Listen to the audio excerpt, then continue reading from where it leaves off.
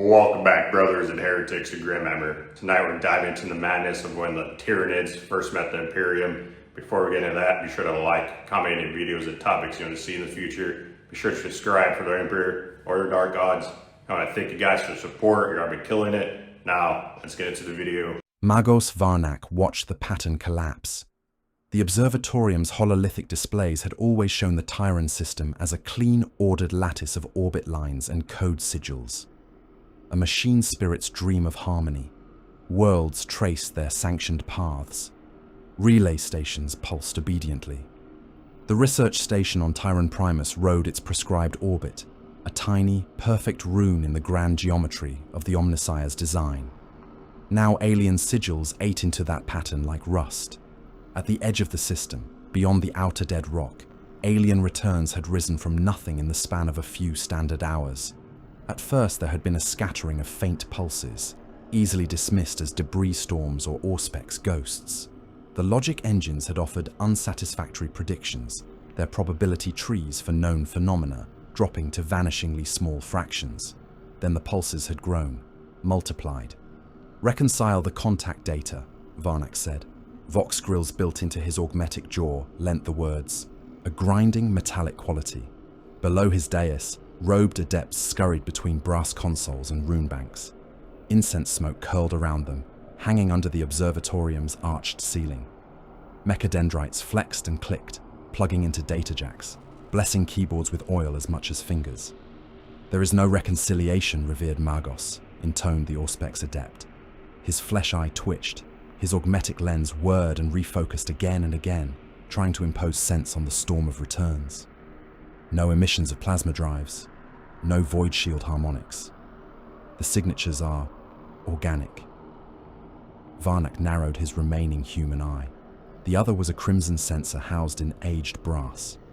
In its lens, the hololith's shifting light was reflected as a riot of alien icons. "Organic vessels," he said. "A blasphemy of concept." "Yet it is so," the adept whispered. On the primary display, one of the intruders resolved as Varnak increased magnification. It was roughly ovoid, a knotted mass of layered plates and ridges. Vast tendrils tracked behind it like the roots of some uprooted tree. Sacs pulsed along its flanks, venting clouds of particulate matter that glittered bright on the Auspex before being swallowed by darkness. No hull plating, no engine bells, no armor in the manner the Imperium understood the term. Yet the augurs screamed of incredible density, of living tissues more resilient than steel. The station's alarm klaxons howled as the contact cluster shifted, changing vector. The cloud of bioforms began to curve inward around the system, paths tightening like closing talons. "Status elevation," Varnak said. "From passive monitoring to active defense. Notify all Skitari cohorts. Activate all God engines and servitor node clusters. Command condition, ultima extremis." Acknowledgement signals crackled back in clipped Binharic. Far below the observatorium, buried in the station's spine, reactor cores growled as their output climbed. Massive gun decks awoke from dormancy. Macro batteries rotated to track targets the machine spirits refused to name. Varnak listened to the rising chorus of prayers broadcast through the station's Vox network. Mechanicus canticles, static-laced high Gothic, harsh binary bursts. He filtered it all with the ease of long practice, separating signal from noise, discarding emotion as waste heat. "Magos!" came a new voice over the command channel. It was lean and metallic, the Vox-filtered tone of Skitari Alpha 9 Titus. "Outer Hab Ring Sigma reports multiple breaches. Hostile organisms have made contact with the hull." "Organisms," Varnak echoed. He felt a brief pulse of interest, like a minor fluctuation on a clean power line. "Transmit visual capture." The hololith flared and shifted. The image resolved into grainy picked stream from a gun deck on Sigma Ring. The Hab section's outer wall was visible, ferrocrete and plasteel struts shuddering under some immense external pressure. Static crawled across the image. Through the interference, shapes moved. The first Tyranids he had ever seen, looked like a design marginalia from a tech heretic's fever dream. Chitinous bodies, low and predatory, with multiple reverse-jointed limbs, ridges of bone, bladed scythe limbs, fanged maws. They clung to the station's hull in their dozens, gouging into plating with clawed talons. Some had long weapon limbs ending in pulsing sacs that belched spines. Others bore symbiotic cannons fused to their shoulders. They should have frozen, exposed to hard vacuum at the edge of the system.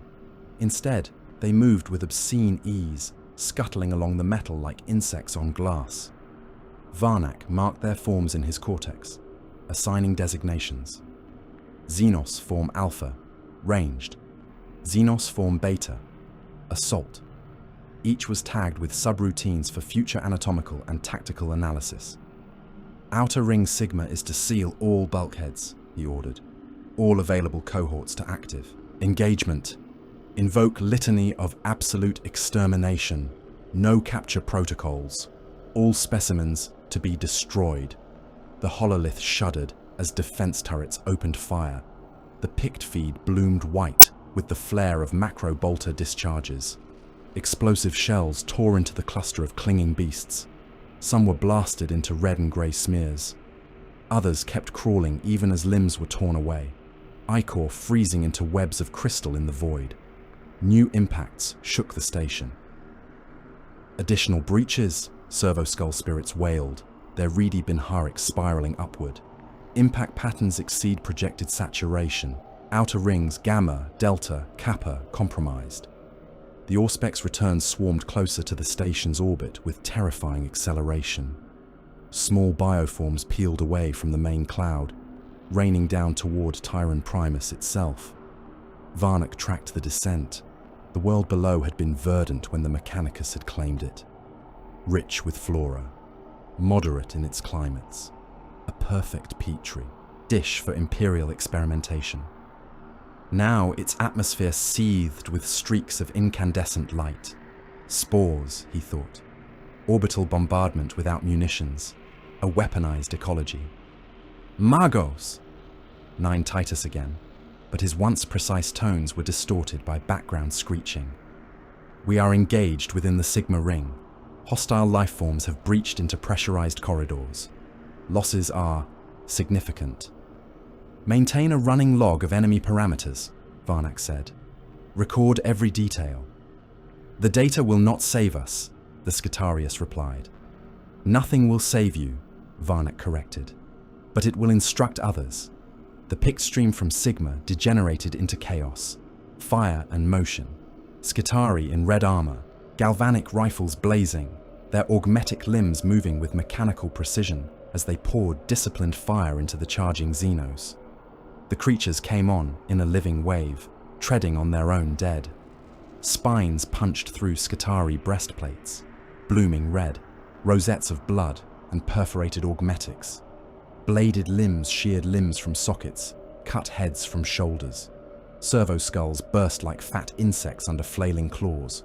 The Vox carried panicked binharic, prayers rising in pitch as the cohort died. Seal Sigma, Varnak said. Purge atmosphere. Vent the entire ring. Station Logicy complied.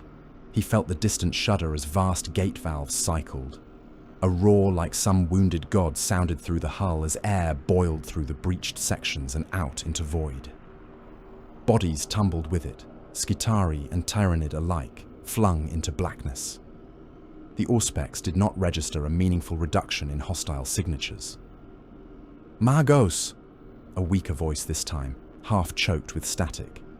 Breach in primary hab conduits. Hostiles are moving inward. They were in the station now. Not just on the skin, but under it. Varnak pictured ducts and corridors, maintenance tunnels, power lines. The station was a machine, and the Tyranids were a corrosion working its way through the workings. There was a moment, fleeting, where he considered remaining at the observatorium, dying with his engines. Number. His duty was data.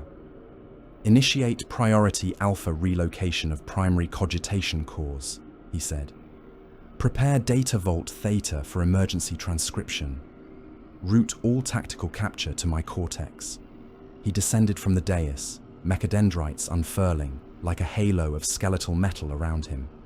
The command throne's restraints reached for him, but he ignored them. The station could fight without him. The Omnissiah would either bless its guns or not. He turned and strode from the observatorium as the hololiths behind him flickered and died into static. The corridors of the research station had been designed with Mechanicus pragmatism: bare metal, exposed cabling, cog-toothed arches. Now they were a killing ground. Skitarii squads fell back in good order past him, boots clanging on decking. Their armor was scarred, their servo limbs spattered with blood and chunks of alien resin. Combat servitors lumbered at their flanks, bulky frames crammed with weaponry, faces blank under metal masks. Their guns roared continuous streams of fire down intersecting corridors. The air tasted of propellant fumes and ionized ozone. The Tyranids came like a tide. Gaunts, the lesser forms, scuttled over walls and ceilings alike. Flesh borers coughed living ammunition, beetle-like things that burrowed into armor and detonated, spraying hot gore and shattered metal. Claw-limbed beasts bounded over their smaller cousins, slamming into defense lines with enough force to knock Skitarii from their feet. Varnak watched a combat servitor go down under a pack of gaunts. The cyborg's chain fists chewed two of them into chunks of chitin and meat before a hail of living rounds drilled through its torso, exploding out of its back in wet fans. Its torso fell one way, legs another, still jerking as ghost signals fired uselessly through severed lines. Blood collected in gutters along the corridor. Alien ichor and human red mingled, splashing underfoot. The deck plating was slick and treacherous. A Skitarius slipped as he tried to reload, went to one knee, and vanished under a mass of gnashing jaws and slicing talons. His scream cut off abruptly. "Maintain fire discipline," Varnak said, stepping through the gore. "Record engagement data. Enemy response time to attrition must be quantified." His mechadendrites whirred, their sensor clusters drinking in every detail. Rate of advance, ballistic properties of projectile organisms, acidic content of Xeno's blood. He fed it all into his logic engines, knowing he had no time to process it fully, but refusing to break the habit of analysis. A lictor dropped from the ceiling ahead of him. For an instant, it was a silhouette against the smoke and muzzle flashes. Tall and lean, its body ridged and sinewy, chameleonic carapace still shimmering from the effort of mimicking steel. Hooked talons extended from elongated arms. A crest of spines crowned its skull. Feeding tendrils twitched around its maw, tasting the air. 2 Skitarii died in the heartbeat before anyone could react. The lictor took them apart with surgical efficiency, talons opening torsos and necks with single blows. Armor might as well have been parchment. Organs spilled onto the grating. One of the warriors staggered back, trying to press intestines back into a sliced open abdomen before a second strike sheared his head away. Varnak's bodyguard stepped in front of him. Sigma 6 was more augmetic than flesh, a Skitarii prime encased in a carapace of ceramite plates and cabling. His galvanic rifle clanged to the floor as he reached over his shoulder, drawing a long two-handed power axe from its maglock. The axe's head spat arcs of azure energy as its field generators awoke.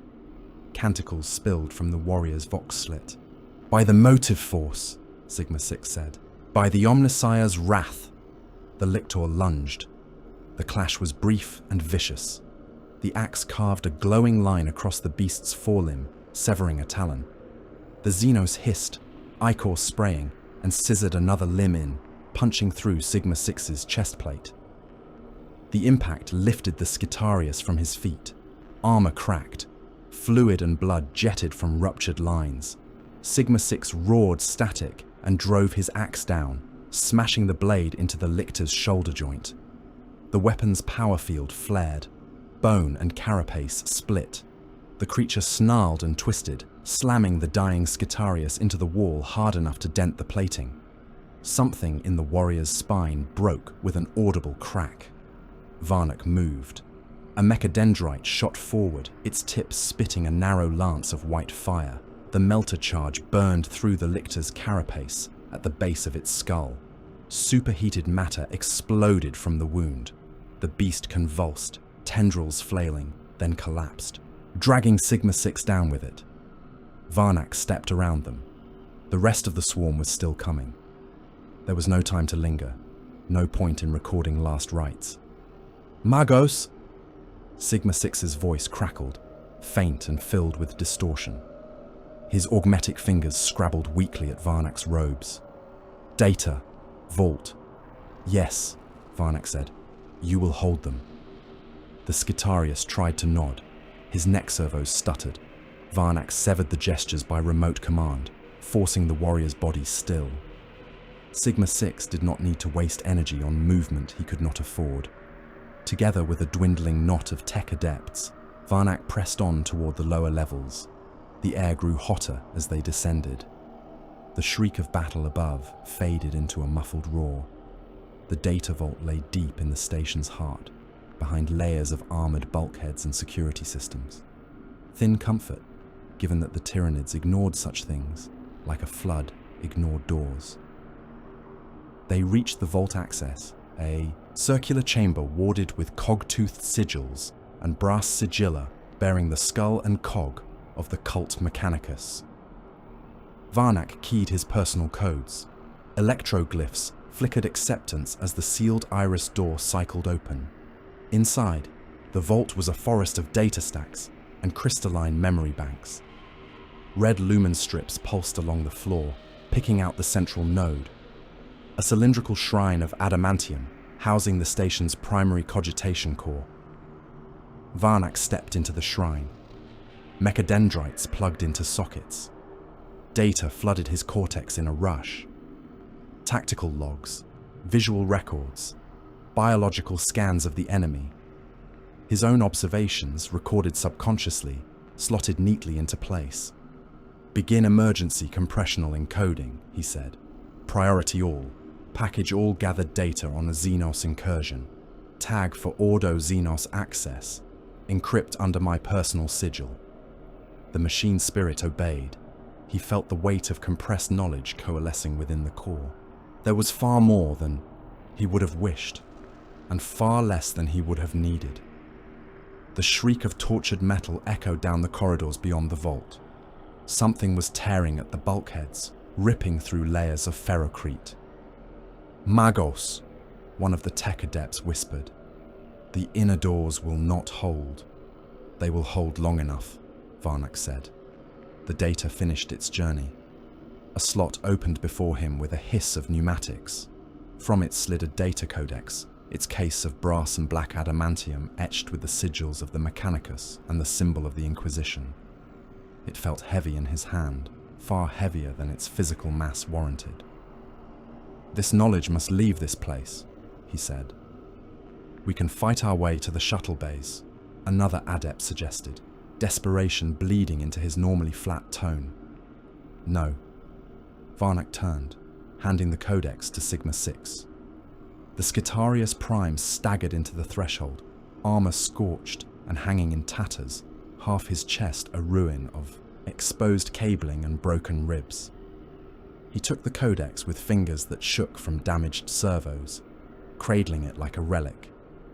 You will take this below, Varnak said. Down the maintenance bore, there is an exhaust shaft that opens to the subcrustal galleries. Hide it where only a mind that knows precisely where to seek can find it. Sigma 6's one good optic flickered. I will not abandon my post. This is your post, Varnak replied. Your body is already forfeit. Your actions may save more lives than any battle won here. Obey. The warrior hesitated only for a fraction of a heartbeat. Then he nodded once and turned away, limping toward a side door where a ladder shaft dropped into darkness. The bulkhead leading to the upper corridors screamed as something hammered against it. Plasteel warped inward, bulging like strained skin. Claws punched through, curling and tearing. Dust poured from the ceiling. Magos, the nearest tech adept said. What will you do? Varnak fed a command into the vault's control systems. Sections of the floor irised open, swallowing some of the more delicate stacks into deeper compartments. He locked the sequence behind his own sigil, layering it atop booby-trapped subroutines that would melt the entire chamber into slag if someone without that sigil attempted access. "I will delay our new subjects," he said. The first breach opened in a shriek of rending metal. Chitinous forms forced themselves through the twisted gap. Gaunts poured in, claws scrabbling for purchase. Behind them came larger shadows, warriors with extended carapace spines and heavy biocannons fused to their arms. Varnak advanced to meet them, mechadendrites spread like a halo of iron. "Record," he murmured, and his internal augurs obeyed, even as the first of the living bullets screamed toward him. How long he held that breach he could not say. Time lost definition in a blur of white heat and blood. His melter lance turned Tyranids into bursts of steam and char. A servo arm snapped a warrior's neck with brutal mechanical strength. A scything talon sheared away one of his organic legs. He went down, the world tilting, his augmetics compensating for lost mass and failing servos. He saw Sigma 6 one last time, a shape on the vault's fringe, silhouetted against the glow of an open access hatch. The Scutarius looked back, the codex clutched to his chest. "Run," Varnak voxed, though his throat was filled with blood. Then a talon punched through his chest. His last sensory impression was of his heart, both organic and augment, stuttering under the alien blade, and of a rain of teeth as a gaunt's jaws closed around his exposed lower face. Darkness took him without ceremony. The void returned in a flare of tortured reality. The inquisitorial cruiser tore free of the immaterium in a thunder of displaced energies and howling warp ghosts. Its armored bulk slid into real space on a vector that had been plotted weeks before in obedience to the data that had brought Lord Inquisitor Fidus Cryptman to this backwater system. He stood upon the ship's strategium deck as it stabilized, hands crossed behind his back, eyes fixed on the primary Auspex display. The Inquisition rosette at his throat was cold metal against his skin.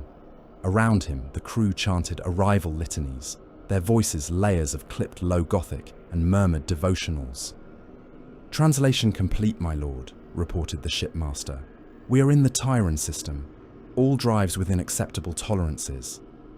"Display planetary status," Cryptman said. Runes flickered. The cogitators updated. The image that resolved was wrong. Tyran Primus should have glowed with life signs and industry markers. The last reports he had pulled from the Administratum archives spoke of a thriving Mechanicus installation, research yields rising, biosphere stable and lush. The world on the Auspex was a corpse. Atmospheric readings were almost flat, no meaningful oxygen content, no water vapor traces, thermal emissions near background cosmic levels, vox noise low, electromagnetic activity negligible. "Double check," Cryptman said softly, though he already knew the machines were not at fault. "There is no error, Lord," said the Auspex officer. "The world is dead. The orbital station is there, in decaying orbit, but power readings are minimal. No Vox traffic." Cryptman studied the reading in silence. His eyes were old but sharp, set in a face lined by more years than the Administratum would ever officially record. He wore the sigil of the Ordo Xenos on his left shoulder. Its weight had never been greater than it was in that moment. "Summon my acolytes," he said. "Prepare a landing party. Full hazard conditions. We will see what killed a world." The lander's descent through the remnants of Tyran Primus's atmosphere was a slow fall into ash. Grey clouds shrouded the sky, dull and uniform. The lander's thrusters burned lanes through them, revealing only more grim monotony. Below, the surface was a scabbed, cracked plain stretching to every horizon, broken by occasional jagged remnants of structures that might once have been towers or spires. Cryptman sat buckled into his crash throne, rebreather mask hanging at his chest for the moment. Around him, stormtroopers in sealed carapace armor checked their weapons with practiced ritual. His acolytes, robed and armed, murmured their own quiet prayers. The only light inside the bay came from red lumen strips and the faint glow of status rooms. "Atmospheric analysis," Kryptman said. The man at the Auspex panel glanced up from his handheld sensor. "Air is thin, but technically respirable, Lord. High particulate content. Organic dust primarily. Significant traces of chitinous fragments. Calcium. Microscopic." "Leave your filters in place," Kryptman replied. "Inhale nothing here that you do not have to." The lander hit the ground hard enough to rattle teeth. Dust blasted outward in a ring, a low grey wave. The ramp slammed down with a hiss of hydraulics. Heat hit them, a dry oven blast rising from sun-baked stone and ash. Kryptman's rebreather sealed with a soft click. He stepped out into the light. The sky was a pale, washed-out blue, the sun a white disk behind the lingering veil of dust. The lander sat amid a plain of broken rock laced with glassy scars where something unimaginably hot had flowed. In the middle distance, the skeletal remains of the Mechanicus station lay half-buried in drifts of grey powder. Its outer rings collapsed into a tangle of twisted metal. The stormtroopers fanned out around him, black-armoured figures with hellguns held ready, visors opaque. Geiger counters ticked softly on their belts. The air thrummed with distant, low-frequency sounds that might have been shifting stone or the memory of the world groaning in its death. Throes. They approached the station. Up close, the scars were more obvious. Vast sections of hull plating had been eaten away, edges pitted and melted in patterns that spoke of acids and bioplasma, not explosives. Here and there, stalactites of congealed organic matter hung from broken girders, fossilized remnants of digestion pools. Kryptman ran gloved fingers along one of the scarred walls. It flaked away under his touch, leaving a smear of fine powder on his gauntlet. Bone dust, teeth, fragments of chitin. "Do you feel it, my lord?" asked a voice at his side. His astropath, Severian, stood with his milky eyes turned toward the sky. His blind sockets might have been empty, but lines of strain and pain were carved deep around them. Even with his rebreather in place, he looked exhausted, as if every step took him farther away from himself. "Yes," Kryptman said. "I feel it." The warp here was thin, scoured. A dull pressure hung at the edge of perception, like a hand. Then the image jerked. Violently, Kryptman heard the snap of bone, the hiss of ruptured lungs. A talon of chitin punched into view, slick with blood, and the recording froze there for a moment, the world narrowing to that alien blade buried in the center of the field. Static ate the image from the edges inward. The last frames were a blur of movement and red, then nothing. Silence fell in the sanctum. Only the soft, steady thrum of the cruiser's engines and the whisper of the ventilation systems remained. Kryptman stood motionless, hands resting lightly on the lectern. He felt old. Older than the bones in his body. Older than the ink on his inquisitorial commission. "These creatures," he said at last, voice quiet, "do not merely kill, they unmake. They strip that world to stone," Harvan said, swallowing. "There were billions here once. Now there is dust." "Billions," Kryptman echoed, tasting the word. "All consumed. Every living cell turned into fuel." He lifted his gaze, imagining the path the Hive fleet had taken. Tyran was not the first world. It was simply the first where someone had been diligent enough to understand and leave a warning. And even that had only delayed the inevitable by hours. "Severian," he called. The astropath shuffled into the sanctum, drawn by the summons. His pallid skin was sheened with sweat. He clutched his null staff as if it were a lifeline. "The warp here is raw," Severian said without preamble. "Empty.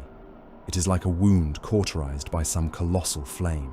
No spirits, no whispers, only the echo of hunger." "Hunger," Kryptman repeated. "The trace of something that came through," the psyker went on, voice trembling. "Not from the warp, from beyond even that. It is like A shadow cast through a window upon a floor. I am not seeing the thing, Lord, only its outline, but the outline is vast. Kripman considered that. A shadow that swept ahead of the devouring swarm, crushing psychic presence wherever it fell. A pall that left worlds mute and blind before the enemy ever arrived. "Can you follow it?" he asked. Severian hesitated. "To try will hurt, Lord." "It will hurt regardless," Kripman said. "At least make the pain meaningful." The astropath bowed his head. "As the Inquisition wills." He sank to his knees at the center of the sanctum, placing the butt of his staff upon the deck. His lips moved, voiceless at first, then murmuring a litany sub-vocalized through clenched teeth. The air grew cold. Frost rimed the edges of the brass lectern. The lumen strips dimmed as if something vast and unseen had passed between them and the ship's power core. Severian gasped. Blood seeped from his nostrils, beading along his upper lip before the next shudder of his body flung it outward. His eyes rolled behind closed lids. "There," he whispered. Out beyond the charts, a trail of dead suns, worlds like Tyran, snuffed. Their echoes in the warp are holes, empty holes. The shadow runs from them toward... He convulsed. Kripman stepped closer but did not touch him. A wrongness filled the air, a sense of being observed by something that did not think in human terms, that did not even acknowledge humanity as anything but moving flesh. "Toward the east," Severian gasped. "Toward the realms of Ultramar.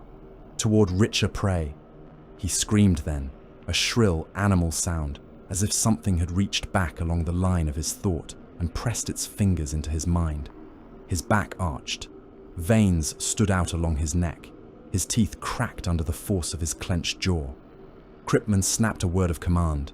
Null collars built into the sanctum's walls, discharged, flooding the chamber with a dampening field. Severian collapsed, drooling, eyes streaming tears of blood. The shadow in the warp, the Inquisitor mused. A byproduct of their presence, or perhaps an attack in its own right. He looked down at the Codex, at Varnak's final legacy. The Mechanicus had given him data, the Psyker had given him intuition. Between the two, a picture formed, an enemy from beyond the galactic rim, a devouring tide that did not bargain, did not negotiate, did not speak. It simply consumed. A single hive fleet had scoured systems to bone and ash on its way toward the heartland of the Imperium, and this, he suspected, was only the beginning. "Set course," he said. The shipmaster's voice crackled over the sanctum vox. "Destination, Lord." "We follow the trail of the dead," Kripman said. "Every husk world this thing has left behind, we will find. We will learn where it came from, where it goes, how it thinks. If it thinks." "And if there is no way to stop it?" Harvan asked quietly. "Then we will learn the manner of our extinction," Kripman replied. "Ignorance would be a worse fate." The cruiser's engines flared, turning the ship about. Tyran Primus shrank in the viewpoint screens, a grey ball of scarred stone hanging alone in the black. No lights marked its surface. No transmissions whispered from its ruins. It was a tomb, and the names of its dead were dust carried on a wind that no longer blew. Far out at the edge of the system, beyond the reach of Auspec's resolution, something moved. Faint, like distant static. A cluster of biosignatures merged and divided, shifting like a shoal of monstrous, unseen beasts turning in the dark. They were already leaving. Having fed, the swarm moved on. Kripman watched that faint, erratic flicker until it vanished into the infinite. He set his jaw, feeling the weight of his rosette, the invisible gaze of the Emperor upon him. "I will follow you," he murmured to the receding shadow. "I will learn the shape of you. I will name you. And when I know how, I will find a way to hurt you." In the gathering dark between the stars, the great devourer did not answer. The trail of dead worlds grew longer with every day he studied it. Vidas Kripman stood alone in the Strategium's upper gallery, looking down on the hololithic star maps as though a god regarding a diseased organ. The chamber was a sphere of blackened adamantium and brass, its curved walls crowded with vox altars and auger pits, its air thick with incense and the metallic tang of ozone. Below him, cartograph servitors hung from articulated arms, their desiccated hands flickering with embedded projectors as they tended the slowly rotating map of the eastern fringe. Once, those stars had been annotated with the usual clutter of imperial notations, shipping routes and beacon numbers, administratum tags and petty accolades. Now more and more of those bright data sigils were dimmed or gone entirely, replaced by crimson runes of loss. Kryptman stared at one system, then another. Tyran, then a series of lesser names, worlds he had never thought to remember until they were gone. Each had been marked flourishing or at least habitable in their last archived reports. Now the latest survey data said something else entirely. Atmosphere stripped, biomass negligible, no vox signatures, no life. Overlay archival status, Kryptman said. The command throne below him relayed his words. Machine spirits shuddered, then obeyed. The hololith shivered as it layered past and present atop one another. Color bled and changed. Systems that had been marked as green and fertile turned the sallow, sickly shade of death. A line appeared between them. It was not graceful. The route did not curve elegantly with the warp tides as a human navigator would. It was a brutal, unsubtle path, system to system, like a claw raking straight lines across the stellar chart. Tyran, a nameless agri cluster, then onwards through the dark toward richer regions. Log the hereafter as the Xeno's probable course, Kryptman murmured. Eastern fringe, toward Ultramar. He said the name of the realm calmly, but he felt a twist of something old in his gut. Ultramar was not merely a region of space, it was a symbol. Gilliman's Bastion, a place where humanity had almost lived up to the vision of the Great Crusade. If anything deserved to stand untouched by the galaxy's endless horrors, it was that, and what deserved was nothing to the universe. Shipmaster, he called. Yes, Lord. The Vox carried the officer's voice up from the command tier, thin with reverence. You will alter course to follow the projected wake of this incursion. We will dog their path as closely as we may without sliding down their gullet. Aye, my lord. New course laid in. The cruiser shuddered as attitude thrusters fired, turning its armored length toward the next dead light on the map. Oculus. The station hung in void like the corpse of a god. Oculus had been built by the Mechanicus in better centuries, when the Imperium could still indulge a certain arrogance. A moon-sized observator platform, it had drifted at the edge of the eastern fringe for centuries, its single roving, unblinking eye watching the empty dark beyond the galactic rim. From its bastion, magi and priests had catalogued distant stellar births and deaths, seeking patterns in the void that might presage threat or opportunity. Now the observator was cracked open.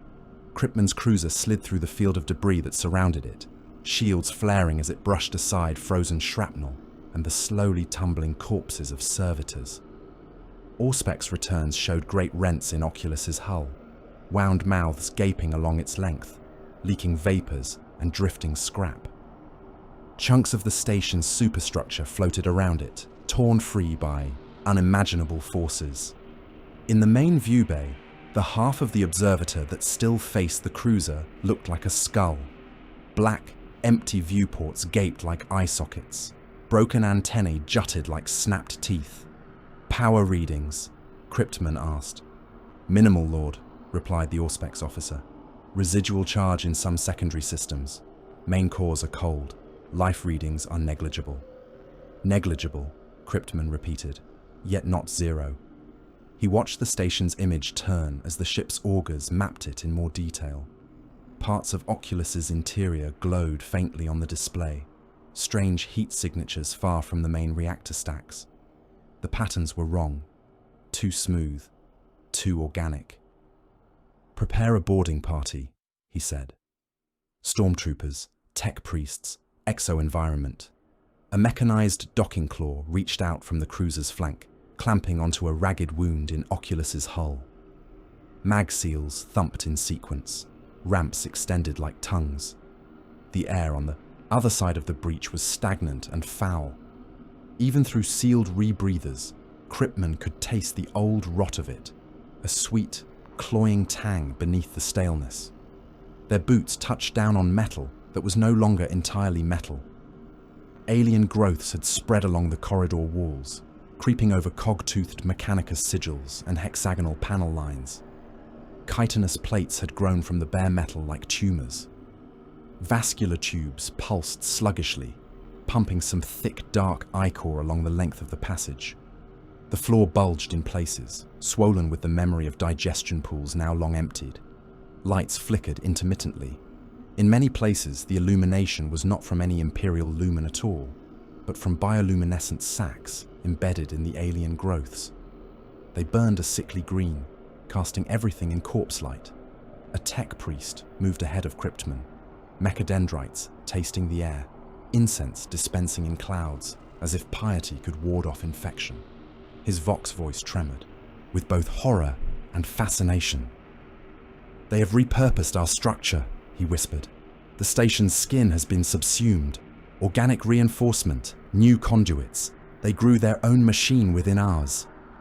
Stormtroopers advanced in squads, hellguns sweeping every junction. Here and there they passed Mechanicus bodies. Some had been ripped apart, limbs missing, chests opened as if gnawed. Others were fused into the walls, half consumed by alien growths, their metal harnesses and implants taken up into the chitinous matrices. A tech adept's twitching hand emerged from a bulge in the wall like a trapped insect, fingers still grasping at nothing. Cryptman stopped before the swollen curve of what had once been a bulkhead. A circle of cracked brass marked the location of a sealed hatch, now forced outward, as if something had swelled against it from the far side. Chitin fingers grew around its edges, anchoring it in place. "Cut it," he said. There was no need. As the tech priest raised his melter cutter, a nearby lumen flickered, then flared. The entire grown wall pulsed once, like a heartbeat. A panel of the chitin sheared away of its own accord, sloughing off in flakes. Beneath, half exposed, lay a vox altar. It was cracked and webbed with resin. A ragged hole marred its casing, edged with teeth marks where something had chewed through the outer shell to get at the workings inside. But some part of it lived still, its rune field flickering dimly like an old, diseased eye. "Machine spirit persists," the tech priest breathed. "Glory!" They coaxed it back to fuller life with chanted Binharik and careful jabs of blessed tools. Sparks spat. The altar's vox grill guttered, then hissed. A ribbon of recorded voices spilled out, distorted by damage and the contamination of time. "They are coming in through the viewports. Seal them, by the Omnissiah, seal." Macro batteries, 1 through 9 at continuous fire. Ammunition reserves at critical low. Firing solutions overwhelmed. They are everywhere. The sound of gunfire filled the corridor, echoing off the walls. Macro cannons stripped from their planetary bombardment duties had turned their fury upon the sky, dueling not with ships, but with falling organisms. The picked overlay flickered in Cryptman's mind, imagining Oculus's last clear moments. Living meteors streaking in their millions, blotting out the stars. Batteries roaring until their barrels glowed white, until recoil assemblies cracked, until prophets of the Omnissiah screamed as their god engines tore themselves apart, trying to obey. Impact on Ring 3. The void is full of them. The Auspex returns have gone white. I cannot see individual contacts. Only. Command, this is Battery 2. We are dry. We have fired every shell. They are still coming. In his name, override airlock seals. Open them. Let the void take them. The voices degraded. A tech priest's tones, initially cool and precise, rose into higher pitches of Binharik, clipping into the auditory range as the human parts of him fought with the machine. Screams cut across prayer. Then there came the sound of glass shattering. Air howled. Something roared. A wet, animal sound like nothing that had ever come from a human throat. Then static. Cryptman stood in the stale air of the gutted corridor and listened to that dead noise for a time. "Seal it," he said at last. Oculus died in silence. The station's ruptured bulk fell behind them as the cruiser turned away, its residual machine ghost lights flickering in the dark, like fireflies trapped in amber. The next stop was Jagger. The Orc system was a graveyard. Where Oculus's death had been an autopsy of a precise mechanicus mind overwhelmed by inhuman biology, Jagger was something cruder. The void here was a clutter of hulks, each a twisted, brutish mass of welded plating, engine bells, and crude gun decks. Kill cruisers, rocks, looted prize vessels from a dozen alien navies. Greenskin craftsmanship, if such a word could be applied, hung shattered and gutted in a halo around a sullen orange star. Spores drifted among the wrecks, not the drifting seeds of worlds yet to be consumed, but the withered remnants of those that had already hatched, now shriveled and dead. Chitin fragments floated in thin clouds, clicking off the cruiser's hull like sleet. Some pieces were large enough to show scale, the half of a scythe limb here, a torn section of carapace there. "Any surviving life signs?" Cryptman asked. "Almost none, Lord," replied Harvin. Low-level fungal activity on some of the Orc hulks, a few pockets of lingering orcoid spores. No significant Xenos biomass of the devouring kind. "Bring us closer to that cruiser," Cryptman said, pointing at a particularly mauled wreck. It was an ugly thing, even by Orc standards. A jagged wedge of metal, speared through with the remains of some other ship's prow, studded with gun batteries in no obvious pattern. Flames painted along its flanks had been charred away by whatever had struck it. Only the name glyph remained, daubed in blood red around a gaping hole. A crude, leering symbol that Orc glyph readers translated for him as Star Crumper. "Latching clamps engaged," the shipmaster reported. Cryptman did not bother to step aboard. He had no desire to walk those corridors. Instead, he had the wreck's surviving power nodes bled and forced a mind impulse into its Gretchen curse cogitators. Somewhere deep in the cruiser's guts, a jury-rigged recorder woke and spat out data. The audio feed began with laughter. Not mirth, exactly, but the guttural, roaring howls of orcs going into battle. Gun reports boomed in the background. Def guns and cannons. The occasional roar of a kill cannon. Void screams from tortured engines. Goth-ish chanting of war cries, rough and enthusiastic. "There they is!" bawled a voice the size of a small war zone. "Biggest fleet I ever saw. Load all the guns, boys. We's gonna crump whatever that is." There followed a chaos of overlapping bellows and clangs. Orcs eager to fight, slamming shells into breaches, arguing over who got to fire which gun. No hint of fear, only excitement. Then came the first hints of something else. A faint, distant rumble. The peal of ordnance on a scale even an Orc could respect. The gun boss's tones grew sharper. Orders cut through laughter. "What's with delights?" "More bogies onto screens, boss." "How many?" "All of them." Cryptman could almost see it. Orc cruisers ploughing into a sea of living ships, pouring fire into them. Boarding pods slamming home. Greenskins chopping and roaring their way through endless corridors of meat and bile. For a brief, savage span of time, the battle would have been exactly the sort of thing the Orcs lived for. Then, the tone of the recording changed. Screams rose under the shouting. Not the bellowing of exhilaration, but a higher, sharper pitch. Gretchen screeches. The panicked yelps of lesser Orcs. Sounds of metal tearing, not merely in impact, but in digestion. Wet, crunching noises. The gurgle of things choking on their own blood. "Dey's inside the hull." "Shoot them, you gits." A roar, choking off into a gurgle. "Dey's eating the boys." Something howled.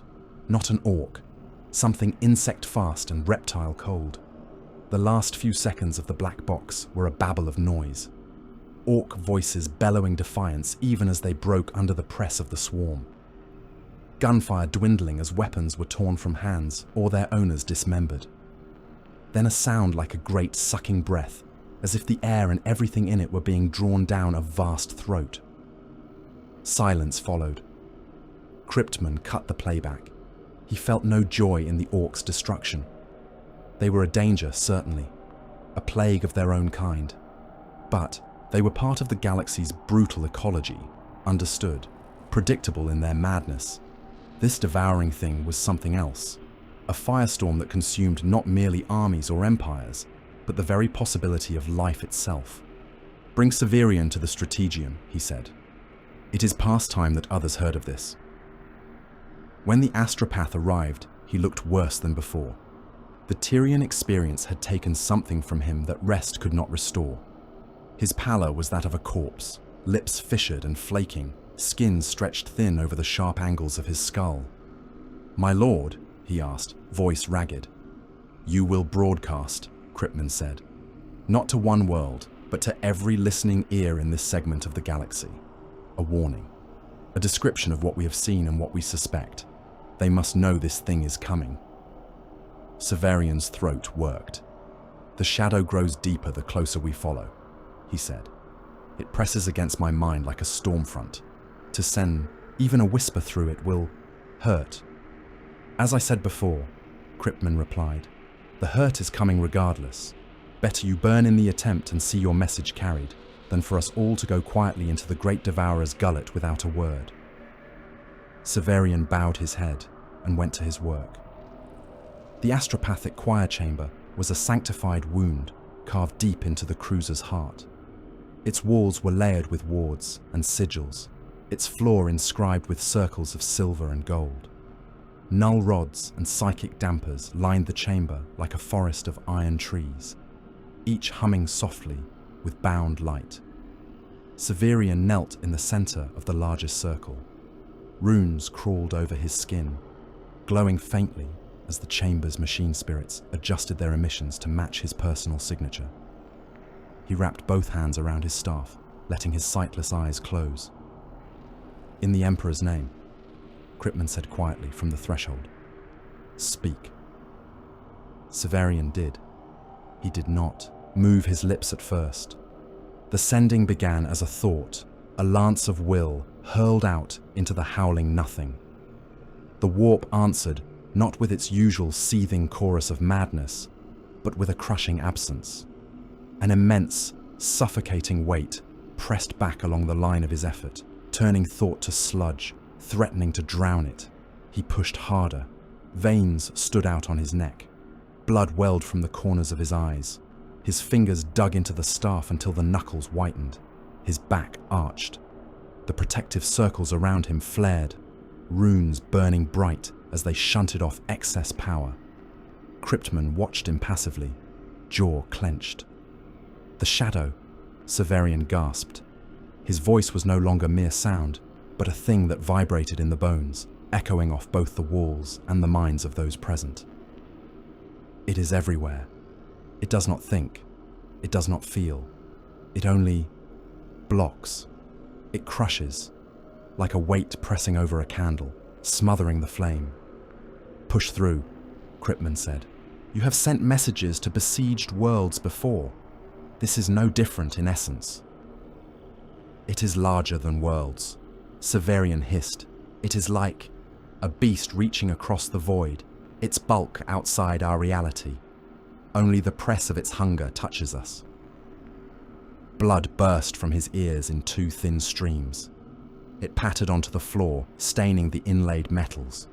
His eyes, blind already, sank further into their sockets, as if the skin were collapsing inward.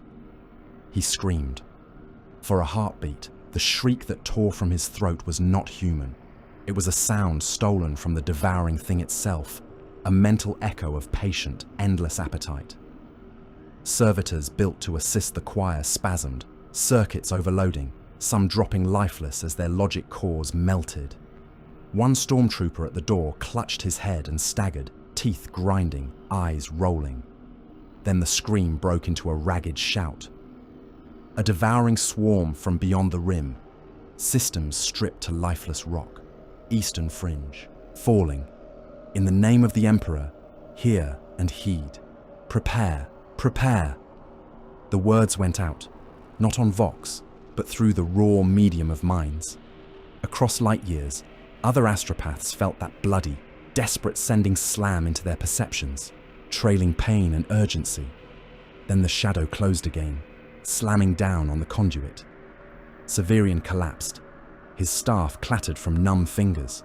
Blood pooled under his head, spreading in a dark fan. He twitched once, twice, then lay still, chest barely rising. "Get him to the Medicae," Kripman said. "He is not done yet." They left Jagger behind. The next world on the deadline was Thandros. The telepathica booster matrix that ringed Thandros had once been the pride of the Segmentum. Its satellite dishes and amplifier towers formed a shining crown around the world, capable of flinging astropathic messages across half a sector with clarity and strength. The Adeptus Astra Telepathica had boasted of it in their florid reports, calling it a beacon of his light at the fringe. When Kripman's cruiser translated into the system, only ashes remained of that boast. The orbital defense platforms that had guarded Thandros were scorched hulks, their weapon housings melted into glassy tears. The planet itself looked, at a distance, almost normal. Clouds still wreathed its surface. Continents and seas still sat in their old familiar places. But when magnification increased, the truth showed. Cities that had once gleamed with steel and stone were stripped to bare foundations. No green marred the continents, no forests, no fields, only cracked, flensed bedrock. Something had flowed over the world like a tide, leaving behind a scoured plain. "Orbital gun batteries are present," Harvin reported, voice brittle. "Heat signatures indicate they were fired until burnout. Their barrels are cracked. Ammunition stores are detonated. They fought. And they lost," Kripman said. Again. They descended. The booster matrix's main tower rose from what had once been the capital hive, a spire of twisted metal that had survived the consumption by virtue of its sheer mass and the oddities of the Tyranids' feeding priorities. The great dish arrays were melted and drooping, like flowers left too long in the sun. The tower's base was ringed by ruins. On the way down, a storm of memory hit Kripman like shrapnel. He was not the only one who had walked this place. Sergeant Lucian of the Thandros Planetary Defense Forces had stood on the booster tower's outer bastion as the sky fell. He had been a tall man, broad-shouldered and thick-necked, with a veteran's deep lines around his eyes. In borrowed memory, he adjusted his battered flak plate and tasted the sour tang of recaf on his tongue, cold and bitter, the last he would ever drink. The bastion had bustled that morning. Thandros' skies had been full of fire for days now, but this was different. Where before the orbital guns had chewed apart incoming specks on the horizon, now the returns on the rangefinders were saturating, blooming into an endless sheet. Lucian had peered through the optics and seen the first clear sight of them. Not barges, not dropships, not the torpedoes of some heretic fleet. Spores, millions of them, descending through the atmosphere like a storm of rotten fruit. "Hold the line," he had shouted, because the words were required by regulation and honor. "You have trained for this. You will not disgrace the Emperor this day." Men and a handful of women of Thandros' defense force had manned the walls, hands white on lasguns, heavy bolters thumping in their emplacements. Some had prayed aloud. Some had cursed. All had watched the sky as it darkened. The first spores hit miles away, in the outskirts. Plumes of dust rose. The ground shook. Then closer, shaking the bastion's teeth. One slammed into the hive spire itself, tearing through levels as it fell, leaving behind a shaft lined with pulped bodies. They saw the first gaunts a short while later.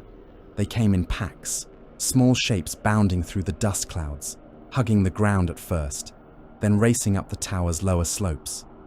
They moved with a strange, arachnid grace, chitin glistening. Flesh borers spat beetle rounds that burrowed into plate steel, and men alike, then detonated in bursts of bone and gore. Lucian had fired until his lasgun's pack went dry. The heat of it burned his palms, even through gloves. He had thrown it aside, grabbed a fallen comrade's, and fired again. Heavy stubbers chattered. Missile launchers flared. The bastion's outer slopes became a killing field. Bodies piled up. For a time, it had seemed as though they might hold. Carnifexes came then, lumbering beasts the size of tanks, plated in layered bone, armored heads lowered like siege rams. Gunfire sparked off them. They hit the bastion walls with enough force to crack the rockcrete, clawing and battering until they could haul themselves up. Lucian had led a countercharge in that moment, loathed blade in hand, the bayonets of his men beside him. They had screamed and leapt onto the beasts' backs, jamming crack grenades into joints and eye sockets, feeling the creatures buck and thrash as internal organs ruptured. They died, of course, one by one. Gaunts swarmed over the parapets, pouring through breaches, their claws raking, their mouths biting, their bodies piling high. Lucian had fought until he could not raise his arm, until his armor was slick with blood that was not all his own. He remembered distantly the thump of the booster guns behind him, firing one last transmission into the warp, trying to punch a hole through that black, crushing pressure. As the bastion fell around him, as a talon slid between his ribs and lifted him from the ground, he had looked up. The sky was full of wings and spines, of vast shapes moving beyond the clouds. For one heartbeat he saw it all, the swarm descending in layers, those that died feeding those that came after. Then he saw nothing more. The memory faded, leaving Kryptman standing at the base of the same tower, boots crunching through brittle layers of alien chitin. The carcasses of gaunts and warriors lay everywhere, in drifts and mounds. They were shriveled, desiccated things now, sucked near dry by the digestion pools that had formed here. Only the hardest parts remained. Plates, spines, skulls. Human remains were rarer. A boot here, rotted and empty. Half a breastplate there, bent around a missing body. A lasgun fused into rockcrete, muzzle clogged with petrified mud. The Tyranids strip themselves as readily as us, Harvan said quietly. They tear down their own corpses to feed others. Efficient. In a manner, Kryptman said, they leave nothing their biomass calculations can account for. No waste, no overshoot. Only the leftovers, calcified or toxic, that no longer serve. They reached the main transmission chamber of the booster matrix. It was a circular hall lined with crystalline assemblages and impossible silver geometries. Many of the devices were shattered, their surfaces crazed, cores dark. The main cannon that had hurled thought across the stars lay like a felled tree, its barrel cracked open along almost its entire length. Metal cooled in ripples where it had glowed white in its last desperate firing. Logica cores, Kryptman said. Salvage what you can. I want to see their final sending. They worked quickly, tech priests murmuring as they coaxed life from broken machines. Eventually, a fragment of data surfaced. Not much. Just a trace, a ghost of echo. Enough.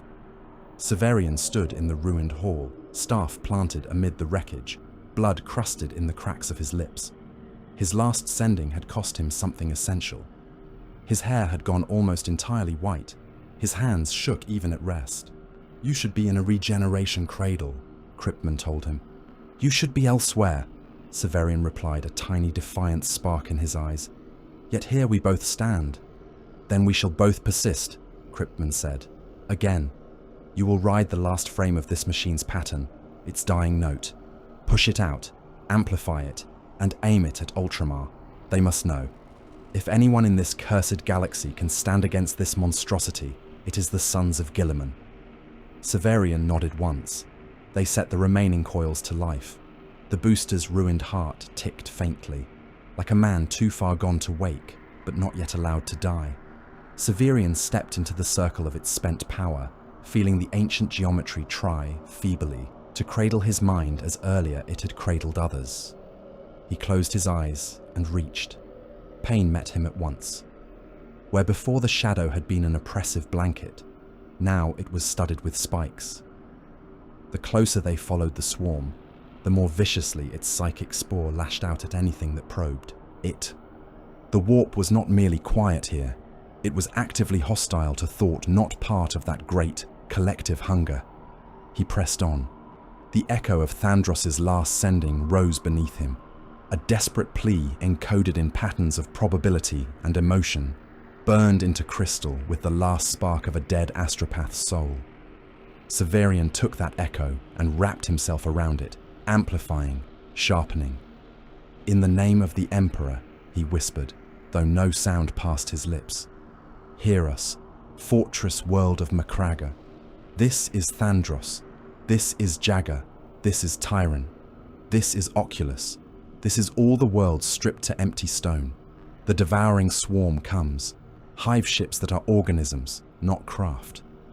Moon-sized shadows glutted on life. A shadow in the warp that smothers astropathic sight. We name it the Behemoth, after the old tales of terror, for it is beyond our scales." The word behemoth rang in the dark like a struck gong.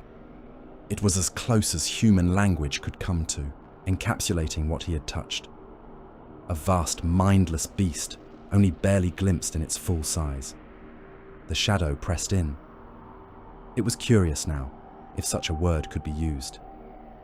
The pressure increased, testing the intrusion, testing the boundaries of the mind that dared to touch it.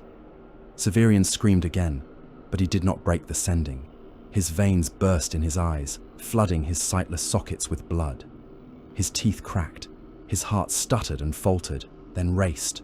Somewhere far away he heard Kryptman shouting, ordering Medici in, demanding that circuits be eased, power diverted. He clung to the last strands of the path and hurled the warning with all that he was. Across the void, beyond the pall, other minds stirred. At a fortress world carved from ice and pride, an astropath of Ultramar doubled over, clutching his head as the bloody message slammed into his soul. He saw brief, fractured images, a cracked station skull in void. Orc hulks drifting, a bastion buried in shriveled bodies.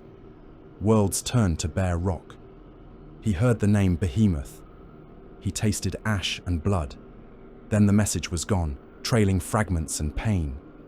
Severian collapsed bonelessly. His staff fell from his hand and rolled until it struck a broken console. He did not move. "He breathes," a Medici announced after a frantic moment. "Barely. His mind is damaged. There is bleeding in places I cannot reach. But he breathes." Kryptman let out a breath he had not realized he was holding. "Bind his wounds," he said. "Keep him alive if you can. He has done what few men ever do. He has dragged a warning out from the jaws of the great devourer and cast it to those who might yet make use of it." He stepped to a broken viewport. Through it, he could see the scoured plains of Thandros stretching away, cracked and lifeless under a filthy sky. In the distance, the desiccated mounds of Tyranid carcasses lay like the bones of some immense, half-rotten carpet. Behind his eyes, the star map burned on, the line of dead systems pointing toward Ultramar. "Behemoth," he said softly, tasting the name as Severian had cast it, making it official in the ledger of the Ordo Xenos. "You have shown me your trail. I will walk it until either you die or I do. There is nothing else left to do." The wind outside moaned through the skeletal remains of the Telepathica towers, keening like the ghosts of a billion dead. The scream hit the choir like a thunderbolt. The astropathic choir of Macraga was housed deep within the fortress of Hera, behind walls and wards that had weathered rebellions, warp storms, and the slow grind of time. Psi wards in silver and gold traced sigils across the curved ceiling. Each astropath knelt in his own painted circle, blind eyes turned inward, minds stretched thin along invisible currents. All that meant nothing when the shadow fell. One moment the warp was as it always was for them. a churning ocean of thought and madness, filtered by discipline and faith into faint, distant impressions. The next, it was a crushing emptiness, a smothering hand over a mouth. For a heartbeat, every astropath in the chamber felt as though his skull had been plunged into cold, airless water. Then the scream came through. It was not a voice so much as a tearing loose of something vital. It carried images and impressions like shrapnel. A world cracked open like a skull. Orc hulls drifting, their decks silent and slick with drying gore. A bastion buried under desiccated alien corpses. Names flared and were devoured. Tyran, Jagger, Thandros, Oculus. Words in a tongue from old terror, dredged from myth and nailed to the horror like a label. Behemoth. Astropath Marius, first among the choir of Ultramar, convulsed in his circle. Blood burst from the corners of his eyes and ears, dripping down his cheeks and onto the polished floor. His spine bowed until vertebrae creaked. Others around him fell, hands clawing at the air, mouths open in silent cries as the echo of the sending burned through them. Above the chamber, alarms chimed softly in the fortress. Wards flare-bolted into the walls, absorbed the worst of the psychic recoil, their machine spirits howling. When it ended, when the pressure lifted and the shadow settled back into its smothering stillness, the choir lay strewn in their circles like bodies after an artillery strike. Marius was the first to stir. He dragged in a breath that rattled in his chest. His fingers groped blindly for the vox plate at the edge of his circle. He found it, smeared it with blood. For the fortress of Hera, he croaked. For the chapter master, priority Omega, the eastern fringe burns, the enemy comes. The message, broken and bloody as it was, climbed from the pit toward the halls above.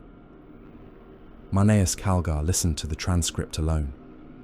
The chamber set aside for such matters in the fortress of Hera was small by the standards of the Ultramarines, though the marble panels of its walls were still tall enough to dwarf mortal men.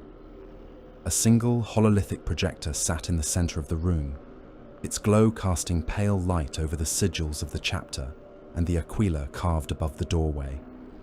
Calgar stood with his hands clasped behind his back, scarred blue gauntlets resting against the ceramite of his warplate. He was a broad, daunting figure even out of combat stance, his trimmed beard flecked with iron, his gaze steady. The hololith rippled with the astropathic transcript, incomplete phrases, fragmented images. The mind of Thandros screaming itself into the void and striking Ultramar like a hammer blow. He watched it all, the names, the descriptions, the single word that had seared itself into the sending with such force that even the warp shadow could not wholly swallow it. Behemoth.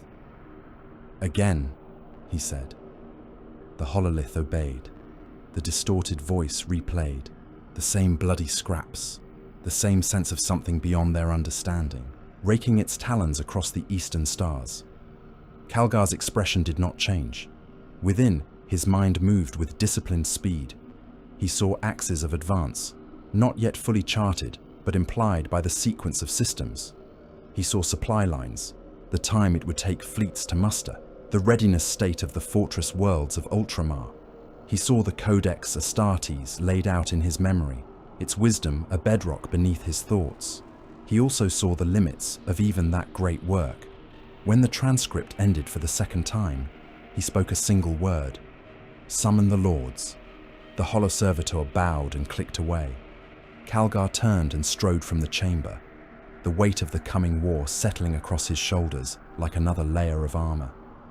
When Fidus Kryptman's cruiser crossed the boundary of Ultramar, its hull still carried the dust of dead worlds. The inquisitorial vessel entered the Macraga system with its augers at full extension and its gun decks manned, wary for the first brush with the devouring swarm it chased. Instead, it found order. It found orbital picket ships forming crisp patterns around the world, their prows bristling with weaponry. It found the cold, clean light of defense platforms in silent vigil. It found Macragge itself, haloed by the crystalline shells of void shields, and the faint glow of the fortress of Hera's defensive arrays. Kripman stood on his strategium and watched the main display paint the realm he had sought, the realm he had feared he might reach only as a witness to its death. "Signal from the flagship," the Vox officer reported. "Ciphered for inquisitorial recognition. They bid us welcome and demand our purpose in the same breath." "As is their right," Kripman said. "Transmit my ident and request immediate audience with the chapter master of the Ultramarines. Attach the Thandros transcript. That should hasten the process." It did. The fortress of Hera was hewn from the bones of Macragge's mountains, its towers of white stone and dark blue metal rising like blades from the planet's surface. Its halls were panelled with marble and adamantium, its vaults lined with banners that chronicled the chapter's victories across 10 grave millennia. The air inside smelled of machine oil, incense, and the faint, cold tang of the mountain air that filtered through cunning vents. Kripman walked those halls flanked by honor guard. The warriors were taller than him, even without their helmets. They moved with the quiet, deliberate grace of beings for whom each step was as precise as a mathematical equation. White plumes rose from their helms. Their armor bore the gold trim and laurels of heroes. Their bolters were unfired in this place, but ready. They led him beneath white marble porticos, through colonnades where statues of ultramarine heroes watched with blank eyes. The floor beneath his boots was polished stone inlaid with the chapter's sigil. The weight of history pressed in from all sides. They brought him at last to an open forum at the heart of the fortress, where columns rose to support a domed ceiling painted in deep blue and stars. Light spilled from openings high on the walls. At the far end, upon a raised dais, stood Marneus Calgar. He descended the steps as Kripman approached, each tread slow, measured. The armor of Antilochus he wore was deep cobalt, edged in gold, its surface scarred from countless battles. The gauntlets he bore were relics that had shattered demon and tank alike. His gaze, when it met Kripman's, was clear and assessing. "Inquisitor Kripman," he said. His voice was deep, carrying easily across the hall. "Ultramar recognizes the seal of the Ordo Xenos. You are far from the usual theaters of your office." "Lord Calgar," Kripman replied, bowing his head. The rosette at his throat gleamed. "I go where the Xenos threat goes. In this case, ahead of it, by the Emperor's grace. I bring you a warning. The astropaths brought us one already," Calgar said. "A scream from the east. A name. Behemoth. I would hear the context from the man who dragged that thing's shadow into our sight." The honor guard withdrew to a respectful distance, forming a silent ring of ceramite and gold around the amphitheater. Kripman and Calgar stood at its center, two men bearing different kinds of authority, united by the approaching storm. So Kripman told him. He spoke of Tyran Primus, of Magos Varnak's station, torn apart and eaten. He spoke of Oculus, cracked open and repurposed, of tech priests fused into alien growths, of gun decks that had fired until they died. He spoke of Jagger, of orc-kill cruisers driven into battle with glee and silenced in minutes, their crews chewed down to gristle. He spoke of Thandros, of bastions buried under shriveled carcasses, of the telepathica matrix wrung dry to send one last shout into the void. He spoke of the shadow in the warp, of Severian's blood and broken cries, of the single word that had formed in answer to his demand for a designation. Behemoth. A beast from old terror myth, repurposed for this thing beyond myths. As he spoke, Calgar listened. He did not interrupt, save to ask precise questions. How fast did the swarm move from system to system? What scale of biomass loss did Kripman estimate? How did the enemy behave when its ships were destroyed? What patterns, if any, could be discerned in its choice of targets? Kripman answered as best he could, drawing on numbers and impressions alike. He spoke of a hunger that did not negotiate, did not gloat, did not rage. It simply consumed. When he finished, the silence in the forum was heavy. You are certain the path of this behemoth leads toward Ultramar, Calgar said. As certain as any man can be, Kryptman replied. A straight line of dead worlds pointing toward richer prey. They have stripped the lesser systems on the fringe. There is nothing of value left behind.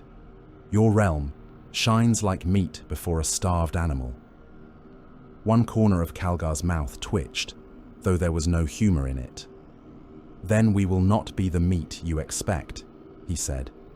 You have done your duty, Inquisitor. Now I must do mine. The War Council convened in the strategium of the Fortress of Hera. The chamber was a vast dome of stone and metal, its interior dominated by a hololithic representation of Ultramar and the surrounding regions. Stars burned in miniature above a circular table. Colored runes marked fortified worlds, fleet positions, known warp routes. Around that table stood the captains of the 1st, 3rd, and 7th companies, resplendent in blue and gold. Veteran sergeants attended them, helms clipped to their belts. Officers of the Ultramar Auxilia stood in their dress uniforms, faces set, hands clasped behind their backs. Adeptus Mechanicus representatives, cloaked in red, their faces half machine, held censers that smoked, with chemical incense. Kryptman took his place among them, his plain black coat and the rosette at his throat the only decoration he needed. Calgar presided, the sigil of the chapter glowing behind him on the wall. The threat is simple in its aim, he said, yet vast in its scale. A devouring swarm that turns whole systems into fuel, moving in a straight line toward us. The question before us is where we will meet it, and how. Intercept it as far out as we can, said Captain Marius Gaius of the 3rd Company, his voice edged with eagerness. Strike cruisers and battle barges supported by the battle fleet. Pound their ships before they can close on our worlds. The Codex advises meeting a fleet threat away from populated centers wherever possible. The swarm's vessels do not behave as conventional ships, one of the Mechanicus Magi rasped. They move in ways that confound standard fleet doctrine. Their hulls are living. Damage is repaired as swiftly as it is inflicted, provided they have biomass to draw upon. They close with frightening speed. Our void assets are not without answer, said Admiral Zacharias Rath's representative, a hard-faced naval officer. We have battleships, grand cruisers, torpedo platforms. We are not some backwater agri-cluster. They have eaten orc empires, Kryptman said softly. The greenskins are crude, but their fleets are not weak. They threw themselves at the swarm with all their rabid joy and were swept aside. Your ships are better. Your crews are better. I do not say you cannot hurt this foe. I say only that you cannot rely on fleet action alone to end it. Then we make Ultramar a fortress, said the captain of the 7th Company. Fall back, draw them in. Force them to assault worlds prepared in depth. Defense lasers, layered fortifications, kill zones, titans, knights, Astartes companies. Let them break themselves upon our bastions. That invites devastation of our worlds, one of the Auxilia generals objected. Even if we hold, the cost will be cities burned, populations lost. Lord, there are hundreds of billions under your protection. Can we sacrifice so much soil without at least trying to hold space ahead of them? Calgar listened, weighing each argument. He glanced occasionally at Kryptman, taking the Inquisitor's measure as much as his words. The Codex Astartes advocates proactive defense, he said, when the voices ebbed. To let an enemy come to you is to cede him the initiative. Yet the Codex also counsels adaptation. It is a living work, not a monolith. He looked up at the hololith. His gauntleted hand made a slight gesture. The map shifted, zooming in on a single world that hung like an emerald jewel amid the blue. Prandium, he said. A fertile world, well fortified, close enough that we may support it swiftly, far enough that its fall, if fall it must, will not put Macragge itself immediately to the sword. Its atmosphere and terrain will hinder the enemy's spores and favor our defense. Captain Marius inclined his head. A worthy anvil, my lord. "We will meet Behemoth there," Calgar said. "The first blow at least. Our fleet will deploy to Prandium. We will bolster its planetary defenses. We will test the Xenos there and learn how best to hurt it before it reaches my home." Cryptman saw the calculation in that, the pragmatism. Sacrifice where necessary, but not blindly. Use the Codex as guide, not chain.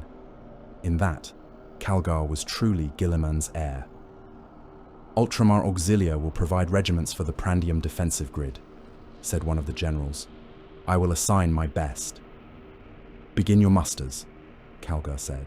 "I want no delay. We move at once." Severin Lasco heard his name on the deployment orders with a strange mix of pride and dread. Auxilia Captain Lasco had been born on Talassar, raised under the shadow of ultramarine statues and fortress, monasteries. He had watched the blue-armored giants drill in the plazas and dreamed of standing beside them in battle. That honor had not been his. He was not gene-forged, not chosen for the implantation that would make him one of the Adeptus Astartes. Instead, he had taken the oaths of the Auxilia, the mortal armies that marched at the side of the chapter. Now the Munitorum scribes told him that his regiment would form part of the first wave to Prandium. He stood on the training fields below the fortress of Hera as the news spread among his officers. Around them, lines of guardsmen drilled, laser guns moving in unison, heavy weapons crews breaking down and reassembling their tools in the dust. The roar of plasma generators and the crack of bolt pistols from distant practice ranges formed a constant backdrop. Above them, the fortress loomed. Defense laser towers rose like knives toward the sky, their muzzles pointed outward. Orbital platforms traced slow paths overhead, their glows faint in the daylight.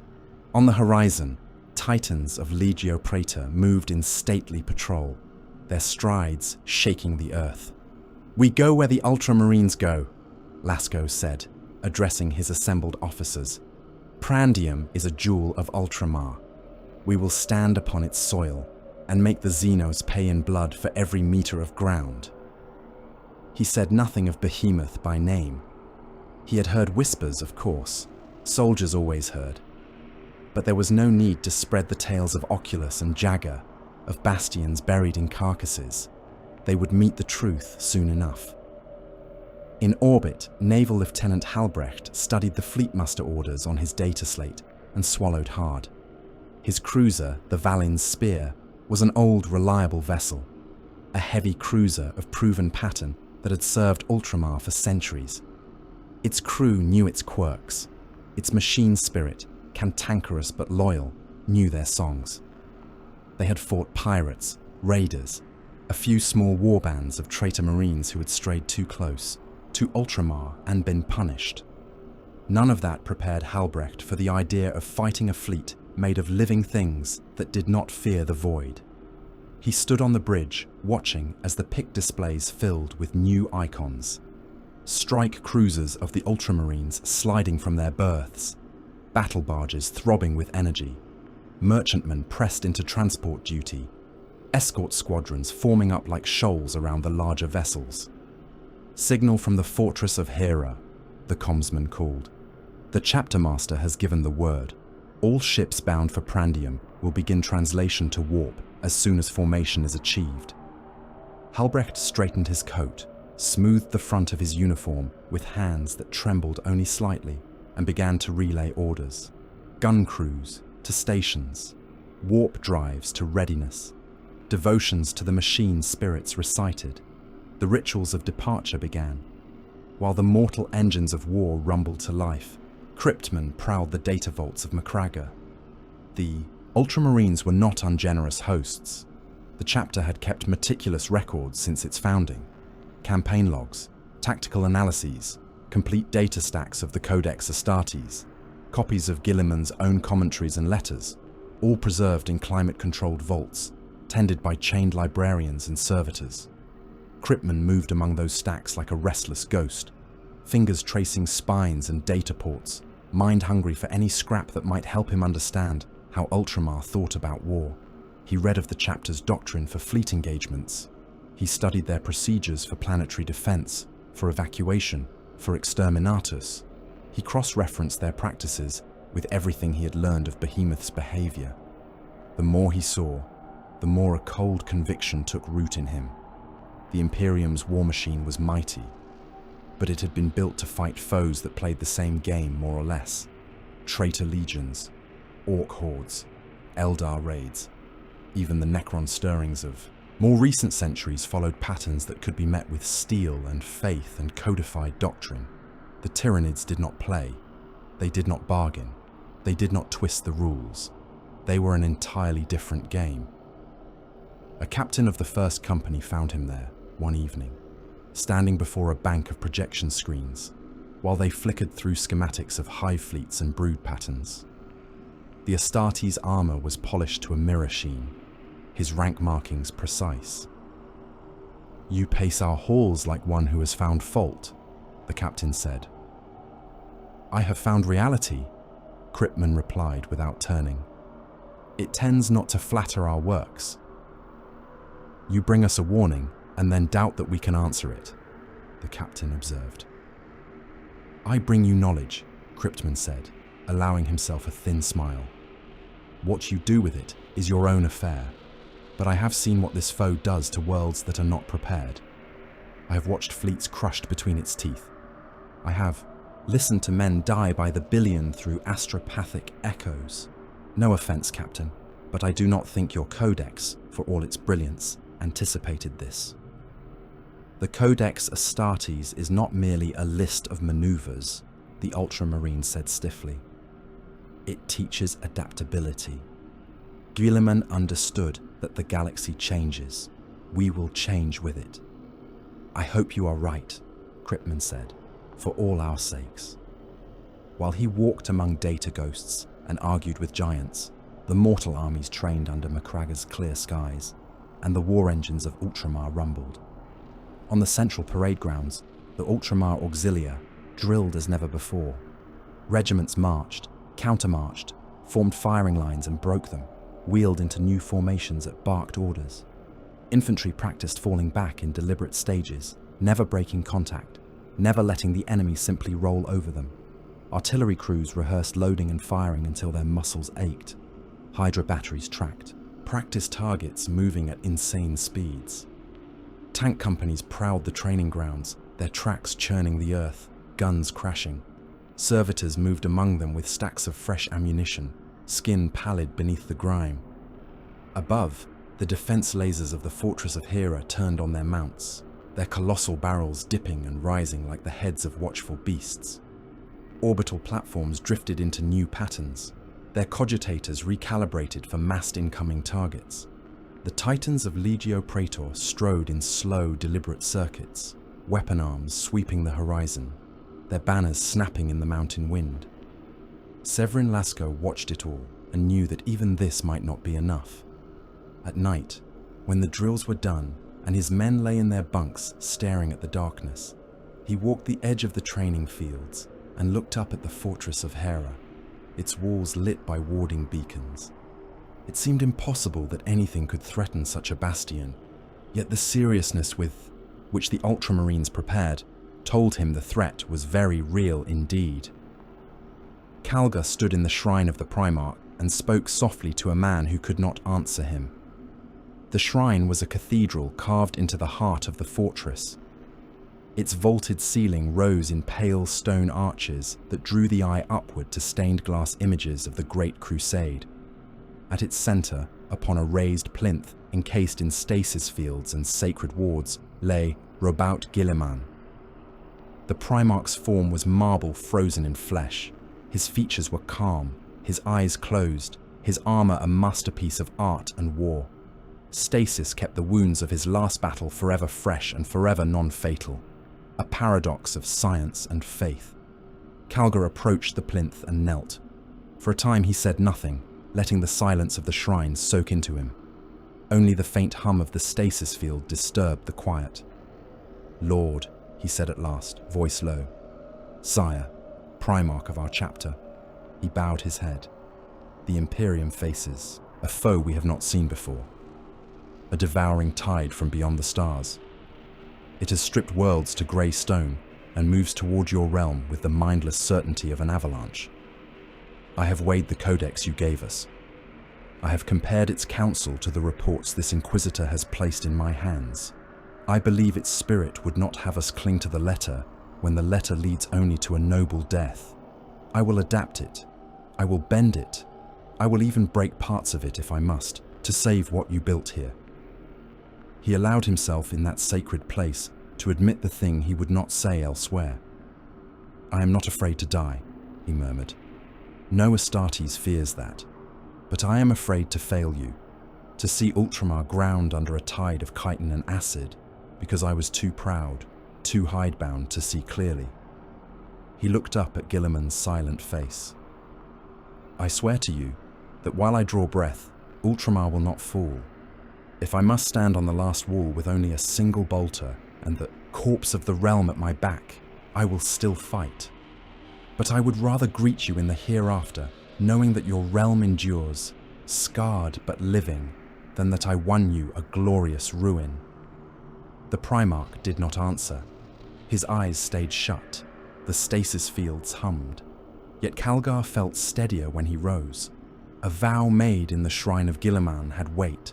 The day came when words and drilling were done, and steel had to move. In the skies over Macragga, engines roared. Strike cruisers lifted from their berths, prow icons gleaming in the light of the system's sun. Battle barges heaved themselves from orbit, their mighty drives burning mantra-laced fuel. Escort frigates and destroyers formed up around them like teeth around a tongue. From the surface, Severin Lasco watched a Thunderhawk gunship thunder overhead, its wings spread, engines howling. It was one of many, climbing with troops and equipment toward waiting bays. His own regiment's transports waited on the plain, heavy, lifters, and converted merchant hulls pressing into service. On the bridge of the Valen Spear, Halbrecht braced himself as the warp drives built to translation pitch, the ship's hull shuddering like a living thing eager to leap. He watched as the icons of the ultramarine vessels assumed their assigned positions. The chapter's ships moved with crisp precision, each turn and acceleration a lesson in discipline. On the fortress of Hera's highest tower, Marneus Calgar stood with his honor guard and watched his fleet depart. Macragga's thin clouds parted around the ascending columns of fire. One by one, the larger ships reached their translation points. Reality tore, smoothed, tore again. The fleet vanished into the immaterium, leaving only contrails and the echo of hymns. Somewhere far ahead of them, beyond the reach of their augurs, a mass of living starships turned its own slow, unstoppable course toward the same destination. The collision course was set. Prandium was beautiful. From orbit, it gleamed like a cut emerald, its continents cloaked in deep green, its seas a blue so rich it seemed painted. Cloud formations traced slow, graceful spirals over its surface, catching the light of its sun in bands of gold.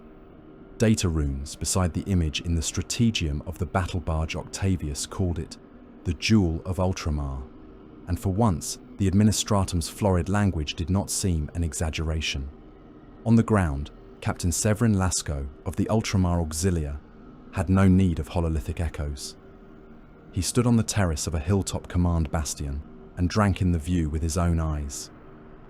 Terraced vineyards rolled away beneath him, each line of vines trained to perfect angles by generations of careful labor. Orchards beyond them traced manicured arcs around reflective lakes, their surfaces flat and perfect as polished glass. Engineered forests rose in sculpted masses, no tree out of place, each bough placed by ancient agri-savant designs for optimum yield and aesthetics both. Cities sat lightly upon the land, no spires tearing the sky as on hive worlds, no choked slums. Clean white stone and blue-tiled roofs. Gardens perched on every level. Balconies hung with flowering vines. Servitors tended ornamental groves and irrigation systems with the same devotion they gave to crops. Children's laughter drifted up faintly from some distant plaza. The air smelled of green things and sea breeze. It was the sort of world men fought for in poetry and legend. Hard to imagine it burning. said Lieutenant Corvin at Lasco's shoulder. Corvin's scarred face was turned toward the same horizon. His eyes narrowed as though he could already see the ash to come. Lasco did not answer at once. He could feel it, at the edge of thought, like the memory of a nightmare upon waking. A pressure in his skull, a sense that the sky was somehow heavier than it had been the day before. He had felt that once already on Macragga, when the astropathic scream had slammed into the fortress of Hera and sent whispers racing through the barracks. They had called it the shadow in the warp, words that meant little to a line officer, but enough to know the psychers were afraid. Now the same heaviness settled over Prandium. "We have our orders," Lasco said at last. "The Xenos come. We hold as long as we can. We bleed them. We send them a message before they reach Macragga." He said the last as much for himself as for Corvin. Alarms began to toll across the bastion. They started as soft chimes, a polite request for attention from the Auspex cogitators. Then they rose, swelling into full invasion klaxons. Runes flared on the bastion's data slates, Vox channels filled with clipped reports. Orbital auger returns saturating. Contact, contact. Multiple in-system translations, unclassed signatures. Command, this is high orbit Pickett. We have visual on the enemy. Emperor protect us, they are... The Vox dissolved, into static as the shadow tightened. Above Prandium, the void rippled. The hive ships of Behemoth did not so much arrive as appear, colossal masses of living matter forcing their way into real space like barbed hooks ripping through thin flesh. Their shapes were obscene perversions of the idea of a vessel. Great, swollen bodies armored in layered bone and chitin, bristling with spines and tendrils. Their aft sections were vast, pulsing organs, throbbing with the rhythm of whatever obscene processes propelled them through void and warp alike. Clouds of smaller bioships swarmed around them, escorts and parasites both. From every vessel, from every sac and organ, the swarm began to fall. Mycetic spores poured from the hive ships in a storm that turned Prandium's sky into a boiling sheet. They burned as they hit atmosphere, streaks of fire carving lines across the blue. There were so many that the light dimmed, the day shading toward an early dusk. The first spores struck the oceans, throwing up towering columns of steam and water. Others slammed into forests, fields, cities. Lasco watched as the first wave came down on his sector. "Brace for impact!" someone shouted over the bastion's Vox. "All units to cover!" The world shook. Explosions tore the air. The hillside below the command post erupted as multiple spores hit in a tight cluster. They burst open like obscene fruits, their thick hulls cracking, spewing forth torrents of alien life. Gaunts poured out in a cataract of chitin and teeth, hitting the soil at a run. Their clawed feet tore divots from the earth, churning the carefully sculpted terraces into mud. Flesh borers chattered, vomiting living ammunition that burrowed into flesh and rock alike before detonating in sprays of blood and shattered stone. Tyranid warriors followed, larger forms stalk-striding through the lesser creatures, symbiotic weapons fused to their limbs. "First rank, open fire!" Lasco bellowed, voice carried by amplifiers built into his command gorget. "Second rank, ready!" Laser-gun lines snapped to the parapets. The auxilia had dug in over the preceding days, turning Prandium's gentle hills into a lattice of trenches and bunkers. Emplaced heavy bolters and autocannons snarled to life, their barrels already blessed, their machine spirits roused with promises of slaughter. The first volleys reaped the leading edge of the swarm. Gaunts exploded into red mist and shards of bone, their bodies tumbling and rolling. The lass fire cut through them in sheets, scoring black lines across chitin, punching glowing holes through eye sockets and limbs. It did not matter. For every alien that fell, 3 more scrambled over its corpse. The terrace vineyards vanished beneath their claws. Vines and trellises crushed flat, grapes bursting underfoot to mix with ichor. Ornamental fountains became pits of gore mud. As gaunts and men alike fell into them, the water turned black and red. Where once, Prandium's engineered forests had stood in carefully planned arrangements. trunks now splintered and burned under stray shots and bioplasma spits. A mycetic spore the size of a small hab block slammed into the bastion's outer wall, shattering stone, sending cracks spidering up the facade. It split along pre-grown fault lines with a wet, tearing sound. From within, a carnifex shouldered its way into the light.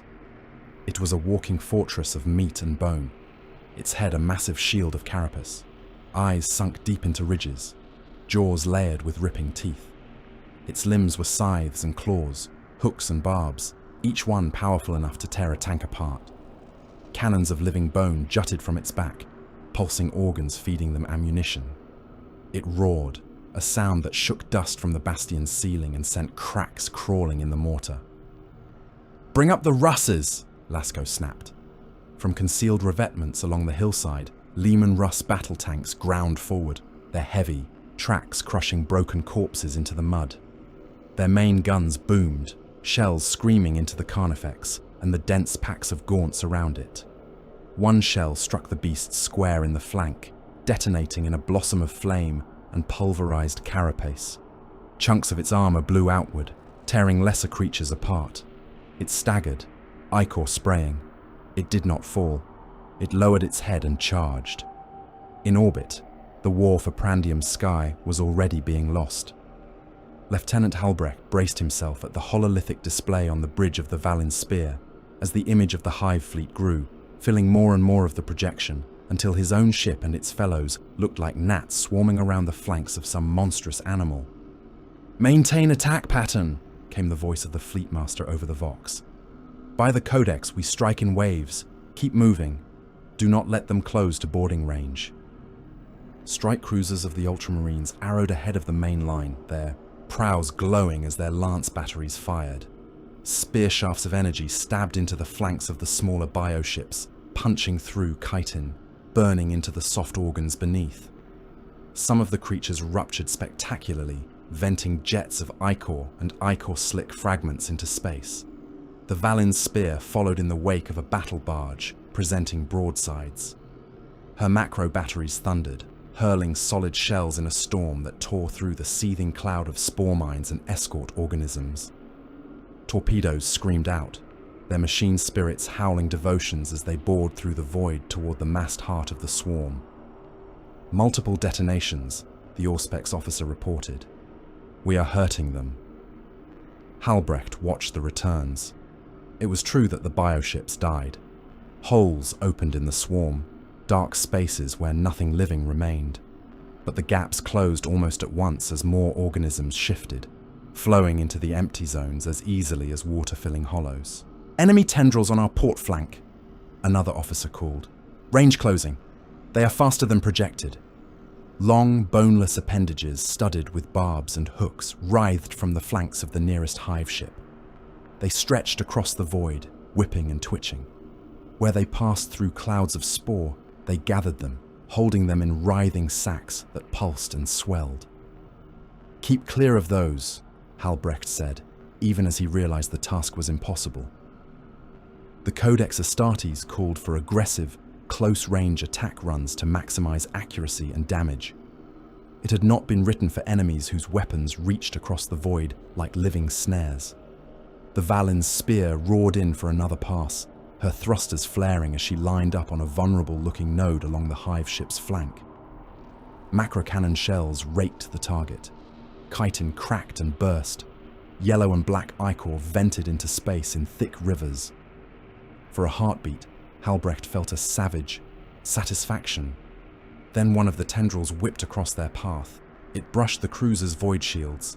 For an instant, the field held.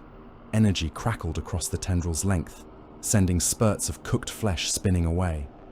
Then the shield bubbled, flexed, and failed, overwhelmed by the sheer continuous pressure of the living weapon.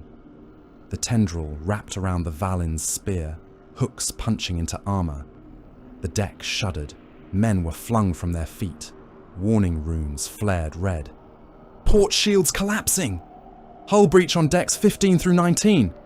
Halbrecht clung to the rail, teeth bared. "Fire all port batteries point blank into that thing," he snarled. "Cut us free." Gun decks spat flame. Macro-cannon shells detonated along the tendril's length, blowing chunks from it, splattering alien flesh across the cruiser's hull. The tendril spasmed and tightened before finally releasing its grip. A lattice of cracks traced their way across the bow armor. Atmosphere vented in glittering streams. Through the main viewport, Halbrecht saw a strike cruiser die. It had committed to its attack run seconds too long. A cluster of hook tendrils, thinner but more numerous, had snagged it from 3 directions, hauling it into the side of a massive hive ship. The void shields flared once, then collapsed. The strike cruiser's prow crumpled as it was driven into the living hull. Chitin and ceramite cracked together. The bioship's flank bulged, grown cysts bursting to vomit forth a tide of boarding organisms into the gaps. The Vox picked up a single brief burst of bolter fire and shouted curses. Then nothing. Halbrecht forced his attention back to his own vessel. "Maintain distance," he ordered through gritted teeth. "We pick our shots, and we do not let them drag us into their teeth." He knew already it might not be possible. The swarm was too big, too dense. Even as Imperial ships burned bioships, more slid into the gaps. Spore clouds thickened, raining down on Prandium with increasing intensity. On the ground, Lasco's world had shrunk to the length of his sword and the killing arc of his bolt pistol. The bastion's outer walls were gone. What had been a carefully placed agri fortification had become a battered island in a sea of churning chitin. The initial killing grounds had long since filled with corpses, both human and alien. The dead lay in layers, slick and treacherous underfoot, trampled into an unrecognizable paste by the endless press of gaunts. Heavy bolter emplacements fired until their barrels glowed. Ammo servitors dragged church-like reliquaries of belts forward, their limbs shaking, their flesh spattered with blood and ichor. When the guns overheated and locked, when their spirits shrieked and refused to fire, the crews abandoned them and took up laser guns. Lehman Russ tanks rolled back into new positions, their flanks scraped and dented. Some crawled on tracks seared and half melted by bioacid. Their turrets traversed and fired, the solid thump of battle cannon shells tearing deep wounds into the swarm. Gaunts and warriors flew apart in ragged chunks. Carnifexes lost limbs and sections of carapace, staggering onward on pools of their own blood. Lasco watched one of those beasts hit a chimera head-on. The troop carrier had been reversing, tracks spinning, trying to keep some distance between it and the oncoming tide. Its multilacer burned, searing holes through gaunts that hurled themselves at its hull. Heavy bolter fire stitched the beasts that came too close. For a moment, it seemed the machine might claw its way free. The Carnifex hit like a battering ram. Its head smashed into the front plate, buckling it inward. Claws bit, punched through armor, tore aside metal like wet paper. The beast's maw clamped down on the Chimera's upper hull, teeth grinding. With a twist of its massive neck, it ripped away the roof and part of one side. Men, inside, screamed as daylight and claws burst in. One guardsman was snatched up bodily, his torso compressed in the Carnifex's jaws until his ribs snapped and his spine tore free in a gout of blood. Another tried to raise his laser gun and had his arm bitten off at the shoulder, blood fountaining as he fell. Bodies flew as the creature shook the transport like a butcher shaking meat from a carcass. The Chimera's engine finally exploded, cooking off ammunition. Flames roared out of the hull, washing over the Carnifex's face. Its eyes boiled. It reared back, roaring with ruined jaws, bone cannon on its back blasting blind. A moment later, a battle cannon shell from a nearby Russ took its head off. The beast's corpse toppled, crushing gaunts beneath it. The swarm went around. "Fall back to the inner line!" Lasco shouted, voice nearly lost under the unending roar. "Second platoon, lay down covering fire. Third, get those wounded moving or leave them. We are out of time." He did not like saying it. He liked leaving men even less. But the line had to hold somewhere, and that would not be here. In the choking sky, Thunderhawks screamed down through clouds of dust and spores. Calgar came to Prandium in person. because that was what a chapter master did when his realm burned. His Thunderhawk, Octavian, led the squadron, its hull bearing the crossed laurels and thunderbolt sigil that marked it as his. Behind him, a spearhead of gunships bore First Company veterans in Terminator plate, their armor heavy with purity seals and honors. Their mission was simple and desperate: break the Synapse web in this theater, if only for a while. The target was a vast pit in what had once been one of Prandium's greatest arboreal parks. Where carefully shaped trees had once stood in symmetrical perfection, there was now a crater ringed with alien growths, its interior filled with roiling, multicolored biomass. From its depths rose a towering Synapse creature, a twisted spire of flesh and bone studded with nodules that pulsed with psychic light. Around it clustered Tyranid warriors and tyrant guards, their forms already stained with blood. "Drop," Calgar said. The Thunderhawks roared low, flak spores bursting around them. Fleshy missiles arced up, some struck from the sky by heavy bolter fire, others detonating against hulls, splattering corrosive slime across ceramite. One gunship took a direct hit from a living torpedo and blossomed into fire, spinning into the pit in a streak of burning debris. The remainder held formation. They thundered over the lip of the crater, ramps already dropping. Assault ramps slammed into Tyranid ranks. Ultramarines crashed out, storm bolters blazing, chain fists whining. Terminator boots hit alien flesh and stone with seismic force. Calgar was among the first to the ground. His gauntlets roared, each blow shattering bone, pulping carapace. He opened a path through the attending monsters, veterans at his back, their own weapons laying down a storm of fire. The Synapse creature pulsed, its psychic vibrations a palpable buzz against his skull.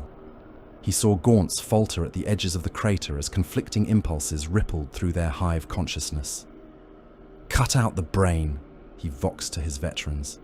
"Leave the body twitching." They pushed deeper, storming up tumorous ramps of alien matter toward the spire.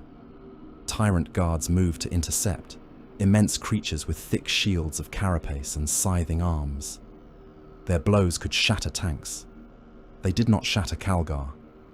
He met the first head-on, his gauntlets clamping down on its scything limb. Bones cracked, carapace splintered. He tore the limb free and drove the jagged stump through its throat. Bolt shells from his Vambrace pistols blew out the back of its skull. It fell, crushing lesser Xenos beneath it. The Synapse creature screamed, a psychic shriek that made his vision blur for a heartbeat. Bio-lightning arced from its nodules, skittering over armor, frying the exposed flesh of a veteran who had removed his helm in defiance earlier and now paid for it with his face cooked inside his helm. "Press on," Calgar snarled. "For Ultramar." They reached the base of the spire. Meltigans flared, turning vital nodes into bubbling slag. Chainfists bit, tearing deep wounds into the creature. Ichor spewed, reeking of corrupted organic soups. Bolter fire blew away protrusions that looked like half-formed heads, eyes opening and then boiling away under the assault. Calgar drove his gauntlets into the Synapse beast's central mass. He felt bone and organ crush under his fists. He ripped, tore, unwilling to grant this alien abomination any swift death. The thing convulsed, its psychic scream splintering into static. Across the crater, gaunts shrieked and ran in aimless circles, snapping at each other, leaping for cover from non-existent threats. The creature collapsed, its upper half sloughing away from the lower, with a wet, tearing sound, slamming into the biomass pool, with enough force to send waves sloshing up the crater walls. Calgar tore his gauntlets free, ichor dripping from the adamantium knuckles. "Target neutralized," he voxed to orbit. "Synapse node destroyed. What is the swarm reaction?" On the Octavius, Kryptman watched the tactical display. For a brief window, the localized portion of the swarm became disorganized. Attack vectors wobbled. Some broods broke off from their assaults on Imperial positions, milling in confusion. Others froze entirely, like insects suddenly deprived of instincts. Then, at the edges of the affected zone, larger Synapse signatures pulsed brighter. Warriors took command. Hive tyrants redirected broods. Termagants shifted, their fire beginning to focus again. The disorganization lasted minutes. No more. He watched the icons reknit themselves into a new pattern, flowing around the dead node as seamlessly as a river around a rock. Marginal disruption, he answered. Local gain, no strategic effect. Their synapse structure is redundant. You have killed one brain cell, Chapter Master. The beast barely felt it. Calgar did not reply for a moment. In the pit, he watched gaunts begin to move in purposeful patterns again. Lasfire and heavy bolter shots lanced down from the crater's rim as Auxilia and surviving Marines tried to hold their own lines. Understood, he said at last. We will withdraw. We cannot waste veterans where they are merely scratching an itch. He climbed back aboard the Thunderhawk under a rain of bioacid and spines. On the Octavius, Cryptman's jaw clenched as more red runes lit along the edges of the hololith. Enemy bioships continued to close. Imperial casualties climbed. The more we obey the Codex and press our attacks, he said, half to himself, the more we feed them. Calgar's face appeared in a smaller projection, his features set. You have counsel to offer? The chapter master asked. I have numbers, Cryptman replied. The enemy thrives on attrition. Every corpse you leave on that world becomes fuel for their digestion pools. Every ship they gut is biomass and metal they can rework. You are bleeding them, yes, but they bleed you faster. Forward defense, as the Codex defines it, cannot kill this thing quickly enough. Calgar's eyes hardened. To withdraw is to cede Prandium, he said. To abandon a world I am sworn to protect. To remain is to lose you and your fleet here, Cryptman said flatly. Then Macragga falls without its shield. I do not counsel cowardice, Chapter Master. I counsel that you choose the battlefield that matters most. Silence. Cryptman knew, in that moment, that this was the fulcrum. Pride, duty, doctrine, the weight of Guilliman's legacy, all bore down on the Ultramarine Master. The jewel of Ultramar burned below them, its terraced fields turning to scar and crater. At last, Calgar nodded once, a motion that was almost a bow to a bitter truth. Order the fleet to withdraw, he voxed to his masters of the fleet. Maintain formation, cover the retreat of our ground assets as far as we can. Then we burn for Macragga. On the Valin's spear, Halbrecht heard the recall order with a mixture of relief and guilt. Course plotted to rendezvous point, his navigator reported. Warp translation possible once we clear the worst of the spore clouds. Maintain fire on those hive ships until the last moment, Halbrecht said. We will buy every second we can. They turned away from Prandium, engines flaring. The battle barges and strike cruisers altered vector with them, their launch bays spitting Thunderhawks and dropcraft in constant streams as they pulled what forces they could from the surface. Not all could be reached. On the ground, Lasco heard the same recall order as a distant crackle through Vox static. Evacuation points are hot, the voice said. Regiments to fall back to designated zones where possible. This is not a rout. This is an ordered withdrawal. Lasco looked around at what was left of his command. The bastion was gone. The inner lines had dissolved under the press of the swarm. Pockets of men still fought amid burning groves and shattered plazas, but their positions were isolated. Vox channels overlapped with screams and pleas. This is Lasco, he voxed, his voice as steady as he could make it. Nearest evac, Static answered. Then, negative, Captain. Those pads are overrun. We will try to divert a gunship, but... A nearby ridge exploded as something immense burrowed up beneath it. Another Carnifex, this one bristling with extra limbs, hauled itself into the open and bellowed. Gaunts poured around its feet. Lasco made his decision. To all remaining elements of my regiment, he voxed on an open company channel. There will be no evacuation for us. We hold as long as we can. We kill as many as we can. Then we die like soldiers of Ultramar. The sons of Guilliman will remember. He cut the channel. There was no time for responses. He raised his bolt pistol, drew in air that tasted of ash and blood, and led his surviving men in one last charge into the teeth of the swarm. On the Octavius, Kryptman turned away from the hololith as red icons winked out, one by one. The Vox crackled with fractured voices from the surface, then with nothing at all. The Imperium's ships burned for Macragga, engines howling, leaving the jewel of Ultramar behind them. Prandium died slowly, but with the inevitability of a world already claimed.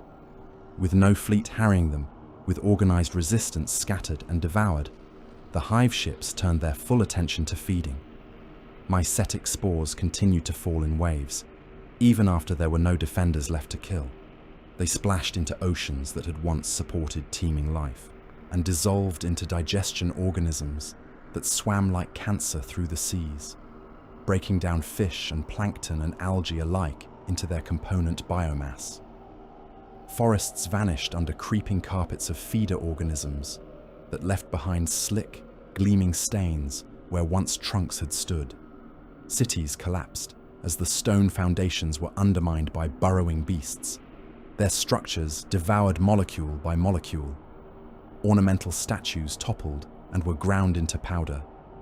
Fields that had fed Ultramar burned, then boiled under tides of living acid. Digestion pools formed wherever terrain allowed, vast, churning lakes of dissolving matter. Corpses, alien and human alike, liquefied in them, their shapes breaking down into indistinct slurries. From those pools, new bioforms rose on vat-grown limbs, climbing dripping from the sludge to join the continuous tide of movement. The process took time, but not much in the scales of worlds. Oceans withdrew as they were drunk down. The water split into its elements, hydrogen and oxygen reprocessed, repurposed, consumed. Clouds thinned. The atmosphere itself grew thin, stripped of everything the hive ships could use. Eventually, storms stopped. The wind died. From afar, in the years to come, augurs would record Prandium as a bare rock, its surface scoured and pitted, no more interesting than any airless asteroid.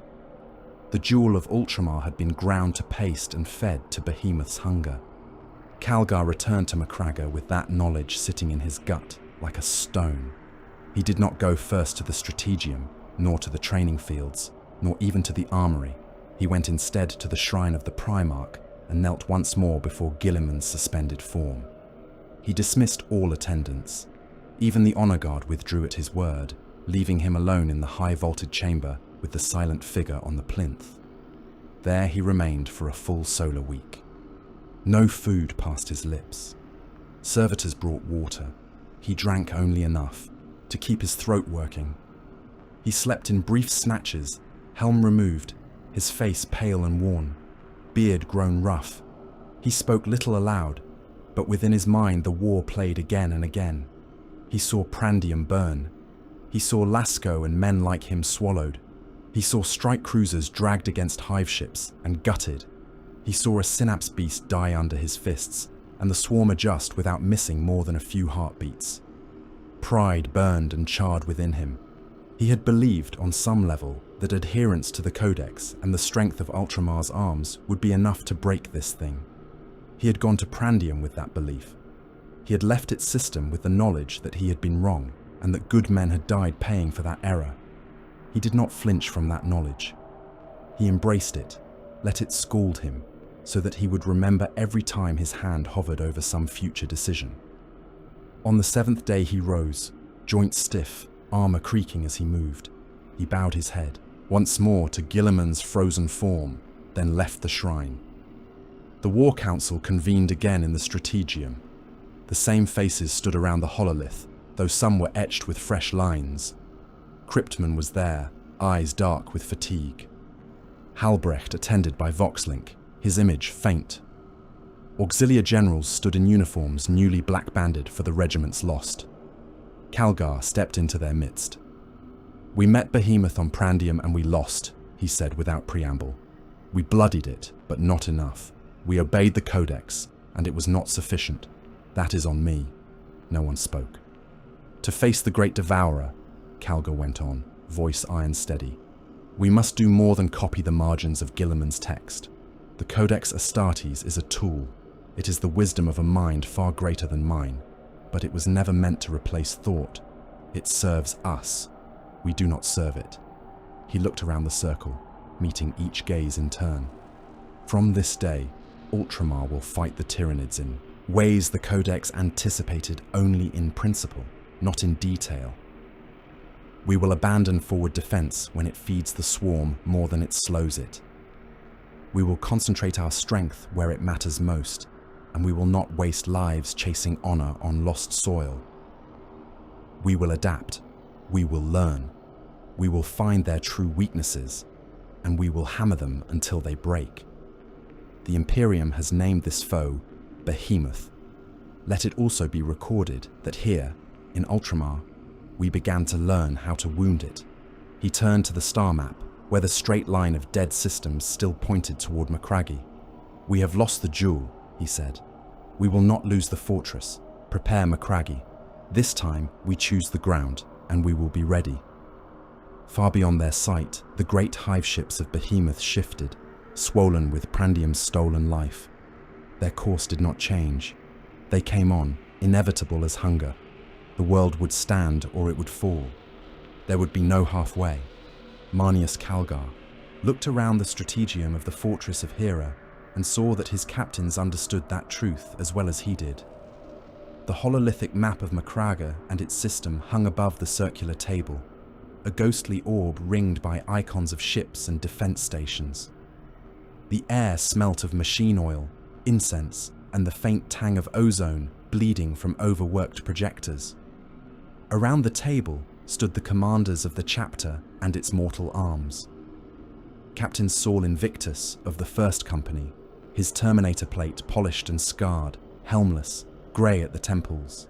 The masters of the Third and Seventh Companies, generals of the Ultramar Auxilia in their formal blue.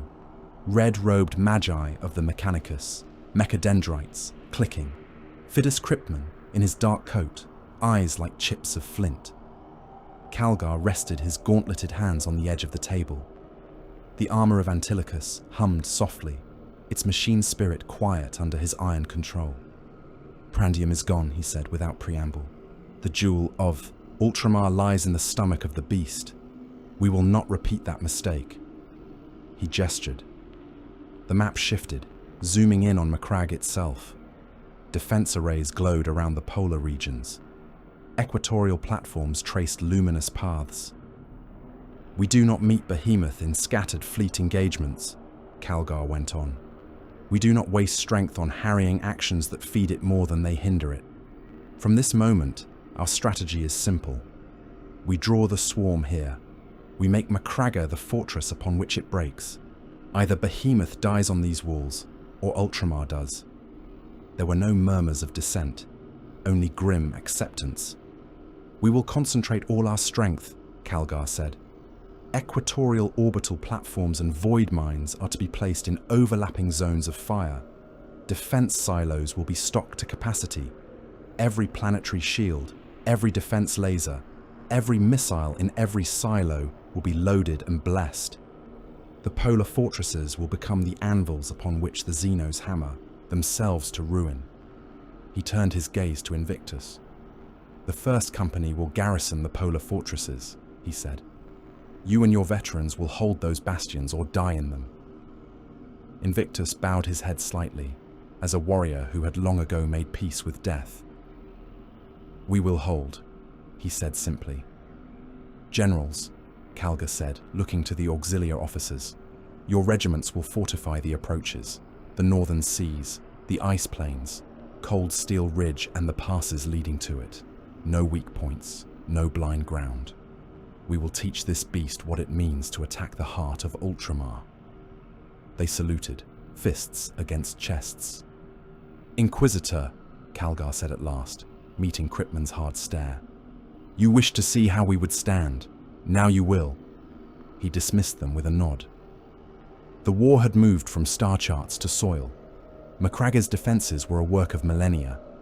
At the equator, orbital platforms hung in chains, armored citadels in vacuum, each bristled with lance batteries and macro cannon, great barrels protruding from crenellated bastions. Their machine spirits were old and proud, each installation with its own name and string of victories carved into brass plaques in its vaulted gun decks. Gun crews drilled until they could reload with their eyes closed, prayers to the Emperor and the Omnissiah tumbling from their lips.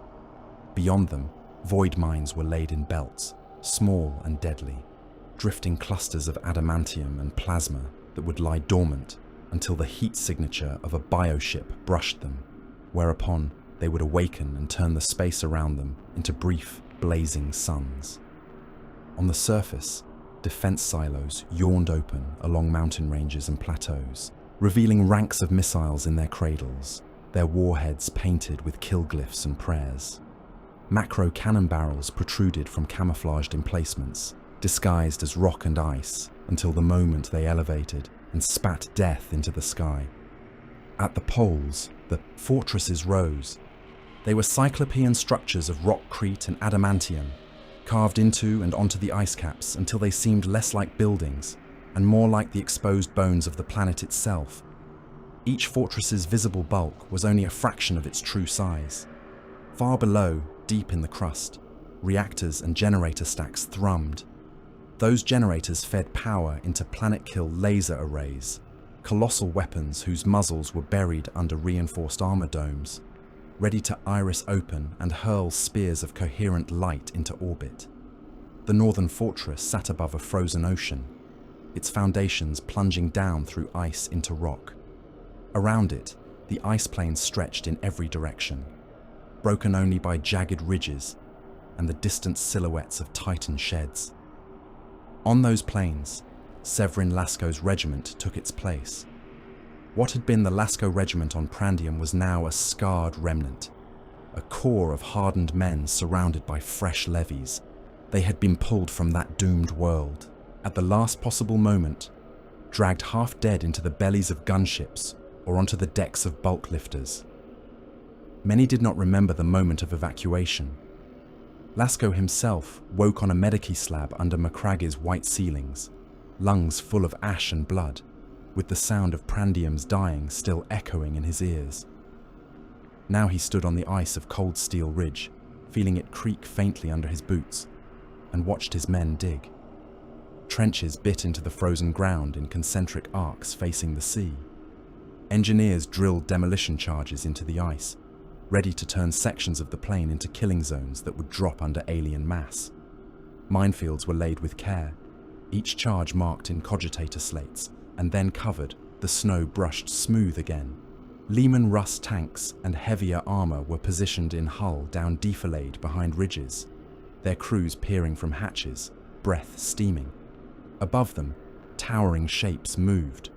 Titans of Legio Praetor stalked the ice, their feet sending tremors through the ground. Warhound scouts loped at the edges of the formation, lean and predatory with their double-barreled weapons. Reaver battle titans lumbered closer to the fortress, their carapace weapon mounts swiveling as they tested arcs and firing solutions.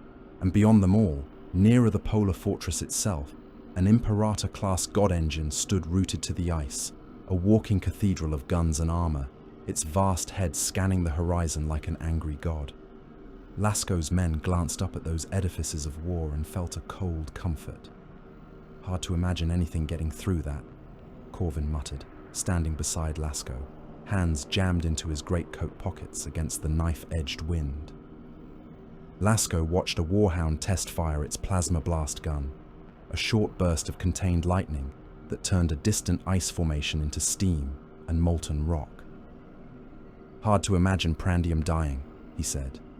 Yet here we are. Corvin grunted, the sound half agreement, half resentment at fate.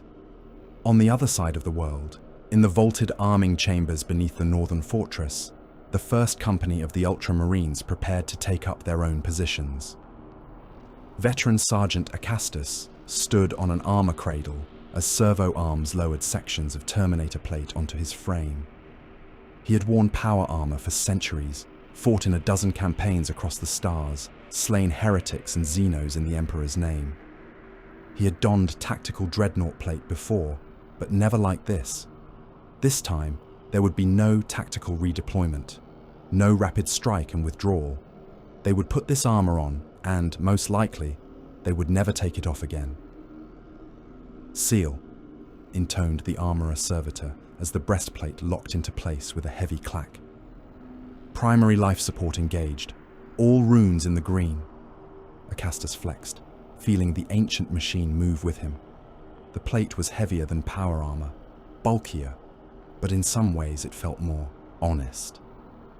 There was no pretense of agility here, only the promise of unstoppable advance and immovable defense. He looked across the arming chamber at the other veterans. Brother after brother stepped into their own shells of ceramite and adamantium. Symbols of the First Company gleamed on their pauldrons, skulls and laurels picked out in gold. Many wore personal honors, kill marks etched by artificers in fine script.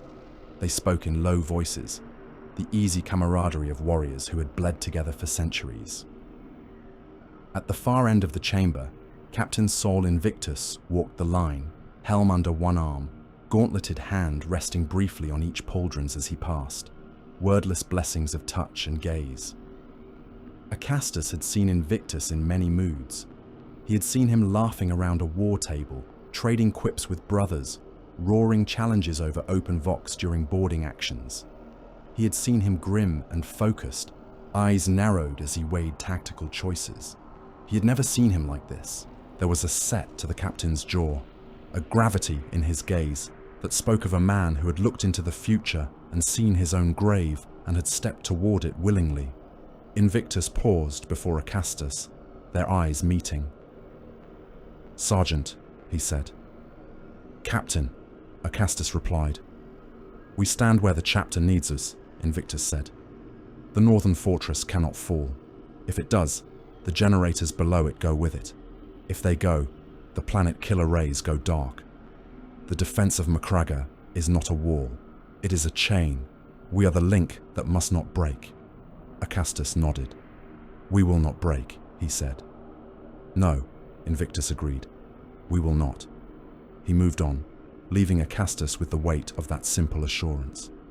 When they were armored and armed, when storm bolters and power fists and chain fists had been fitted and checked, they assembled in the fortress main mustering hall. Chaplain Orton Cassius waited there. He was a tall figure even among Astartes. His armor black and blue, his Crozius Arcanum held in both hands. His skull helm glared down at the assembled warriors, eye lenses burning green. The purity seals on his armor fluttered in a faint, unheard breeze. "Brothers," he said, his voice amplified and resonant, filling the chamber. "Sons of Guilliman, hear me." Silence fell. Even the hum of generators seemed to fade. "We stand upon a knife edge," Cassius went on. "Beyond our walls comes a tide that has never known defeat. It has eaten worlds. It has devoured empires we barely knew existed. It does not bargain. It does not gloat. It does not understand words like mercy or honor. It only knows hunger." He paced slowly along the front rank, Crozius tapping against the deck with each step. "The forge of war is not a place of comfort," he said. "We have all known that. We have bled on 100 battlefields. But this is different. This is not a question of whether we will win. For in the end, there is only one victory any of us can claim, to stand our ground when all sane men would flee. The test here is not of triumph, but of endurance, of how we face the certainty of loss." He raised the Crozius. "You will see brothers die," he said. "You will see walls fall. You will see the enemy climb mountains of their own dead to reach you. You will see horrors that would break the minds of lesser men. You will feel fear. That is not a sin. The sin would be to give in to it." His helm turned slightly, lenses lingering on face after face. "The Emperor watches," Cassius said. "Our Primarch watches. They care less for the outcome of this war than for how we conduct ourselves in it. If Ultramar must fall, let it fall with bolters empty, fists broken on alien skulls, teeth bared. Let no man say that we went to our graves with anything left undone." A rumble answered him, low at first, then building. The veterans beat their gauntlets against their armor, a thunderous drumming that echoed through the fortress, the beat of steel hearts. "Then go," Cassius said. "Take your places on the walls. Make this world a fortress in truth." In orbit, steel met steel and flesh in uneasy alliance. Halbrecht stood on the bridge of the Valin Spear and watched the icons multiply around Macragga. Imperial Navy cruisers translated in on prearranged vectors, their hulls grudged by long service, their prows heavy with weaponry. Light cruisers and escorts threaded between them, forming screens. At the heart of the arriving formation, like a sovereign surrounded by knights, drifted the Dominus Astra. The Emperor-class battleship was old when the Imperium was young. Her hull had known the void between the stars for longer than most civilizations survived. Her profile was that of a floating city bolted to the back of a gun platform, spires and buttresses and armored towers piled high above reactor housings. Macro cannon that could split a moon into rubble protruded from her flanks. Her lance decks glowed with chained suns. Her Vox ident thrummed on the command channels. "Battle Fleet Tempestus acknowledges Ultramar's call," came the voice of Admiral Zacharias Rath, aged and iron-hard. Dominus Astra present and eager. Halbrecht felt some of the tension in his shoulders ease at that familiar command tone. If any naval officer could wrest a victory from this, it would be Rath. At the same time, he knew that even a ship like the Dominus Astra was only so much meat before Behemoth's hunger. Cryptman and Calgar met again, in a smaller chamber off the main strategium. The walls there were lined with hololithic projectors and data scroll racks. It was a more intimate setting for the sort of conversation they needed to have. "This world is now the keystone," Cryptman said, hands clasped behind his back. "If Macragge falls, the realm behind it lies naked. You understand that as well as I." "I do," Calgar said. "Then you, must also understand that we cannot allow Behemoth to feed on this world in the way it fed on Prandium," Cryptman went on. "If defeat becomes inevitable, you must consider denial." Calgar's eyes narrowed. "You speak of exterminatus," he said. "I speak of mercy," Cryptman replied. "Not for those on the ground. Their fate is already sealed in one way or another, but for the billions beyond. If Macragge cannot be held, you must be prepared to scour it from existence, to deny the swarm the biomass, the metal, the infrastructure. Make it a wasteland that offers nothing." Calgar's jaw worked. "I will not order the death of my own world," he said, each word measured. "If Ultramar must die, it will do so under the teeth of the enemy, not by its own hand." "Pride," Cryptman said softly. "Duty," Calgar corrected. "My oaths bind me. I am sworn to defend this world, not to fire upon it. If others above me in the hierarchy of the Imperium choose to order exterminatus, so be it. But I will not be the one to give that word. The Devouring does not care for oaths," Cryptman said. "Only for flesh." "Then we will choke it," Calgar answered. "With our own bodies if we must." They stared at one another, two iron wills grinding. "At the very least," Cryptman said at last, "prepare your generators. If the worst comes, if the fortresses fall, overloading those cores might still deny the enemy something." "To that," Calgar said, "I can agree." Out beyond the orbit of Macragga, picket ships died. They were not meant to stand in line of battle. They were the eyes and ears of the system, patrol craft and lighter cruisers spread in a net across the approaches. When Behemoth's vanguard tendrils brushed that net, it snapped. Halbrecht stood on the bridge of the Valin Spear as the first contacts hit the outer ring. "Multiple bioships translating in," the Auspex officer reported. "Comparatively small, escort scale." "They test us," Halbrecht murmured. The picket captain on the main Vox channel sounded calm. Men of Ultramar did not scream first. "This is patrol ship Hera's Vigil. We have visual on incoming. They are close, too close. All batteries opening fire." Halbrecht watched the little icon of Hera's Vigil pivot. its silhouette on the hololith spinning to bring its guns to bear. Macro cannon flared. The returns showed shells hitting something, chitin cracking. Then Behemoth's escorts showed their teeth. Smaller bioships, little more than swollen sacks with bony spines, hurled themselves at the pickets.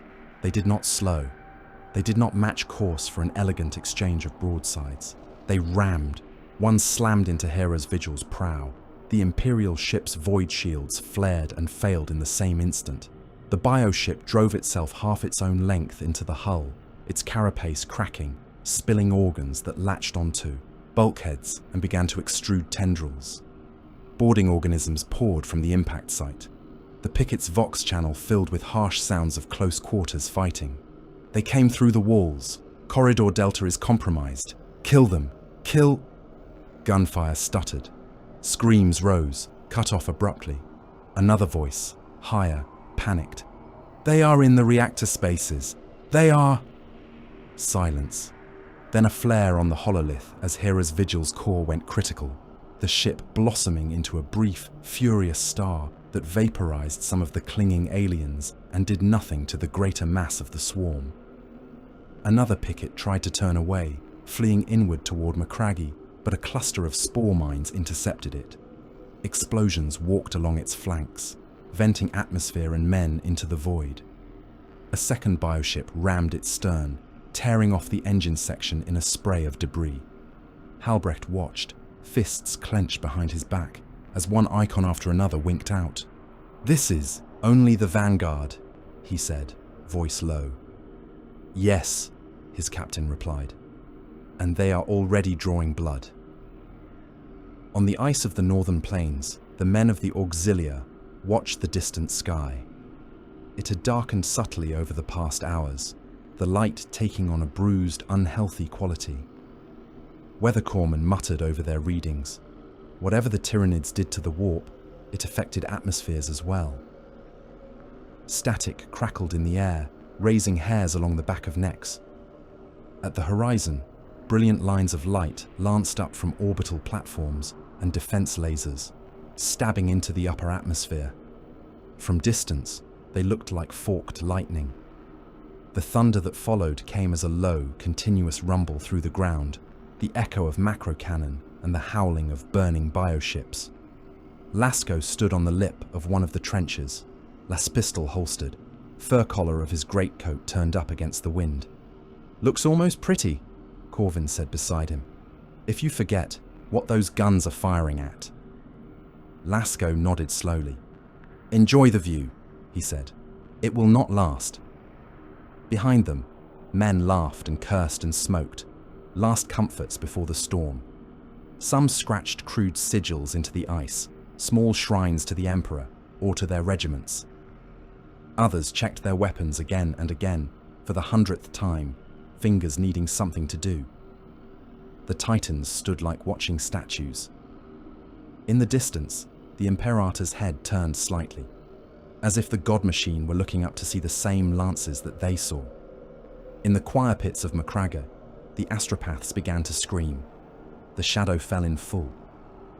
Where before the warp had felt thin, scoured, now it was a weight, a suffocating blanket that cut off not merely distant voices, but the sense that there had ever been voices at all.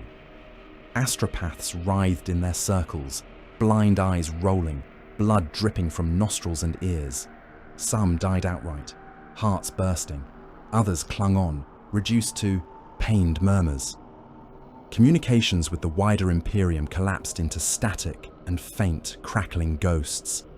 Messages sent from beyond through other routes hit a wall and dissolved, their content shredded into meaningless noise. Macragge was alone. In the Strategium, Auspex displays filled and filled again. Icons multiplied around the system's edge. Bioships of every size slid into the Augur's grasp. The screen that showed the void became more red than black. Main body of the Hive fleet entering real space, a servitor intoned in its flat mechanical voice. Contact count beyond reliable enumeration. Estimate overwhelming. Thunder rolled in the distance, longer and deeper now. Calgar walked the battlements of the fortress of Hera, and watched the sky. The fortress sat high in the mountains, its walls thrust up into the grey air, its defence towers bristling with guns. From its height, he could see far across Macraga's surface, see the flicker of defence arrays, powering up, the glow of planetary shields hardening. Above, the first streaks appeared. Lines of fire drew across the sky as mycetic spores burned through the atmosphere, still distant, still falling toward the outer reaches of the planet. They wrote a script of war across the heavens, each trail a promise of contact. In their wake, the very light seemed to dim, as if some vast, invisible thing cast a shadow over the world. Calgar stood with his helm under his arm, the mountain wind tugging at the purity seals on his armor. His honor guard flanked him, silent. In the courtyard below, squads of ultramarines formed ranks, banners snapping, their voices raised in last devotions.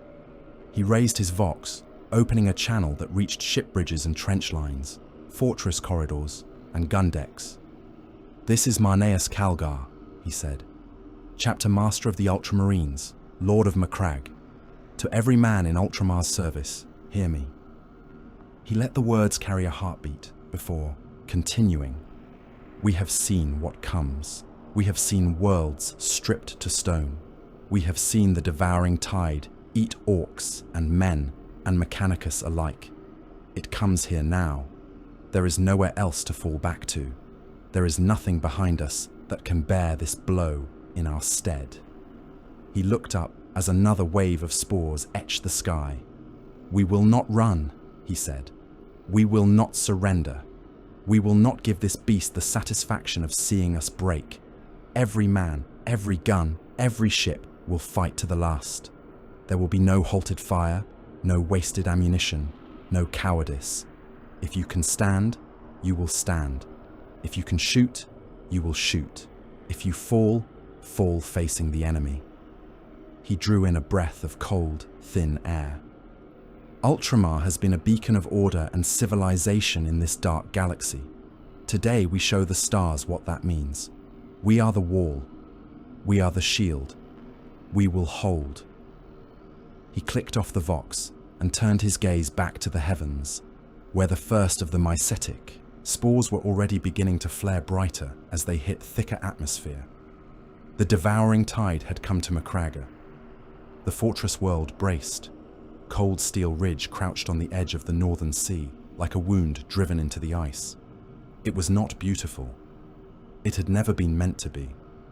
Where other parts of Macragge boasted clean marble and ordered avenues, the ridge was a brutal mass of rockcrete and adamantium, built out over the frozen ocean. Refinery stacks and loading cranes rose in clustered tangles, now repurposed into gun towers. Hab blocks hunched under layers of armor plating. Gantries crisscrossed open voids above black water that heaved sluggishly under a crust of ice. The northern fortress loomed behind it on the horizon, a mountain of stone and metal dug into the ice cap. The ridge was its outer bastion, a shield and a lure both. Severin Lasco stood on a parapet of armoured rockcrete and watched his men dig themselves into the bones of the place. Trenches had been cut into the ice and rock in concentric arcs, zigzagging lines backed by bunkers carved into refitted Munitorum silos. Tank traps and wire fields stretched between them, marked by painted skulls hammered into the ice. On the higher ground, heavy bolter nests were being bolted into place, their barrels still wrapped in oiled cloth. Artillery pieces, earthshakers and griffins sat in their scraped-out pits, crews swarming over them like ants over a gunmetal hill. At the heart of the complex, anchored to the most solid ground they could find, rested the pride of Hera. The Baneblade was an island of steel amid the frozen wastes, her layered armor plates painted in ultramar blue and fortress grey. Her main gun went by the name of Hera's Voice among her crew, a weapon long enough that its muzzle seemed to vanish into the constant low fog.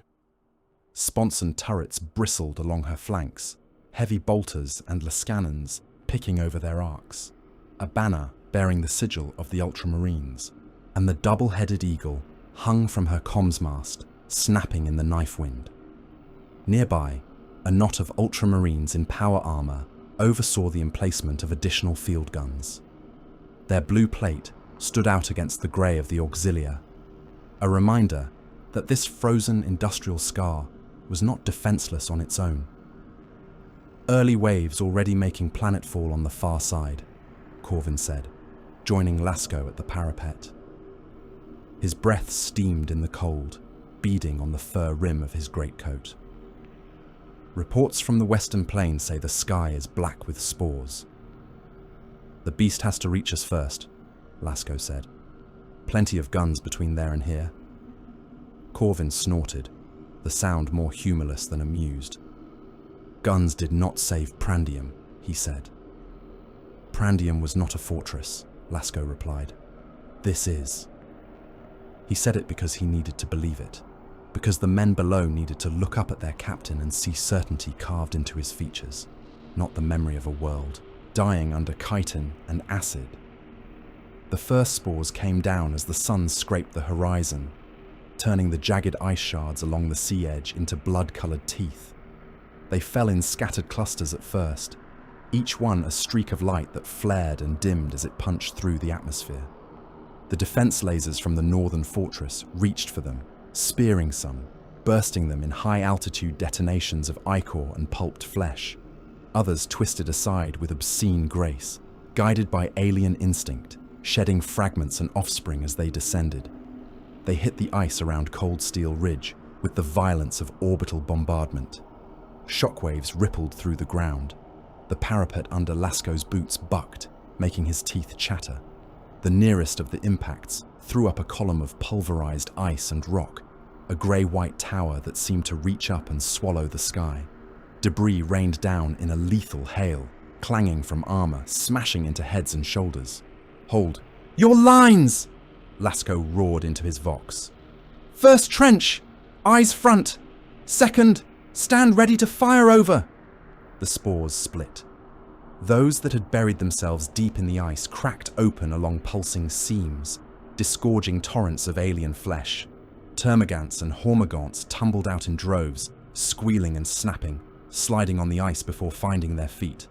Larger forms clawed their way free behind them, warriors and biocannons still wet with the slime of their birthing sacs.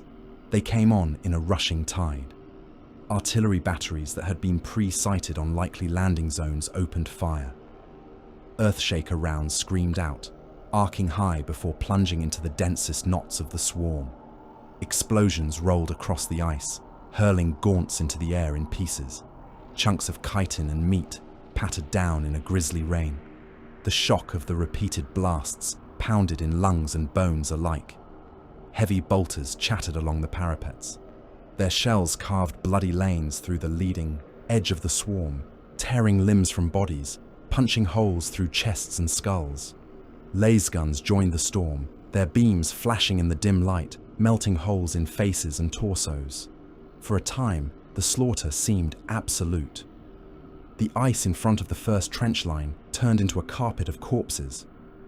Gaunts slid and tumbled over the bodies of their fellows, claws scrabbling for purchase on slick chitin and frozen blood. Some went down and did not rise, crushed by the press behind them. Others used the mounting piles as ramps, scuttling up and over, firing as they came. "Keep firing," shouted Lasco, his voice hoarse. "Aim for the big ones first. Gaunts later. Make them pay for every meter." His squad fired in disciplined volleys, even as men slipped and fell on the gore-slick stone behind the parapet. Blood, both red and alien black, sprayed across faces and armor. The air stank of ozone and burnt meat. A warrior loomed up at medium range, its scything limbs raised, symbiotic cannon pulsing at its shoulder.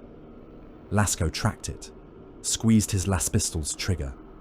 A trio of bright shots punched into its throat, boiling the flesh. It choked on its own steaming blood and toppled, thrashing, crushing lesser organisms beneath it. The tide did not stop. It thickened. Wave after wave crashed against the trenches. Gaunts poured into shell craters, then climbed out, scuttling up the walls, leaping for the parapets. Bayonets flashed, Laser guns fired point blank. Men screamed as claws found their flesh, as chittering mouths fastened on arms and faces. After what might have been an hour, or might have been a lifetime of continuous killing, Lasco realized that his boots no longer touched rockcrete. He stood upon a layer of corpses. Dead gaunts, their bodies shriveled as their fluids bled away into the ice. Broken human forms, faces chewed, limbs missing. The trench line had become a channel cut into a mass of meat. Every step squelched, every shift of footing. Sector and the refinery gantries. Sector and the refinery gantries.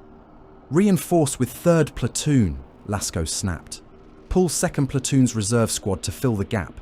Pride of Hera's sponsons to adjust arcs and cover. He stole a glance toward the center. The Pride of Hera spat fire. Her main gun boomed at measured intervals, each shot a contained apocalypse. The shells landed deep in the swarm mass, exploding with a force that flattened scores of Tyranids at a time, turning them into expanding spheres of vapor and bone splinters. Her sponson guns never stopped, heavy bolters raking the closer ranks, Lascannons punching through larger beasts that tried to push within reach of her hull. In her shadow, ultramarines moved along the lines, their bolters barking, their movements precise and economical. Their presence steadied the auxilia, a living reminder that the angels of death had not abandoned them to this. The enemy pressure shifted. It was subtle at first. The gaunts no longer hurled themselves entirely into the teeth of the heaviest fire. They began to arc around kill zones, probing less defended sectors. Brood after brood swung wide, converging on the left toward the refinery gantries that jutted from the ice like skeletal fingers. Lasco's Vox runes flickered with multiple demands for reinforcement from that direction. Something has changed, Corvin said, panting. His armor was spattered with black and red, his face streaked with soot and ichor. They are thinking about this. Lasco felt it too. The mindless press of the initial assault had become something more deliberate. Fire lanes that had been secure were suddenly underweight. Gaps appeared in the alignment of troops and armor that only a calculating intelligence could have identified and exploited so swiftly. The hive mind has seen us, Lasco said. It does not like us. It liked something else far less. Marneus Calgar was at Cold Steel Ridge. He had descended from the Fortress of Hera with his honor guard in Thunderhawks, barely an hour after Behemoth's vanguard began to claw at the northern plains. He had not come to direct from a distance, nor to stand in observation on some high platform watching others bleed. He had come in warplate and with the gauntlets of Ultramar crackling, because that was what a chapter master did when his world was at siege. The hive mind felt that presence. It recognized something in him, a thorn embedded in flesh, a node of resistance whose destruction would cascade into weakness across the defending network. It reacted not with anger, for it had no such emotion, but with the biological equivalent of ruthless focus. Deep in the swarm, a particular organism altered its course. The Swarm Lord came to the ridge. Lasco did not know that name. He knew only that the change in the enemy's behavior sharpened to a blade. The gaunts pressing his forward line began to fall back slightly, slanting to the sides. At the same time, tremors ran through the ice under his boots, subtle as the first shivers of a distant quake. "Incoming from below!" someone shouted. A second later, the world erupted. Burrowing forms punched up through the ice behind the front trenches, in the shallow gullies and low ground that had seemed safe. Raveners, long-limbed and serpentine, tore their way from the depths, their carapaces crusted with frost, their maws opening in wet roars. Their scything claws flashed, ripping through men who had never expected the earth itself to betray them. The left flank vanished into chaos. Raveners surged among the artillery pits and gun positions, tunnel mouths yawning where there had been none. An Earthshaker gun went silent as one of the creatures erupted under it, flipping the entire piece and its crew into the air in a spray of splintered bone and shattered steel. Heavy weapon squads scrambled to swing barrels around, only to be cut down by lunging bodies and whipping tails. "Left flank is compromised," Corvin shouted. They are in our rear. 3rd platoon, pivot and engage, Lasco snapped. All available reserves to the breach. Pride of Hera to swing fire support to the left. We hold. He leapt from the parapet into the trench, landing knee-deep in a slurry of dead Tyranids and men. Around him, his command squad scrambled, boots slipping, hands grasping at frozen grips. They drove toward the breach, firing as they went. The sight when they arrived forced a curse from Lasco's lips. The left sector was a butchered mess. Trenches crumpled where burrow tunnels had undermined them. Gun pits lay at angles, their once carefully laid fields of fire twisted. Raveners coiled and uncoiled through the wreckage, their bodies a blur of motion, claws slashing. Guardsmen died, under them, ripped open, flung aside. "Target the Raveners first!" Lasco shouted, raising his last pistol and firing until the charge pack whined. "Cut off the serpent's head!" His shot scorched lines across chitin, blinding one of the beasts in a spray of boiled ichor. Remember, don't forget to like, comment, and subscribe. Support helps. A nearby heavy bolter emplacement, hastily redeployed, chewed through another, its shells punching through the creature's torso and blowing chunks from its spine. For a brief, bloody window, it seemed they might contain the breach. Then, Lasco realized what he had done. In pulling reserves to the left, in dragging guns and men away from the central line and the Baneblade, he had done exactly what the enemy had wanted. The Pride of Hera stood more exposed than she had all day. They came for her in a pack. Carnifexes, larger than those that had thrown themselves at the initial trenches, thundered across the killing fields. Their carapaces were thicker, studded with bony protrusions that deflected small arms fire. Some bore twin-linked biocannons that spat gouts of corrosive projectiles. Others had scything claws as long as tank barrels, serrated and glistening. They walked over the corpses of lesser Tyranids without noticing, their massive feet crushing skulls and thoraxes under tons of armored weight. Inside the Pride of Hera, Colonel Varus gripped the handrail above his head as the Baneblade lurched. Alarms wailed in the command deck. The gun crew's chants rose in volume, a counterpoint to the clatter and roar of reloading. Auspec's screens showed swarms closing, their icons a crawling mass. "Main gun, fire at will," Varus barked. "Pick the biggest target and make it wish it had never crawled out of whatever pit spawned it." "Acknowledged," came the gunner's growl over the internal vox. "Hera's voice speaking." The primary battle cannon bellowed. The recoil juddered through the entire hull, a deep thump that vibrated in bones and teeth. On the forward display, a Carnifex vanished under the impact, its upper body turned into a mist of bone shards and vaporized ichor. The crater left behind filled almost immediately with scrambling gaunts. "Port sponsons, sweep that flank," Varus shouted. "Keep the smaller beasts off us." Heavy bolters spat from the side turrets, mowing down gaunts that hurled themselves at the hull. Last beams knifed through warriors, drilling smoking holes through heads and chests. The Baneblade's hull trembled as living rounds hit home, exploding harmlessly against thick armor. For a few moments, it felt like supremacy. The old familiar sense that a super-heavy tank inspired in its crew. The illusion of invincibility, of being a walking fortress amidst the chaos. Then the first Carnifex hit. It slammed into the forward glacis, claws driving into the armor. Thick plates that had shrugged off standard anti-tank fire screeched as serrated talons bit and tore. The Baneblade's massive frame rocked backward, tracks digging grooves in the ice. "Crack rounds," Varus snapped. "Put some teeth into that thing." Secondary guns hammered, autocannon and hull mounted last firing point blank into the beast's chest and face. Chunks of carapace exploded. One eye burst in a spray of black jelly. It roared and drove forward, its weight and power enough to keep coming. A second Carnifex struck the flank. It tore into a sponson, claws curling under the armor plates and wrenching. The entire turret shrieked as it ripped free, the gunner inside dying with barely a cry, crushed as metal buckled. The torn turret toppled, landing upside down, its ammunition cooking off in erratic bursts. Damage control, someone shouted. Port sponson gone. Fires in compartments 12 through 16. Kill it, Varus yelled. All fire on that flank. Now. The Baneblade's guns shuddered out volley after volley. At this range, even the thick fug of the bridge's air filters could not entirely block the smell of burning alien flesh seeping in through microfractures. The second Carnifex finally went down, its legs shot out from under it, its wrecked body sliding away in a smear. The first climbed. It mounted the bow, claws digging into seams, hauling its bulk up onto the hull.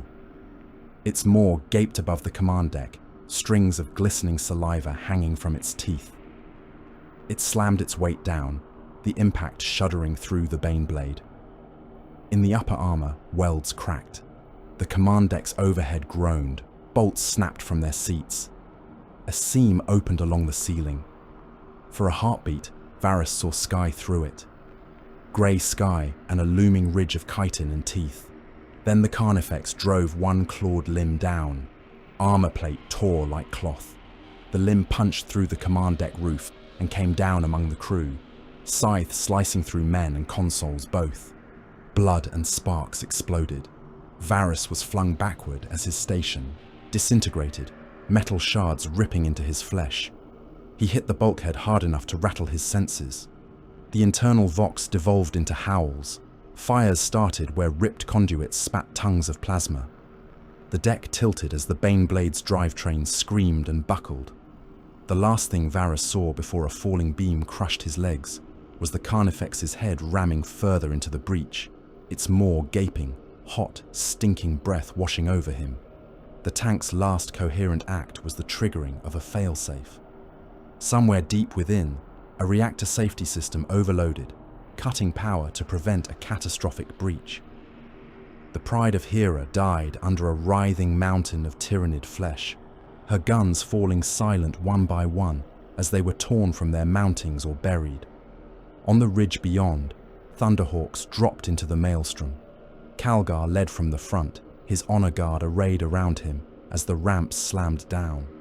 Bolter fire and bioplasma lit the air. The ground was a churned graveyard of corpses and slagged ice. The Baneblade's burning carcass loomed ahead, the silhouettes of Carnifexes rearing above it like carrion beasts over a kill. Swarms of gaunts thickened around the wreck, feeding in the brief intervals between new waves of killing. Calgar plunged into them. The gauntlets of Ultramar roared, power fields crackling as they met alien flesh and armor. Each blow smashed gaunts into red and black paste, sent warriors staggering with shattered ribs and snapped spines. Bolts blasted from the built-in stormbolters, blowing heads apart, tearing limbs free. The honor guard moved with him, an azure wedge driving toward the heart of the swarm. Power swords flashed, their blades leaving after images in the air. Combat shields crackled as spines and talons glanced off them, fractured, fell. At the periphery, the air thickened. It was not a physical mist, but a psychic pressure, a sense of wrongness that made the teeth ache and set nerves on edge. The hive mind's presence coalesced, funneled into the shape moving toward the ridge with the inexorable purpose of an avalanche. The Swarmlord stepped into the killing ground. It towered above even the Carnifexes. Its body was a masterpiece of Tyranid war design, every plate and limb shaped for speed and murder. 4 great arms sprouted from its torso, each ending in a bone saber that gleamed with a shimmer of contained power, edges honed at a genetic level until they could carve ceramite as though it were soft meat. Its head bore a crest like a crown of spikes, sensory organs and psychic nodes pulsing faintly. Its eyes were not eyes as men knew them, but Calgar felt intelligence in their depth. Not human intelligence, something colder, older, a strategic engine grown in flesh. Men who saw it without the insulation of an Astartes mind felt their nerve break. Some began to fire wildly, some turned to run. Guardsmen near its approach line simply froze, like prey before an apex predator, their bodies locked in the knowledge that there was nowhere to flee to. Calgar set his stance. In the name of Gilliman, He voxed to his guard. "In the name of Ultramar, we hold." The Swarm Lord came on in a blur of motion. Their first clash shook the ridge. Bone sabers met ceramite and power fields. Sparks and ichor flew. The creature's speed was monstrous. Its blades struck and recovered in a flurry that would have left lesser warriors in ribbons before they could raise a guard. Calgar's gauntlets blocked 2, 3, 4 strikes, deflecting them by fractions, turning killing blows into glancing scratches. Even so, the impacts drove him back. Ice cracked under his boots. He counterpunched, one power fist lancing in under a sweeping saber to crash into the Swarm Lord's torso. The impact caved in part of its chest, sending splintered bone and rotten meat spraying. The monster roared, psychic shock rolling off it in a wave that made the lesser Tyranids around them twitch. It did not fall. It flowed with the hit, another set of arms whipping around. One saber carved a line across Calgar's breastplate, cutting through layers of ceramite and biting into the flesh beneath. Pain flared, sharp and clean. Another blade slammed against his left gauntlet, the power field flickering dangerously under the strain, rune lights flashing amber in his helm. Around them, the battle condensed into a whirl of death. Honor Guard threw themselves at Tyrant Guard and warriors, their own bulk barely holding the outer ring of the duel against the press of the swarm. One guard brother took a scythe through his abdomen, the blade punching out of his back in a fountain of blood. He spat a curse and drove his power sword through his attacker's face, both of them falling together. Another was dragged down under a wave of gaunts that swarmed over him, claws scrabbling for joints in his armor, teeth gnawing. He disappeared beneath the living. Mound! His cries muffled, then silenced. The Swarm Lord struck again, a downward sweep that would have split Calgar from helm to groin if he had not twisted aside at the last moment. As it was, the blade carved through his right pauldron, shearing away the ultramarine sigil in a shower of blue shards. Blood ran down his side, hot and slick under the armor. He drove both gauntlets into the monster's neck, one after the other, feeling thick bone give under the hammer blows. The creature staggered, ichor gouting. For a heartbeat, Calgar allowed himself the thought that he might actually break it here, now, on this ridge. The hive mind corrected. He felt it before he saw it. All around them, in the heaps of corpses that carpeted the ridge, gaunts moved. Bodies that had lay still, limbs twisted, skulls cracked open, began to twitch.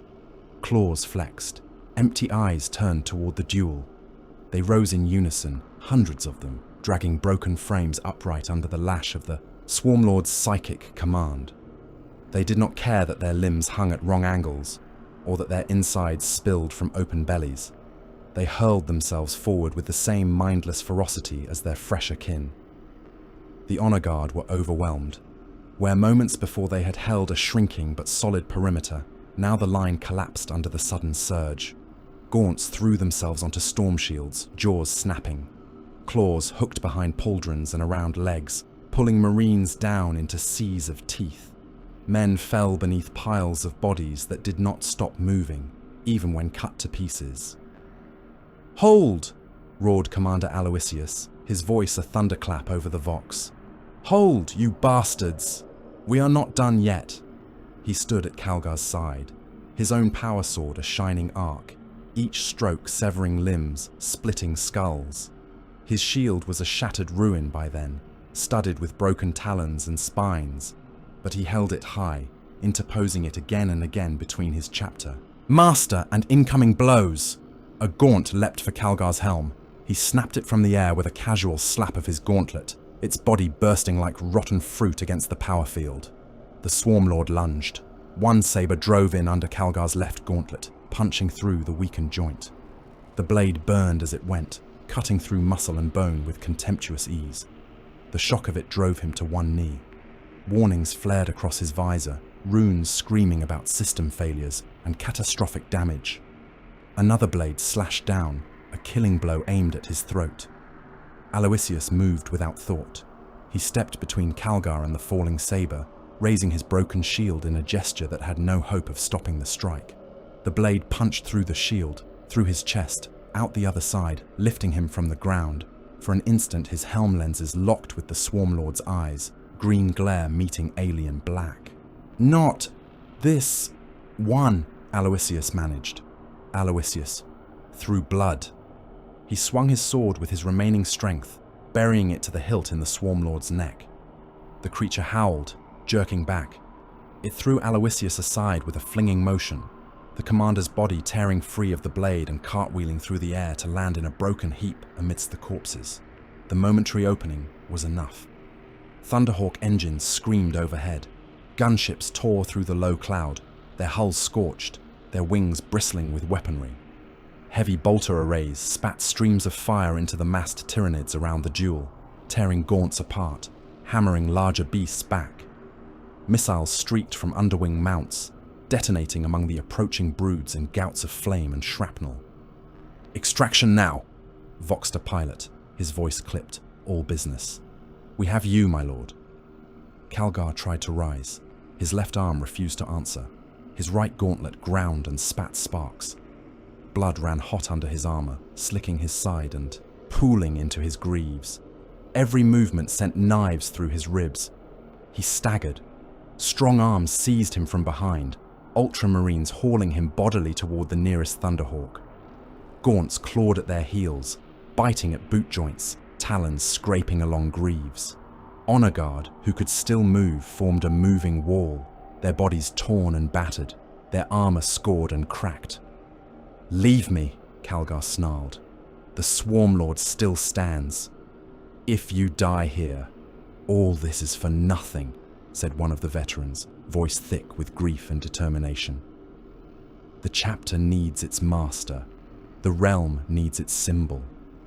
Lord, forgive us." They dragged him up the ramp. Calgar fought them, but his strength bled out with his blood. His vision narrowed to a tunnel. At the edge of it, he saw the Swarmlord, its wounds already knitting, its bone sabers still gleaming, roar its defiance as the Thunderhawk's guns chewed into the swarm around it. Then the gunship's hatch slammed shut. The world outside became a blurred tableau in the view slit as the Thunderhawk lifted. Through it, Calgar saw Cold Steel Ridge vanish beneath a tide of flesh. The trenches that had carved the ice were submerged under a living sea. The Baneblade's wreck disappeared completely, swallowed by climbing bodies. The parapets where Lasco's men had stood became nothing more than echoes under a churning carpet of chitin and teeth. Imperial banners burned, were torn, or simply vanished, lost under the surge. He saw, just before blackness claimed him, the distant silhouette of the Swarmlord atop a mound of corpses, its bone blades raised high, roaring at the fleeing gunships like a challenge. Then he slipped into oblivion. On the ground, in the ruins of the ridge, Severin Lasco woke to pain and silence. He did not know how long he had been unconscious. The world felt wrong, too still. The endless roar of gunfire and biocannons had fallen away, replaced by a distant, muffled thunder from the direction of the polar fortress.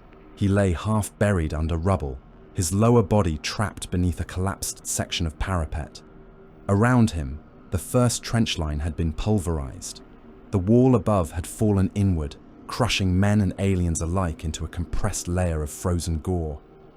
For a moment he thought he was the only thing left alive in the world. Then he heard movement. Hands clawed at the rubble above his head. Ice and broken stone shifted. A face appeared, pale under grime, eyes wide. "Captain," Corvin croaked.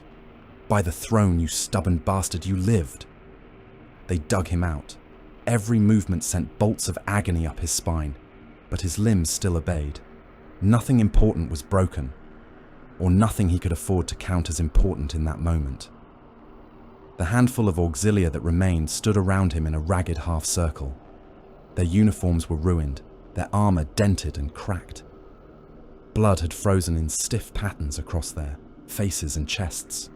Some bled from open wounds still, red steaming in the cold. All of them had the same hollow look in their eyes. Behind them, Cold Steel Ridge was gone. The industrial structures had been toppled or eaten. Gun emplacements were wreckage. The Pride of Hera was a half-visible heap beneath layers of Tyranid carcasses, only the tip of her main gun showing like a gravestone. The ice itself had been torn and clawed, trenches filled in with meat. In the distance, the swarm flowed away toward the north, a rolling mass heading for the looming bulk of the polar fortress. "How many?" Lasco asked, his voice raw. Corvin gave a ragged laugh with no humor in it. "Enough to count on hands and toes without running out," he said. "The rest are dead, or under there somewhere." He jerked his chin toward the heaps. Lasco looked at the direction of the fortress, at the receding tide.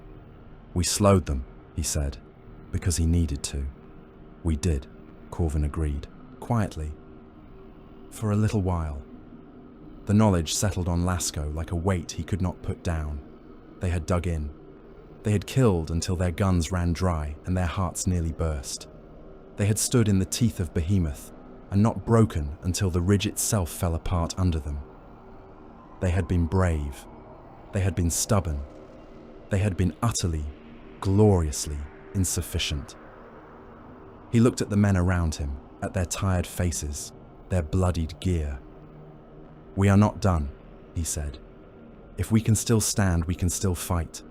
The fortress will need every gun that can be carried. We move." They began to limp toward the north, away from the grave of Cold Steel Ridge and toward the next, knowing their path was only a few paces ahead of the inevitable tide. The sky died first. Above Macragga, the void burned. Orbital platforms that had stood in silent vigil for centuries opened their gun ports and spat fury. Lance beams carved straight lines through space, stabbing into the dense clouds of living vessels that pressed in from every direction. Macro cannon vomited shells the size of HAB units, each one a screaming prayer of steel and explosive that tore through chitinous hulls and burst them into clouds of vapor and bone. Void mines blossomed in chains, triggered by the heat and motion of the approaching swarm. For an instant, the firmament became a necklace of tiny suns as the mines went off, tearing escort organisms apart, shredding tendrils and spore clouds. It was not enough. For every bioship that burst under Imperial fire, another slid into the gap, its organic thrusters pulsing, its tendrils lashing. The swarm did not care about casualties. It understood only mass. When the outermost layers died, those beneath them pushed on, climbing the corpses of their own dead. The orbital defenses fought until their machine spirits bled.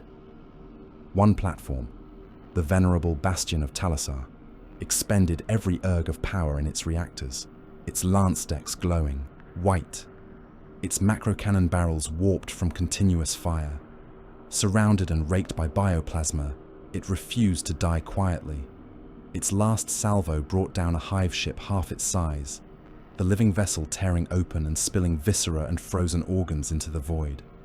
Moments later, spores punctured the platform's shielding and hull. Boarding organisms poured inside, turning pristine gun galleries into charnel houses. The bastion died with all guns still hot, its reactor finally cracking, taking hundreds of Tyranid organisms with it into a single, vast detonation. Others followed. From the surface, the people of Macragga saw the end as a storm. Millions of mycetic spores fell. They streaked through the upper atmosphere like a meteor shower that never ended, their friction-heated shells glowing. Planetary defense lasers slashed up from the poles and from hidden silos across the world, spearing pods bursting them in the sky. Hundreds, thousands detonated, raining charred fragments and half-formed creatures down in a filthy hail. But for every pod vaporized, a dozen more slipped through. The sky became a constant sheet of fire. Trails of burning mycetic rain crisscrossed, turning day into a dim, flickering twilight.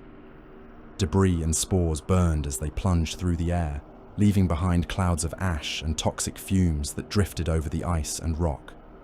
At the poles, the fortresses took the brunt. The northern fortress sat like a tooth of adamantium, driven through the ice cap into the world's crust. Its walls rose in sheer faces, steel and ceramite, engraved with the sigils of the Ultramarines and the double-headed eagle. Around its base, the ice plains stretched away in all directions, broken by ridges and the enormous footprints of titans. The southern fortress mirrored it on the other side of the globe, carved into mountains of ancient rock, its own guns and bastions ready. The mycetic pods fell around them like rain. They smashed into the ice in rings. Around the fortresses, their impact shattering frozen ridges, throwing up geysers of powdered snow and splintered stone. Many hit in the killing zones prepared by the defenders, detonating atop minefields. Explosions crawled across the plains in chain reactions, ripping open pods and the creatures within.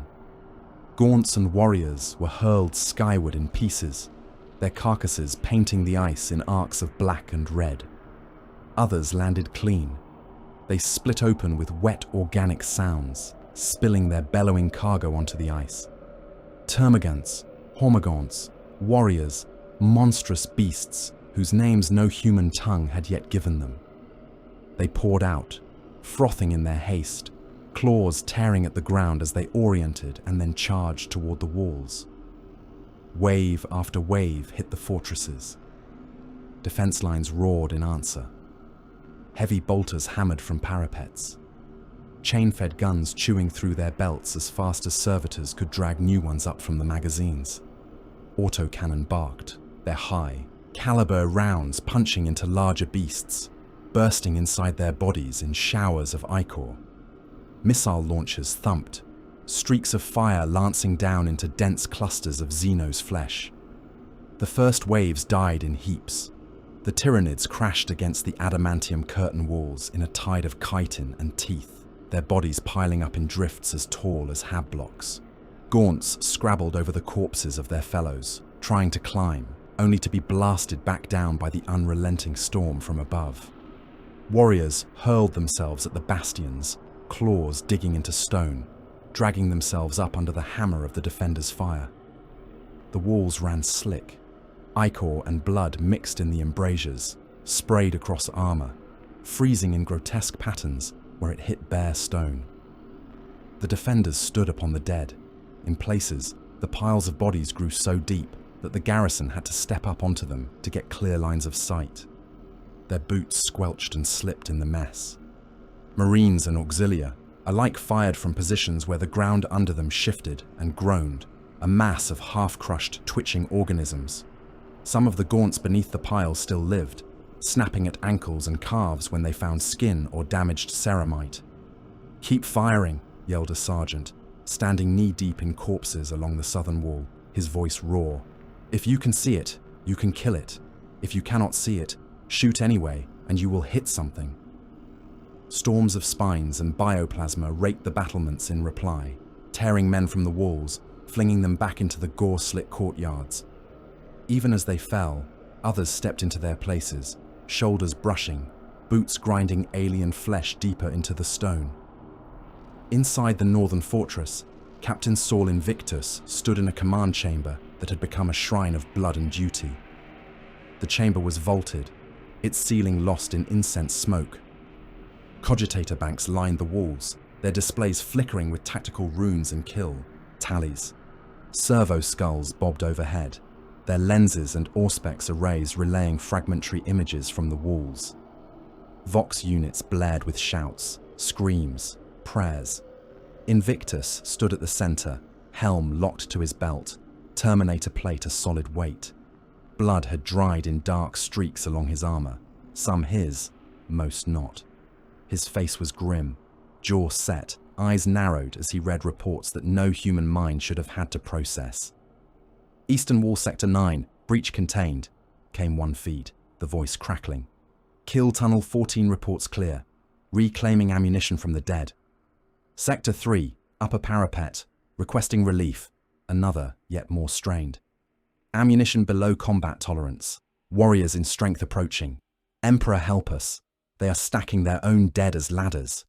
Invictus's gauntleted fingers moved with precise economy over the control panel in front of him, reassigning squads and fire patterns. "First Squad, 3rd Brotherhood, redeploy to, Eastern Wall Sector 3, he said, his voice a calm rumble over the Vox. 10 Terminators will hold where 100 others would falter. Cyclone launchers prioritize synapse signatures. Do not waste missiles on gaunts. Bolters will suffice for chaff. He turned his head as another status rune changed from amber to crimson. Kill Tunnel 7 is compromised, a tech marine growled from a nearby station. Gaunts have breached the inner doors, automated turrets destroyed, flooding requested. Granted, Invictus said without hesitation. Seal bulkheads, vent fuel lines, ignite. The order went out. In Kill Tunnel 7, where the walls and ceiling were studded with recessed guns, and the floor was a treacherous mix of slick metal and burned chitin, fuel sprayed from hidden nozzles. The gaunts racing down the corridor skidded and tumbled, claws scrabbling. A moment later, ignition charges detonated. Fire turned the tunnel into a furnace, charring Tyranids into blackened husks where they lay tangled. Outside, Terminators cycled between the killing fields and the inner corridors. Acastus, veteran sergeant of the 1st, led his squad along a reinforced passage that stank of propellant, acid, and incense. Cyclone missile racks rested upon their hulking backs, the launchers swiveling as they moved. Storm bolters hung ready in their hands, barrels already scorched from continuous use. Outer Wall Section 4 reporting warriors and carnifexes in strength, crackled a vox bead in Acastus's ear. They are climbing the bodies. We are running out of room to stand on. Moving, Acastus replied. They emerged onto a fire step carved into the inner face of the curtain wall. The sound hit them like a physical force. Screams, roars, the hiss of bioweapons, the constant throaty grind of heavy bolters. The air was a haze of smoke and steam. Acastus stepped into position and opened fire. Storm bolter shells tore into the mass of aliens, clawing at the wall. He picked targets by instinct and training, ignoring gaunts to hammer rounds into warriors, their larger forms more dangerous if they reached the parapets. Each shell detonated inside armored bodies, punching out the far side in bursts of bone fragments and ichor. "Cyclones!" he voxed. "Target that Carnifex cluster! Fire on my mark!" 4 targeting runes flickered in his helm as his squad locked onto the knot of charge monsters battering at the base of the wall. The beasts had cleared a path through the corpses already, their immense weight pressing dead and living alike into a mush that gave them traction.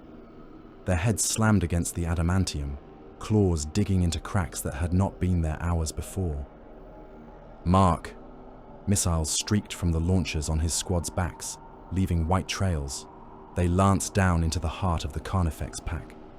Multiple warheads detonated almost simultaneously. The blast ripped armor plates away, blew, limbs off, shattered carapace.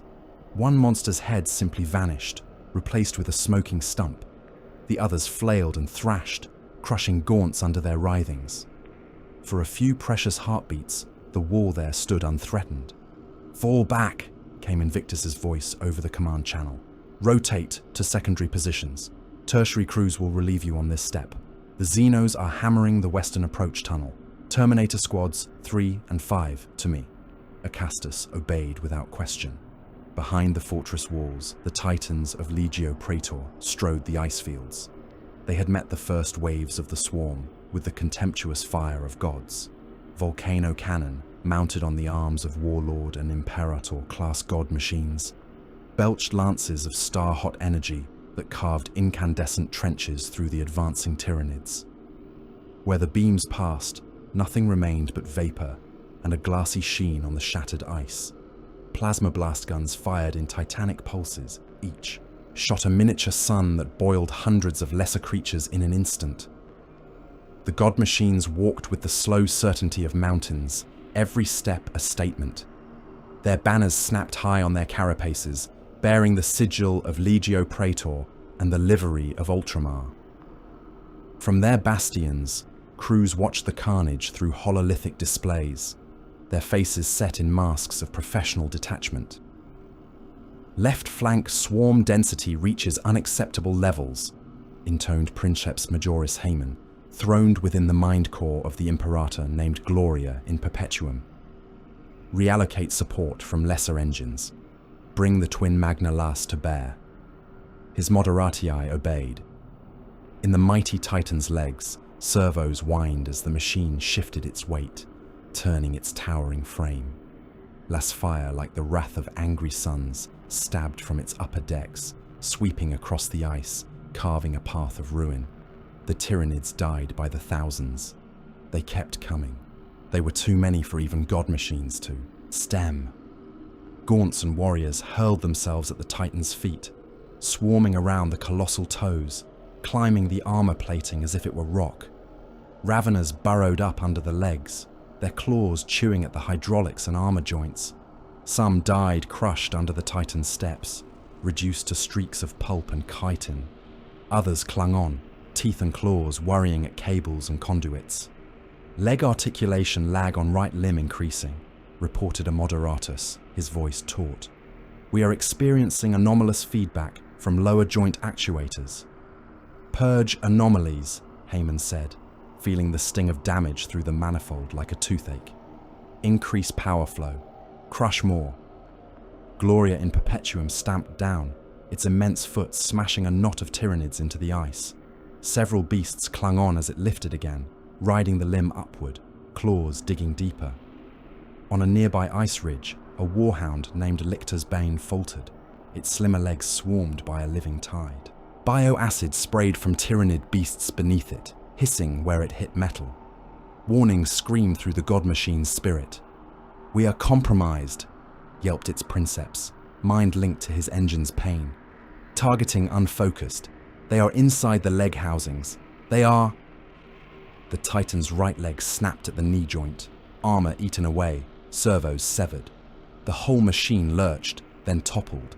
Its volcano cannon fired wild, beams scything across the plain, obliterating friend and foe alike, before cutoffs finally engaged.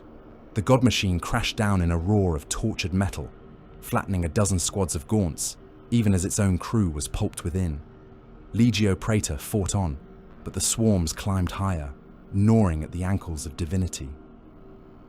Deep within the northern fortress, beneath meters of rockcrete and ice, the defense laser silos worked. In Silo 3, the world narrowed to the echoing chamber where the weapon's great breach gaped, a cavernous maw that could swallow tanks. The laser's barrel ran the length of the chamber, a massive, ribbed cylinder the color of old bone. At its rear, capacitors hummed and crackled, drawing power from the fortress's reactors.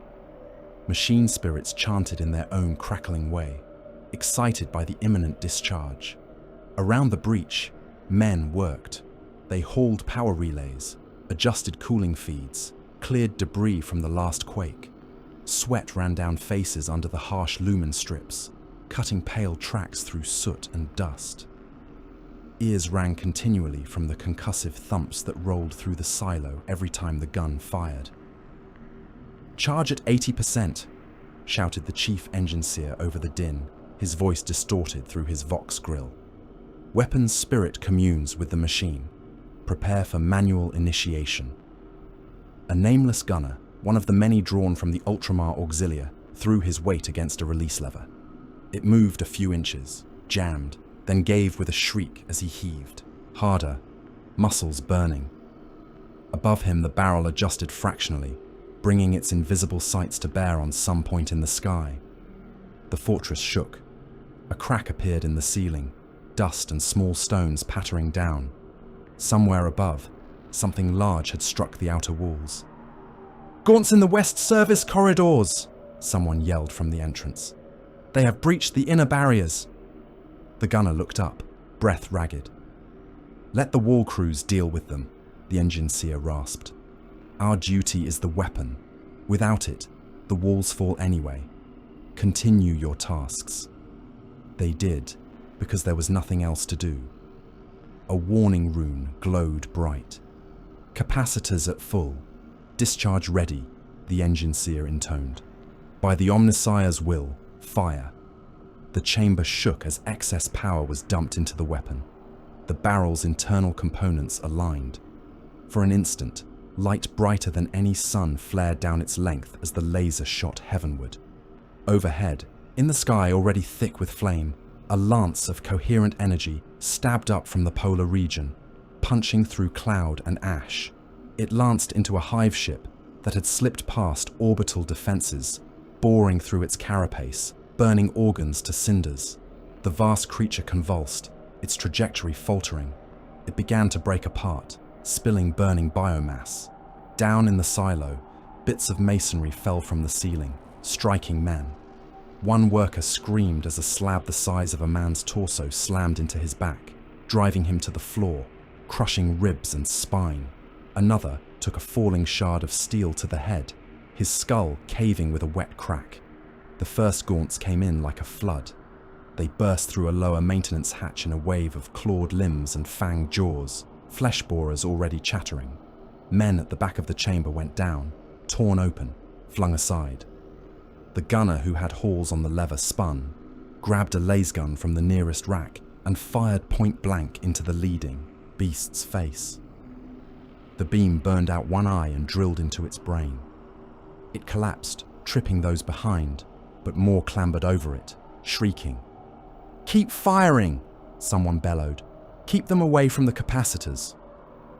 They did their best. Heavy shells meant for the gun's cooling systems were repurposed as improvised barricades. Men fired over them, las beams lancing into the oncoming mass. One auxiliary trooper found himself face to maw with a gaunt, its breath stinking of carrion and chemical tang. It lunged. He jammed his bayonet up under its jaw, drove it through the softer flesh there. Its momentum carried it onto the blade, driving him to the floor under its weight. He felt its claws scrabble at his chest plate, finding purchase, beginning to tear. He screamed and twisted, pain lancing up his side as something gave. Another trooper hauled the dead gaunt off him with a grunt, boot kicking aside the carcass, only to fall back with a cry as a second beast landed on his. Shoulders from above, claws raking. The laser charged again regardless.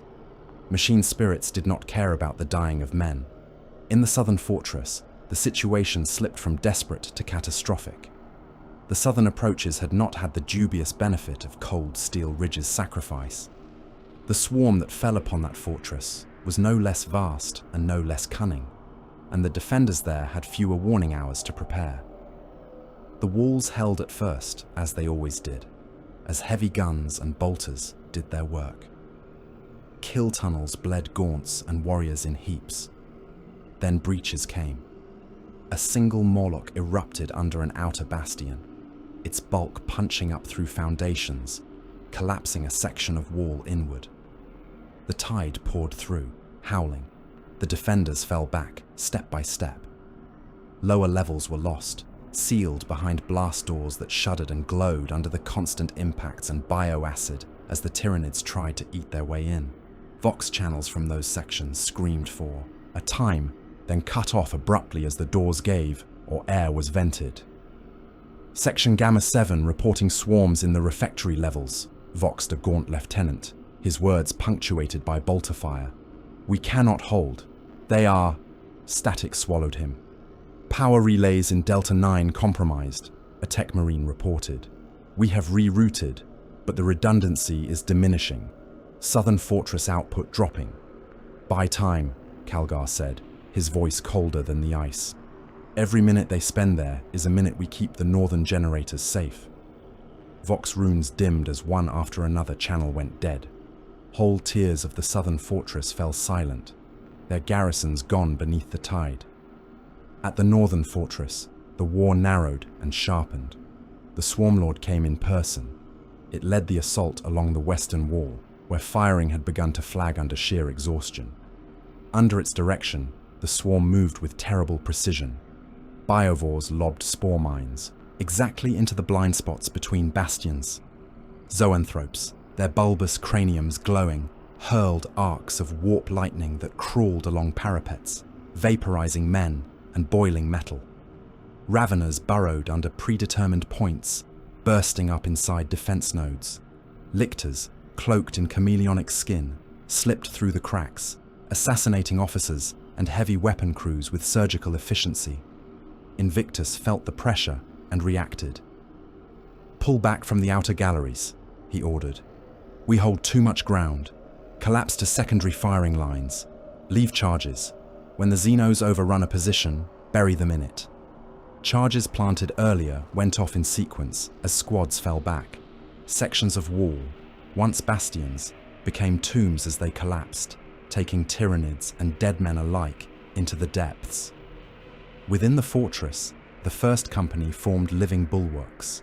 In corridor after corridor, Terminators formed shield walls 2 and 3 deep, their storm shields locked shoulder to shoulder, overlapping, turning narrow spaces into unbreachable barriers. Storm bolters barked over the top of the shields, line after line of shells tearing into the press of gaunts, trying to force their way in. The floor ran ankle deep in ichor and marine blood. The bodies of previous assaults lay in heaps, gaunt forms twisted, limbs severed, skulls shattered. Terminator armor bore deep gouges and scorch marks, purity seals hanging in tatters. Yet the line held, the weight of ancient plate and unbreakable will turning each corridor into a miniature Thermopylae. Rotate the front ranks, Acastus voxed in one tunnel, his voice as calm as if he were directing a drill. Brothers in the first line, step back on my mark. Second line forward. Keep your shields up. Do not give them a gap. They obeyed. Even now, after hours of continuous combat, discipline held. The Swarmlord was not deterred. It pushed the pressure where the fortress's defenses were weakest, worrying at them like a predator at a seam. It hurled in heavier beasts here, burrowing organisms there. It tested with smaller attacks, found edges, and then smashed those edges with all the force it could bring to bear. In the command chamber, the hololithic overlays quivered under the weight of constant updating. Western Approach Tunnel 12 breached, a tech marine reported. We have lost contact with the squads posted there. Seal it, Invictus said. Flood it if you must, but do not let that breach connect to the penetorium levels. He glanced up as a priority rune flashed in his helm. Incoming transmission from the battle barge Octavius, the Vox officer said. Channel secured for your attention only, Captain. Patch it, Invictus said. The noise of the fortress fell away as the Vox link tightened, filtering out the background chaos. For a moment, there was only a low hiss, then a voice he knew as well as his own name. Saul, said Marneus. Calgar, his tone, gravel and iron, weakened by injuries, but still carrying the weight of command. Report. Invictus did not waste time on formalities. The walls hold, my lord, he said, but they are inside in places. We have fallen back to the inner rings. The outer bastions are choked with the dead. Legio Praetor bleeds outside. The southern fortress is... He paused, feeling the truth like a stone in his mouth. Losing ground. They fight like lions, but the tide there is thick. On the Octavius, Calgar gripped the arms of his command throne hard enough for Ceramite to creak. Understood, he said. You must hold, Saul. Whatever happens at the south, the northern generators cannot fall. If the power cores are taken, Macragge is lost, and with it, Ultramar. Invictus allowed himself the smallest of smiles, bitter and resolute. The cost is already paid, Lord, he said. The men of Cold Steel Ridge bought us the first hours. The Titans pay the next. My brothers and I will pay the rest. We will hold while we live. If we fall, it will be atop a pile of corpses high enough to look the Emperor in the eye. Calgar's silence carried approval, grief and pride all at once. Then I ask only one thing more, Invictus added. Name it, Calgar said. Remember us, Invictus replied. If any of you live through this, do not let the first be forgotten in some footnote. Write our names in stone. Teach our deeds.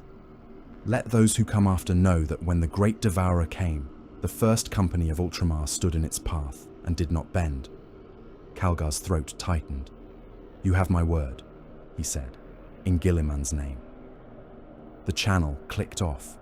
In orbit, Cryptman and Halbrecht watched a different kind of endurance test. The octagonal hololith in the Valin Spear's Strategium depicted the Macragge system and the battle unfolding there. Imperial ships, marked in blue, fought against a sea of red Tyranid icons. Every time a bioship died under lance or torpedo, its rune flared and vanished. Another slid into its place almost immediately. "We are not keeping up," Halbrecht said quietly. "We destroy them, yes, but they have more, always more." On the flagship of Battlefleet Tempestus, the Dominus Astra, Admiral Wrath stood surrounded by his own hololithic projections and understood the same truth. "Concentrated fire on that primary cluster," he ordered, voice calm. "We will not nibble at the edges. We aim for the stomach, not the claws." The battleship's broadside batteries spoke as one. A storm of macro-cannon shells, torpedoes and lance beams converged on a mass of bioships that had begun to cluster toward the inner system. Several exploded under the onslaught, their bodies ripping apart, spewing lesser organisms and half-gestated things into space. "Confirmed kills," reported a junior officer, awe in his voice. Kripman shook his head. "For the moment," he said. "Watch!"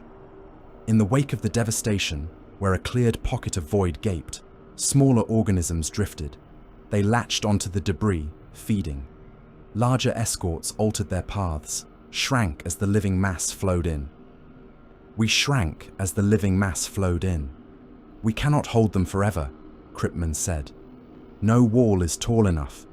Our hope does not lie in clutching at Macragge's orbit until our magazines are dry. We must find a way to break their cohesion. Their fleet is a body as much as any of their creatures.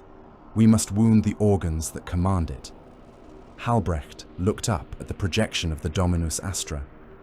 "Then we must find a blade worthy of that task," he murmured. Back on the surface, Vox channels degraded under the constant psychic pressure and physical interference. Static ate words. Whole sections dropped into silence. At the southern fortress, last reports spoke of fighting in the deepest levels. "Generator stacks compromised," a tech marine voxed, voice distorted almost beyond comprehension. "We are triggering fail-safes. Emperor, forgive us." Then nothing. In the north, contact with outer wall sections flickered and died. The auxiliary trenches that had once ringed the fortress were now invisible beneath the writhing sea. Communications from those positions had stopped, their crews gone into the moor. Invictus stood in the command chamber and watched as more of his tactical display's runes dimmed from active status to static, then to black. "We are effectively cut off," a tech marine said. "External Vox is down. The shadow in the warp crushes anything beyond a few kilometers. Internal lines are degraded. The southern fortress is silent." Invictus nodded slowly. "Then this is where we make our stand," he said. "There will be no relief, no retreat. The first holds. To the Penitorium." Orders went out. Terminators broke from their shield lines in the outer corridors, falling back in good order, firing as they went. Dreadnoughts rumbled along reinforcement tunnels, sarcophagus-bound ancients muttering their own battle prayers. Librarians, their minds bleeding from constant psychic strain, led squads backward, erecting last wards where they could. They withdrew into the deepest heart of the fortress. The Penitorium was a sanctum carved around the primary power cores and command shrines. Here, the generators that fed the planet kill lasers and defense grids thrummed, their housings massive cylinders of reinforced adamantium that radiated heat and power.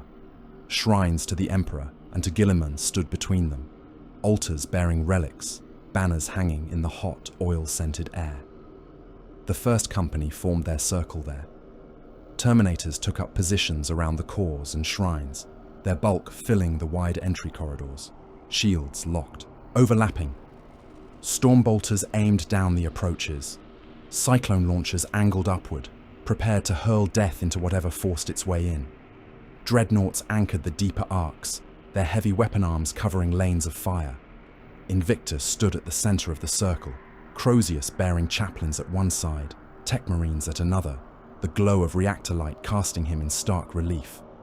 "Brothers," he said, opening his helm so they could see his eyes, This is the last line. There is nowhere else to fall back to. Behind you are the cores that keep Macraga's guns alive, the shrines that anchor its spirit. In front of you is only the enemy. He looked slowly around, meeting gaze after gaze. No Tyranid passes this point while a brother of the first yet lives, he said. That is the line. That is the oath. We will be their rock and their grave. When the great devourer gnaws at the bones of this fortress, it will find us lodged there, unyielding. The answering rumble shook dust from the ceiling. Stormbolters clicked as safeties were checked one last time. Chains of rosaries rattled. A dreadnought's sarcophagus groaned as the ancient warrior within flexed, old machine spirits stirring. Far above, the walls of the northern fortress continued to scream and bleed. Outside, titans died with their banners burning. In orbit, the fleet fought and fell and adapted. In the Penetorium, the first company waited, an iron circle around the beating heart of Macraga, ready to write their epitaph in alien blood. In the hollow quiet between bombardments, Kryptman watched the pattern tremble. The strategium of the Octavius was dim, lit mainly by the ghost light of hololithic projectors and the scattered glow of status runes. Macraga's globe hung in the air, veiled under a web of crimson icons marking Tyranid landing zones. Beyond it, in the stylized black of space, rune clusters represented the remnants of the Imperial fleet and the far larger smear of Behemoth's bioships. The Inquisitor stood alone on the raised gallery, hands clasped behind his back. Below him, servitors chimed and ticked, feeding new auger data into the displays. The air tasted of incense and ozone, undercut by the faint, ever-present copper of blood and recirculated air. He watched a replay. "Run the orbital engagements again," he ordered. "High speed, filter for synchronicity." The hololith stuttered. Time rewound, then spooled forward faster than reality allowed. At the system's edge, tiny blue runes representing picket ships flared as they rammed or were rammed. Red icons winked out as bioships died under macro cannon and lance fire. Kryptman narrowed his eyes. "Slow it," he said. "Play it by engagements." The display obliged, zooming in on a cluster of contacts where an orbital platform and its escorts had fought like a dying beast. He watched as their concentrated fire gutted a particularly large Tyranid vessel, a swollen node at the center of several escort formations. As it died, the escorts around it wobbled. Just for heartbeats, their vector lines shivered. Firing patterns dipped, concentrated bursts of bioplasma scattering into wild spray. The organisms around the slain vessel flowed awkwardly, like saplings gusted by a wind from the wrong direction. Then, at the edge of the disturbance, other nodes pulsed brighter. Control reasserted, the pattern smoothed. The swarm went on. He replayed the moment. Again. Again. The same thing happened wherever such nodal bioships died. Not always obvious in the chaos, not enough to save the men on the platforms, but there. "Synapse," he murmured.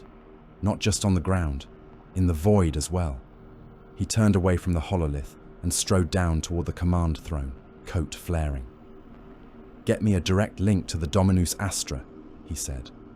Marneus Calgar's pallid face flickered into being on a secondary display, helm off, features drawn from blood loss and painkillers. Beside him, projected from the bridge of the Emperor-class battleship, stood Lord Admiral Zacharias Wrath. The Admiral's hair was white, his moustache clipped with military precision, his eyes pale and hard as old steel.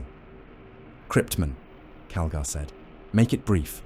The Octavius is preparing another bombardment run. I should be planetside, but my apothecaries have yet to share my view." "I will be succinct," Kryptman said. "I have something you must see." He sent the data. They watched as he had watched. Nodal ships dying, the momentary disarray, the re-knitting.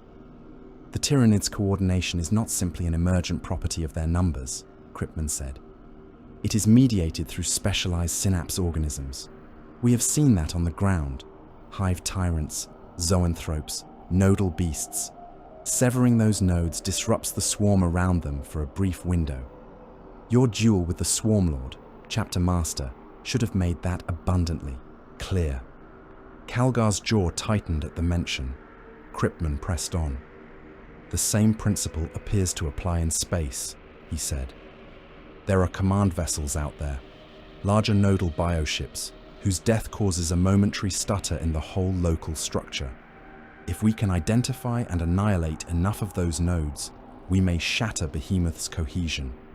Their bodies, both planetary and void-born, might become a spasm of uncoordinated hunger rather than a focused spear. Assuming they do not simply grow new nodes, Wrath said. His voice was rough, the cadence of one who had spent a lifetime shouting orders across gun decks. The swarm seems annoyingly quick at reconfiguring. Yes, Cryptman said.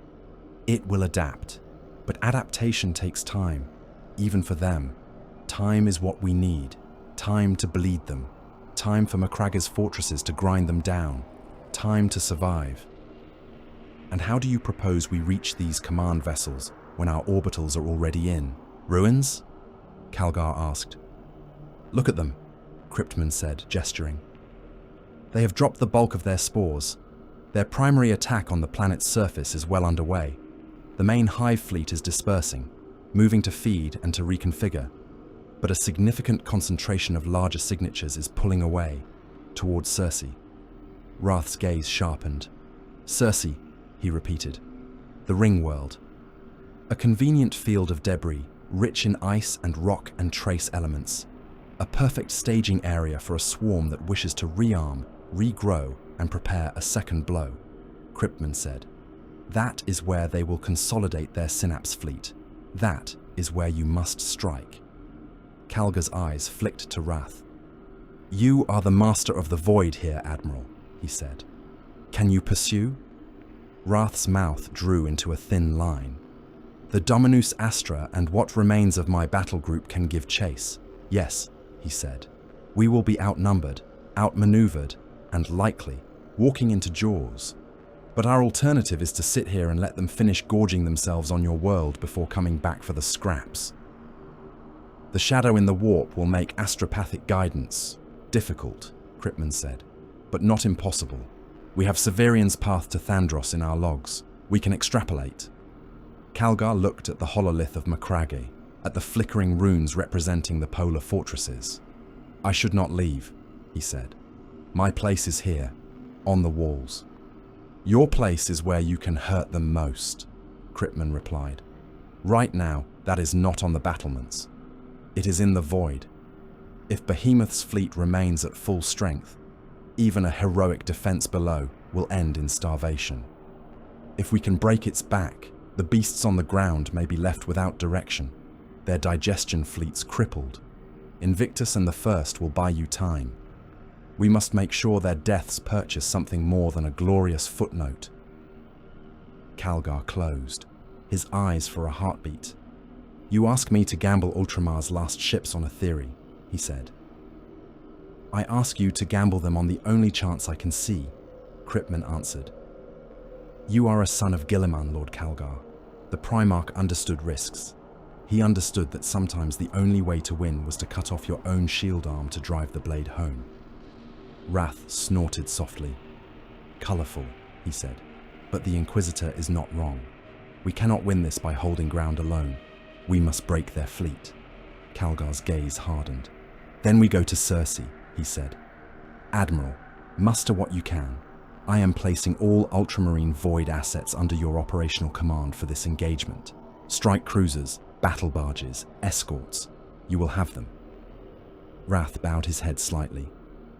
Then we will answer this behemoth with a hammer blow it will not soon forget, he said. The Dominus Astra was as much cathedral as warship. Wrath walked her main spine and felt the heartbeat of her engines in the deck beneath his feet. He smelled oil, incense, ozone, the tang of recycled air, and the faint sourness of fear. Tech priests chanted litanies in the Engineria, their mechadendrites dripping sacred unguents onto plasma coils that had burned hotter than they should have for too long. Armsmen drilled in wide, echoing halls between gun decks, their boots striking the steel in exact unison. Servitors clung to the walls and ceilings like pallid bats, their lifeless eyes staring. Purity seals hung from bulkheads. Icon niches held statues of the Emperor and sainted admirals. In some corners, crewmen had erected small, unofficial shrines to the Dominus herself, candles guttering in the slight breeze as the ship's machine spirit hummed through the metal.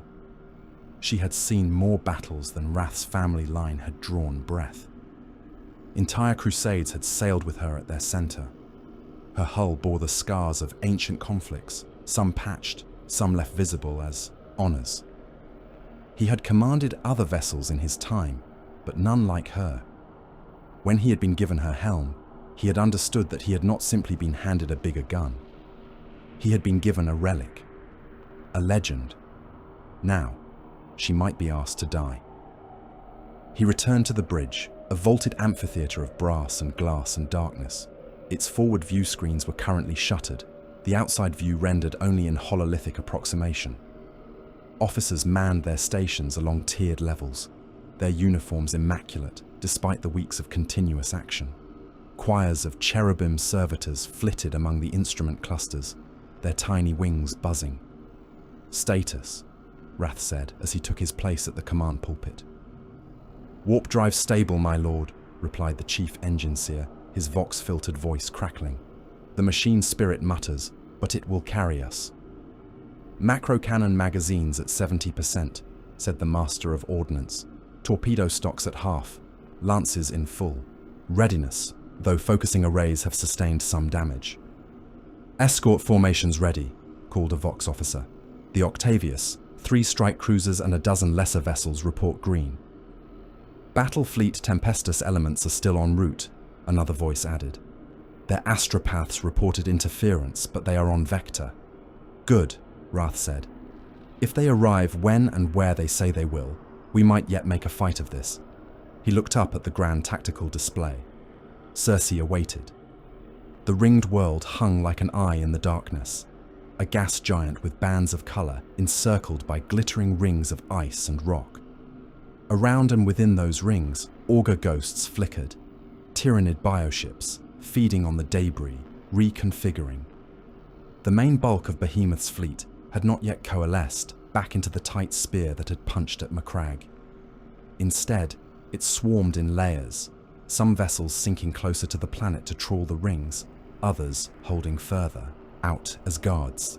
It looked, to Wrath's experienced eye, like a predator gorging itself in a shallow pool, its throat exposed while it swallowed. "Translation in 8 minutes," intoned the navigator. "Signal the fleet," Wrath said. "Weapons hot on exit. Lance masters to ready firing solutions. We aim for the largest synapse signatures the Inquisitor's augers can give us. We cut out the brains first." "Aye, Lord," his officers chorused. The warp folded around them, a boiling pressure against the hull. Then, with a lurch that clawed at the stomach and soul both, the Dominus Astra and her consorts tore back into real space. They arrived in the storm's eye. Cersei's bulk filled half the sky, its clouds roiling in slow, stately patterns. Its rings arched overhead, glittering bands of ice and rock and twisted metal. And amid those rings, like maggots in a carcass, the Tyranid fleet was waiting. "Contacts," breathed the Auspex officer. "Hundreds, maybe more. They are all around us." They had expected to catch the swarm feeding. Instead, the swarm had baited the hook. From the planet's far side, a second concentration of bioships rose. They had been lurking in the shadow of Cersei and hidden within its rings, their mass masked by the debris, their profiles blended into the background noise. Now they surged upward and outward, climbing like a second wave to crash down upon the Imperial formation. Wrath's teeth clenched. "They knew," he said softly. "Of course they did." The Tyranid fleets closed from above and below, from ring and planet, forming a tightening sphere of living hulls. Carapace spines and biocannons studded their surfaces. Tendrils writhed. Spore sacs bulged. "Brace for impact," Wrath snapped. "All ships, tight formation. We punch a hole. Do not scatter. You scatter.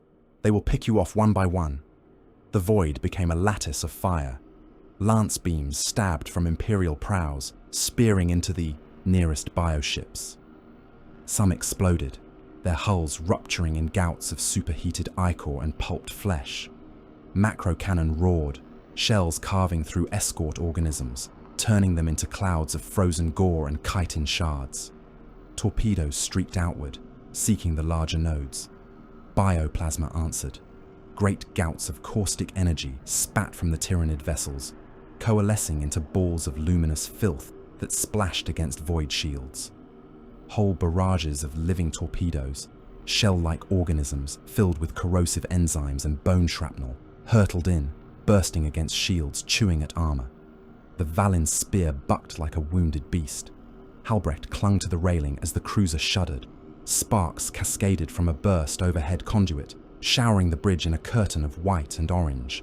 Atmosphere howled as one of the forward viewports crazed, then spiderwebbed with cracks, the emergency seals slamming down only a fraction of a second before it blew. Spore mines on the hull! Yelled an Auspex tech. They are clustering on the dorsal surfaces, trying to find a way in. Bring dorsal point defense to full automatic, Halbrecht snapped. Clear them, or we will be peeling this ship open with our own hands. He risked a glance through the secondary screen. The Valin's spear was a battered old warrior now, her once smooth hull pitted and scarred. Scarves of spore growth and acid burns marred her flanks. Point defense batteries spat streams of tracer at swarms of drifting, bulbous mines that pulsed as they closed. Each that slipped through and contacted the hull detonated in a spray of acid and bone splinters that chewed at whatever it touched. A shadow swept across the screen. "Boarding tendrils," called the officer of the watch. "Port midsection. They are coming through decks 20 to 23. Halbrecht's jaw clenched. "Seal bulkheads ready, armsmen," he ordered. "Give them as little ship as possible to chew. On!" Below the bridge, in the cramped, dim corridors of the mid-decks, armsmen and pressed crew took up positions behind makeshift barricades of crates, upturned tables and debris. Lasguns and shotguns were checked, bayonets fixed. Some muttered prayers, others cursed. A groaning screech ran through the hull. Then the wall bulged inward as something punched through from outside. Metal bent and tore. A hooked tendril, slick with alien fluids, smashed into the corridor like a battering ram. Organic matter at its tip pulsed, then split, vomiting gaunts into the crew spaces. The corridor erupted into a close-quarters nightmare. Gaunts shrieked as they hit the deck, claws and flesh borers firing at point-blank range. Men died in sprays of blood and burning meat, bodies thrown backward. Armsmen answered with disciplined volleys, las beams cutting through chitin, shotguns blowing limbs off at contact range. The corridor filled with smoke, the air tasting of propellant and the sharp tang of Tyranid ichor. In a side junction, a gaunt sprang from the shadows onto a petty officer, claws raking at his throat. He went down, gurgling, hands clawing at the beast's face. An armsman put his gun barrel against the back of the gaunt's skull and blew it apart, showering both of them with fragments. The petty officer did not get up. On the bridge, alarms wailed. "Hull breaches along port spine," someone reported. "Internal fires on deck 19. We have lost pressure in several compartments. Casualties heavy." "Keep us on course," Halbrecht said. "If we break formation, we die. We must clear a lane for the Dominus Astra." The main hololith flickered, showing the Imperial fleet as a ragged spearhead being ground down as it pushed toward the densest concentration of synapse signatures. The Tyranid ships were closing the noose. "Signal from the Octavius," the Vox officer called. "Chapter Master Calgar says the window is closing. The Dominus must reach those nodes, or all this is for nothing." Halbrecht bared his teeth. "Then we make them a door," he said. "All ahead full. Plot a direct course for that largest synapse signature to starboard, the one their escorts are clustering around like rats around a carcass." The navigator hesitated. "At that vector, we will collide," he said. "Yes, Halbrecht said. We will. He looked around at his bridge crew, at the men who had served with him since before this nightmare began. You have your orders, he said more quietly. If any of you have better ideas, now would be a splendid time. No one spoke. Very well, Halbrecht said. Make ready for a death ride. All remaining torpedoes to be launched in sequence as we close. Macro batteries to fire until the barrels melt. The Valin spear turned, engines howling as they flared. The battered cruiser drove itself toward the chosen bioship, guns blazing. Its prows took fire from all sides. Bioplasma splashed across its shields, then chewed into its armor. Hull plates blew outward, spinning away into the void. Internal explosions rippled through its spine as critical systems overloaded. In the last seconds before impact, the crew's voices mingled with the roar. Fire all, Halbrecht shouted. Empty the magazines. Make them choke on us. Torpedoes screamed ahead, punching into escort organisms, tearing them aside. Macrocannon hammered. The chosen Synapse bioship loomed, its flanks studded with spines, its maw gaping. The Valin's spear hit it like a blade. The cruiser's prow punched through chitin and bone, ramming deep into the softer tissues beyond. The shock folded its forward compartments like paper, crushing metal and men alike. Fires blossomed along its length. In the bioship, organs ruptured, fluids vented. The two dying vessels locked together, a tumbling mass of meat and steel. In their wake, a corridor of briefly cleared space opened. The Dominus Astra surged into it. Even as the Valin's spear died, Battlefleet Tempestus arrived. Over 200 warships tore out of the warp on the swarm's flank, their prows ablaze with gatefire, their guns already primed. Light cruisers and destroyers swept ahead like hunting hounds. Grand cruisers and battleships followed, their mass adding weight to the Imperial presence. They had navigated through the shadow and the chaos, risking misjump and madness to reach this point. Their arrival turned the engagement from a desperate thrust into a two-sided slaughter. Tempestus fleet, this is Lord Admiral Wrath aboard the Dominus Astra. Wrath voxed, his voice resonant. Welcome to Circe. Form on our starboard flank and drive in. Focus fire on nodal signatures as designated by inquisitorial augurs. We will cut this beast in half. Acknowledgements crackled back. Battle cant and oaths and shouted devotionals. The newcomers shifted, their formations pivoting with practiced grace to slot into the larger pattern. Lance beams from fresh batteries sliced into Tyranid hulls from a new angle, tearing them apart in bright flares. Macro cannon storms converged on targeted bioships, turning them into clouds of disassociated biomass. For a time, the battle in the void was almost even. Every minute the Imperial fleet survived cost Behemoth more Synapse vessels. As each died, local regions of the swarm spasmed.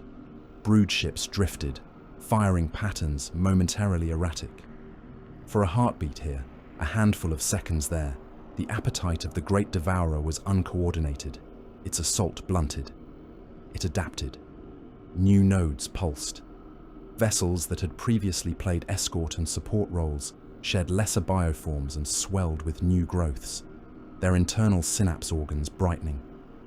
The swarm was not a static thing. It learned. Imperial ships died. A Lunar-class cruiser blew apart as a cluster of living torpedoes bored deep into its guts and detonated, taking most of its spine with it. A Gothic-class vessel went dark, its reactors failing under the strain, drifting helplessly into the midst of the swarm, where it was torn open like a carcass by latching tendrils. Escorts disappeared in flashes as they intercepted spore mine clusters at too close a range. Cryptman watched the attrition with the cold certainty of a man who had done all the arithmetic. "We cannot sustain this," he said softly on the Octavius's strategium. "Even with Tempestus here, we are bleeding faster than they are. The synapse disruption buys us seconds. We need something more." On the Dominus Astra, Wrath had come to the same conclusion. The hololith showed the path they had carved. a narrowing channel leading toward the densest concentration of synapse signatures. They had cut down many nodal bioships along the way. The swarm writhed, its coordination fraying at the edges. But the cost... "Casualty reports," murmured his adjutant. "We have lost over a third of our line. Several capital ships unresponsive.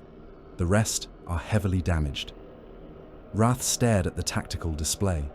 He had been raised on tales of sacrifice. Admirals who had rammed their burning hulks into traitor vessels at the siege of Terra. Captains who had dragged Orc Wars into stellar coronas rather than let them run. He had never thought he would stand at the fulcrum of one of those stories. The Dominus Astra was vast. Her warp drives, ancient and terrible, were engines in their own right, capable of tearing the ship and a significant volume of surrounding reality into the immaterium. Carefully guided, they brought fleets to battle with precision. Deliberately misused. He thought of the reports he had read from inquisitorial archives on similar incidents. Warp drives detonated or collapsed, creating vortices that sucked in everything nearby. In most cases, such events were disasters ordained by panic or incompetence, but directed, aimed into the heart of a clustered mass of Tyranid ships. He thought of the men under his command, the thousands of souls aboard, the proud old ship that had outlasted empires and admirals. He closed his eyes for a heartbeat, then opened them. "Signal to all non-essential crew," he said. "Prepare for immediate evacuation to any craft that can carry them. Gun cutters, lifeboats, even Fury interceptors if they can be set to autopilot. Skeleton crews, only to remain at critical posts." The bridge went very still. "Lord Admiral," his adjutant ventured. Wrath offered the man a thin, tired smile. "You have all served the throne and this ship with distinction," he said. "You deserve to live to tell the tale. Someone must. The Dominus Astra, however, has one last duty, and she will not perform it half-heartedly." The Vox crackled. "Dominus Astra, this is Calgar," came the chapter master's voice. "Our augurs show an evacuation pattern. Explain." Wrath inclined his head slightly, toward the pickup. "We are outmatched, Lord Calgar," he said.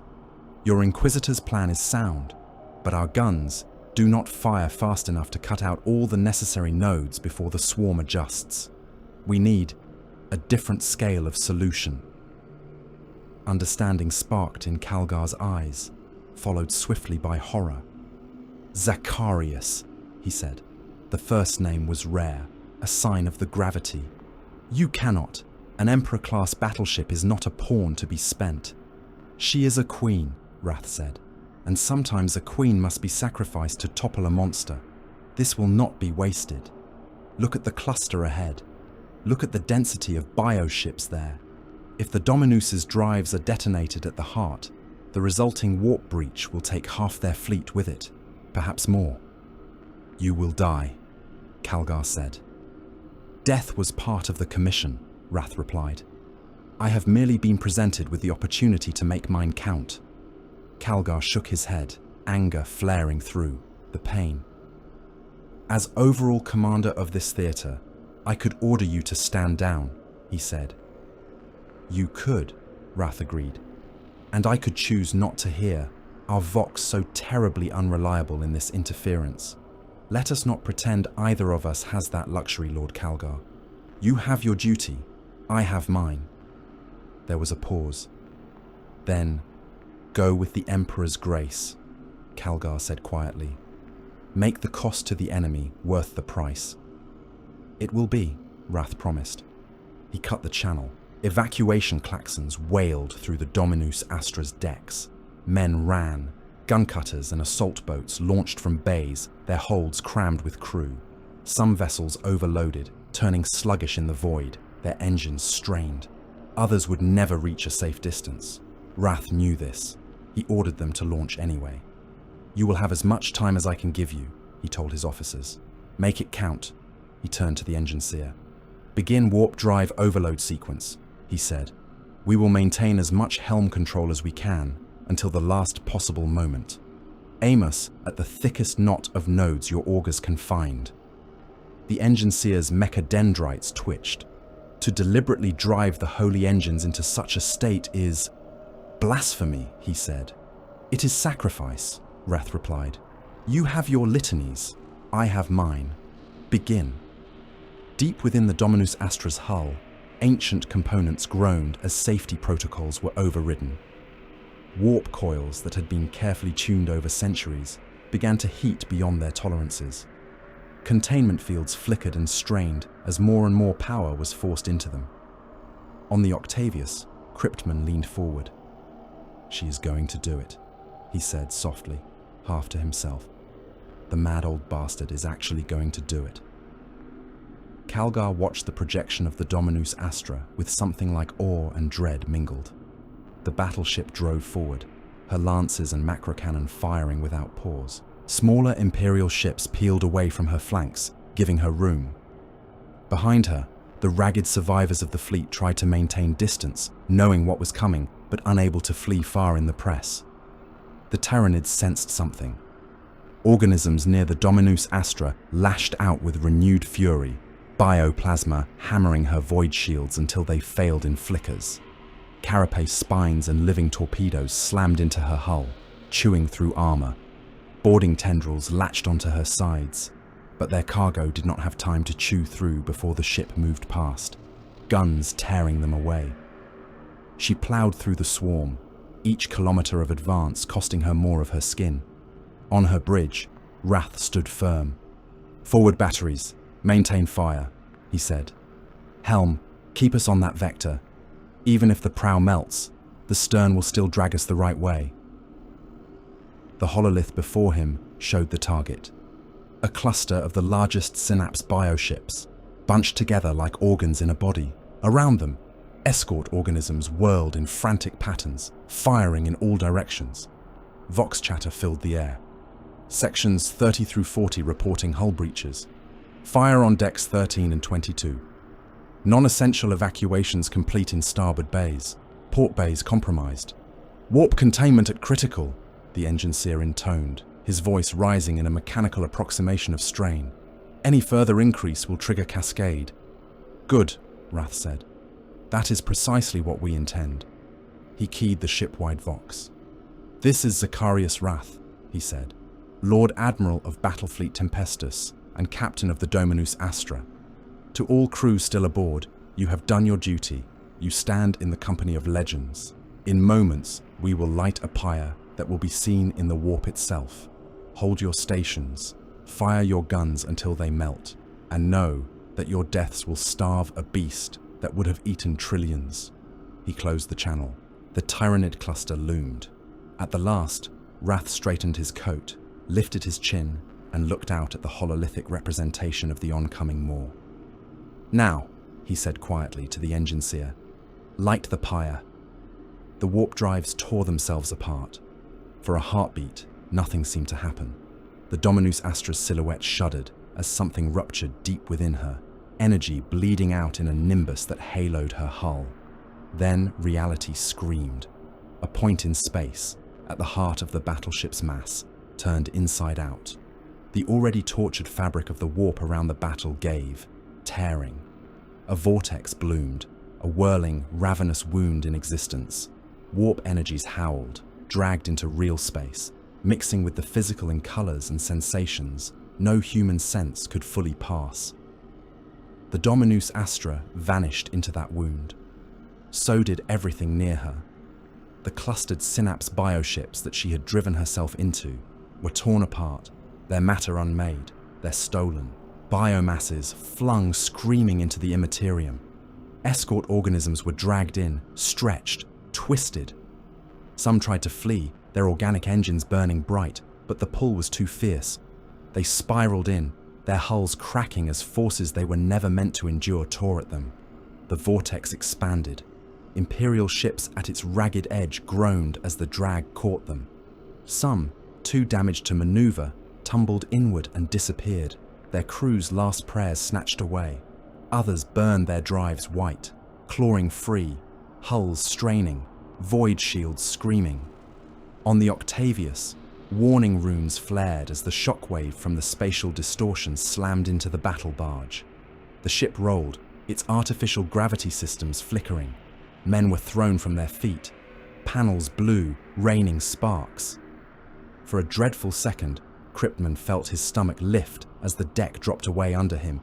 Then the compensators fought back, stabilizing. "Hold us!" Calgar snarled through gritted teeth. "We will not be dragged down by anyone else's martyrdom today." The vortex hung for a few heartbeats longer, a churning, ghastly maelstrom. Then slowly it began to collapse, snapping inward, leaving behind a region of space scoured clean. Where once there had been a dense knot of synapse vessels and their escorts, there was now only a cloud of debris and a patch of wrongness that long-range augurs would avoid for centuries to come. The remaining Tyranid fleet reeled.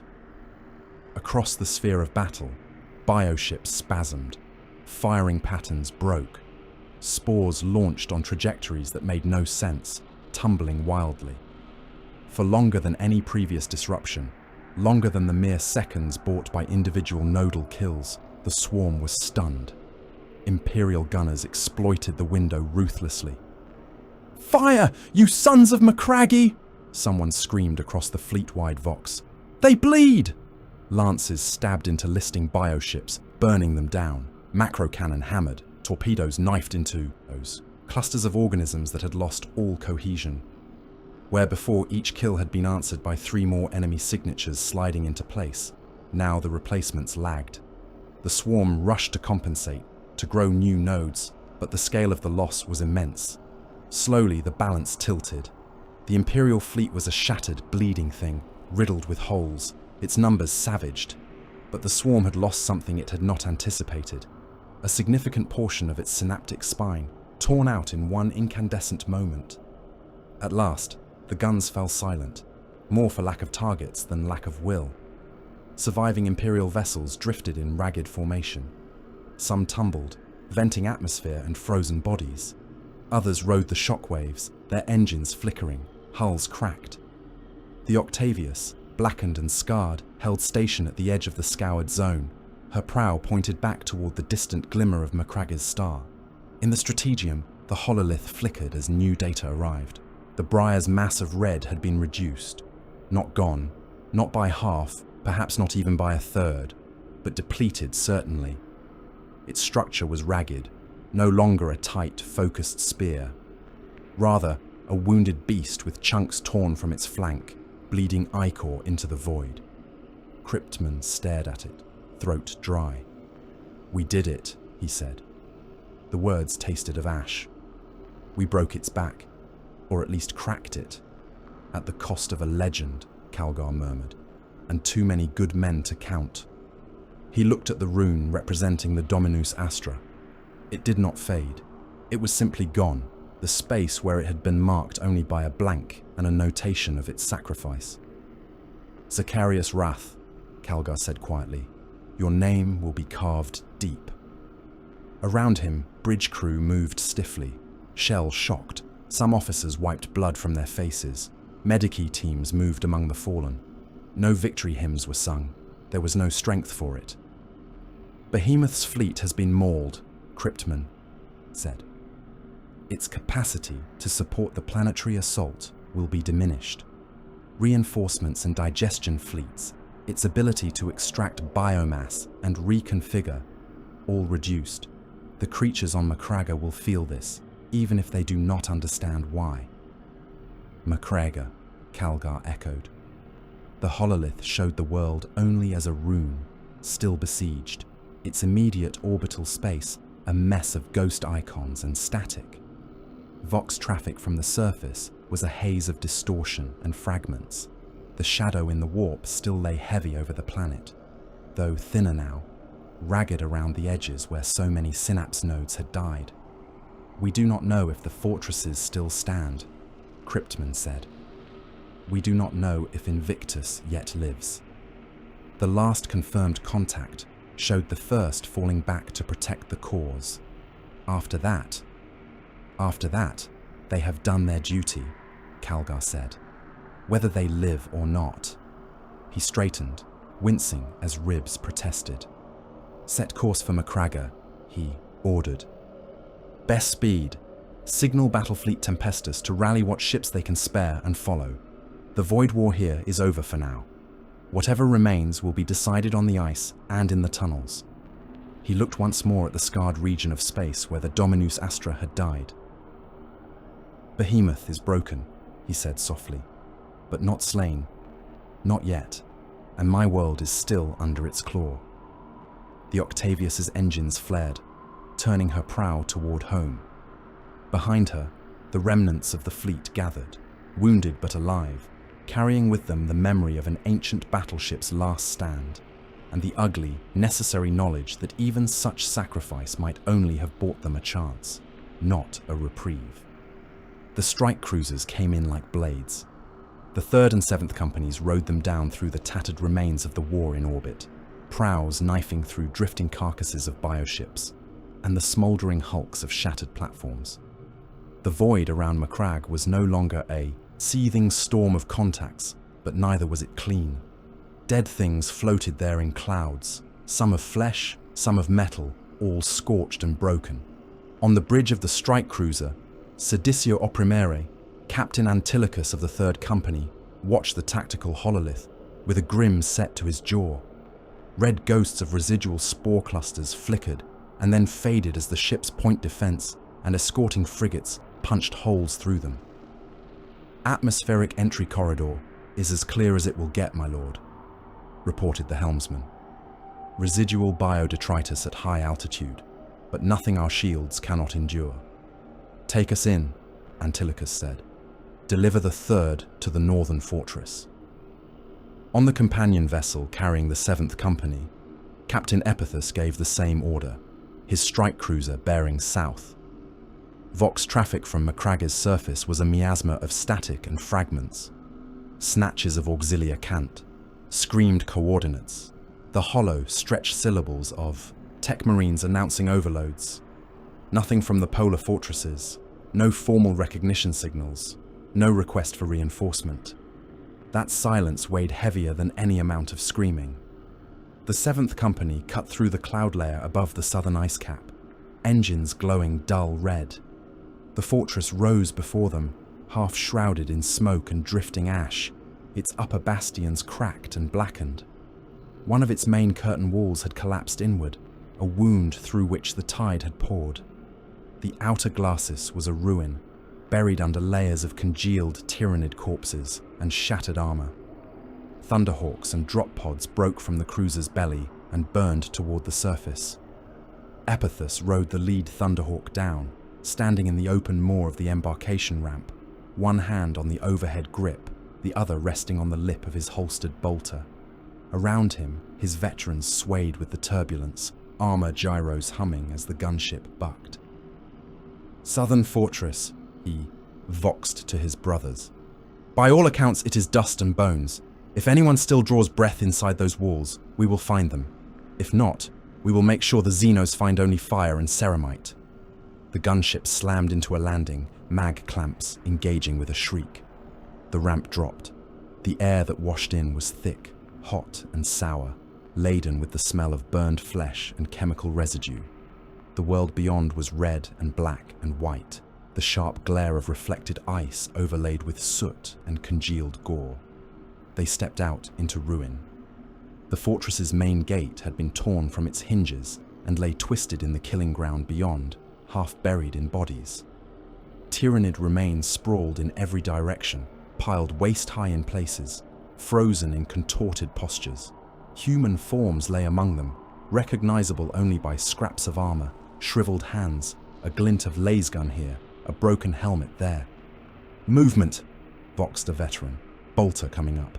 Shapes staggered from the shadow of a half-collapsed bastion. For a moment, every Marine's finger tightened on his trigger. Auxilia. They lurched through the wreckage like men who had forgotten what it meant to stand upright. Their uniforms were shredded, helmets gone or hanging askew, faces streaked with soot and dried blood. Their eyes were hollow. Some leaned on laser guns like crutches. A few wore the armor of Ultramar Auxilia officers, breastplates dented, cloaks torn to tatters. One of them saluted, the gesture jerky but precise. "Lord Astartes," he croaked. "Southern Fortress reporting survivors. Barely." Epithus walked forward, helm lenses taking in the gaunt faces.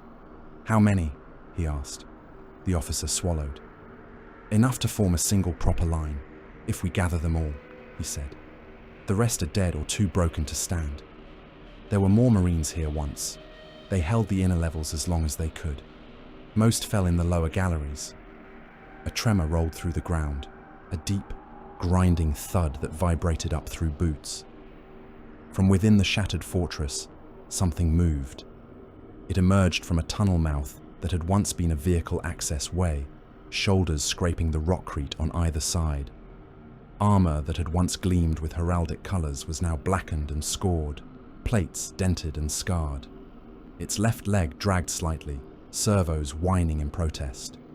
The knight loomed above the Astartes, a walking shrine of steel. Its carapace bore the faded sigils of a long-fallen house, overlaid with fresh kill marks daubed in Tyranid ichor. Its main cannon drooped, barrel cracked near the muzzle.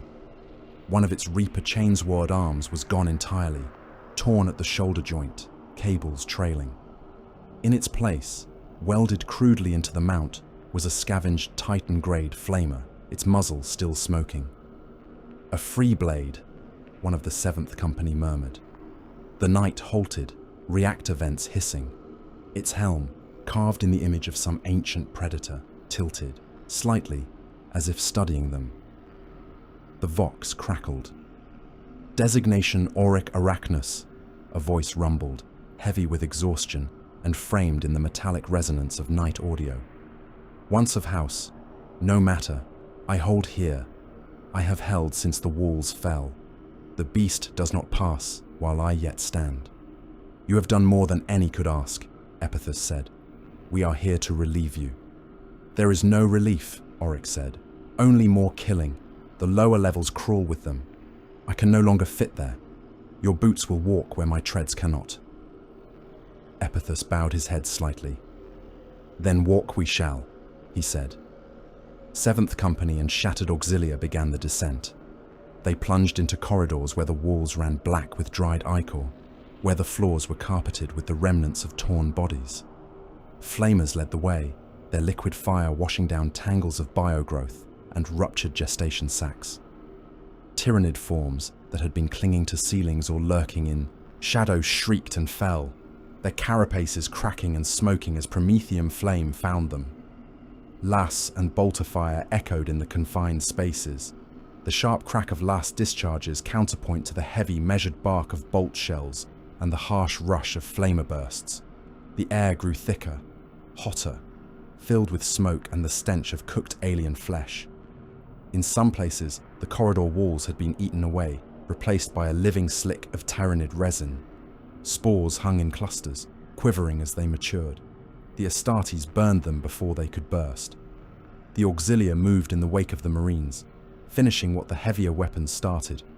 They fired into fallen beasts to make sure they stayed down, dragged makeshift barricades into place behind them, sealing off passages that led deeper into infested areas that could be bypassed. Progress was measured in meters and blood. At a collapsed junction, a gaunt burst from a crack in the ceiling and landed on an auxilia trooper's back, claws digging into his shoulders. The man screamed as the creature's teeth closed on his neck. Before it could bite through, a 7th Company Marine stepped in, one gauntleted hand closing around the gaunt's spine, lifting it bodily and crushing, vertebrae splintering under the pressure. "Onward," Epithus said. "Do not look back. The only way out is through." Above, on the northern ice, the 3rd Company came down into fire. Antilochus's thunderhawks descended into a boiling tide. The gates of the northern fortress had been forced open from within. Great plasteel slabs bent outward by sheer pressure. From their maw, a river of Tyranids poured, spilling onto the ice, flowing around the hulks of fallen Titans and the mounded corpses from earlier engagements.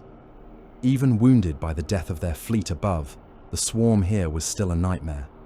Gaunts in their thousands, warriors directing them with shrill shrieks, larger forms lumbering at the rear.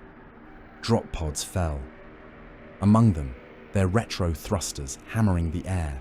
When they struck, shockwaves rippled out, flattening nearby creatures. Ramps blew, petals opening, and Devastator squads strode into existence, heavy weapons already tracking.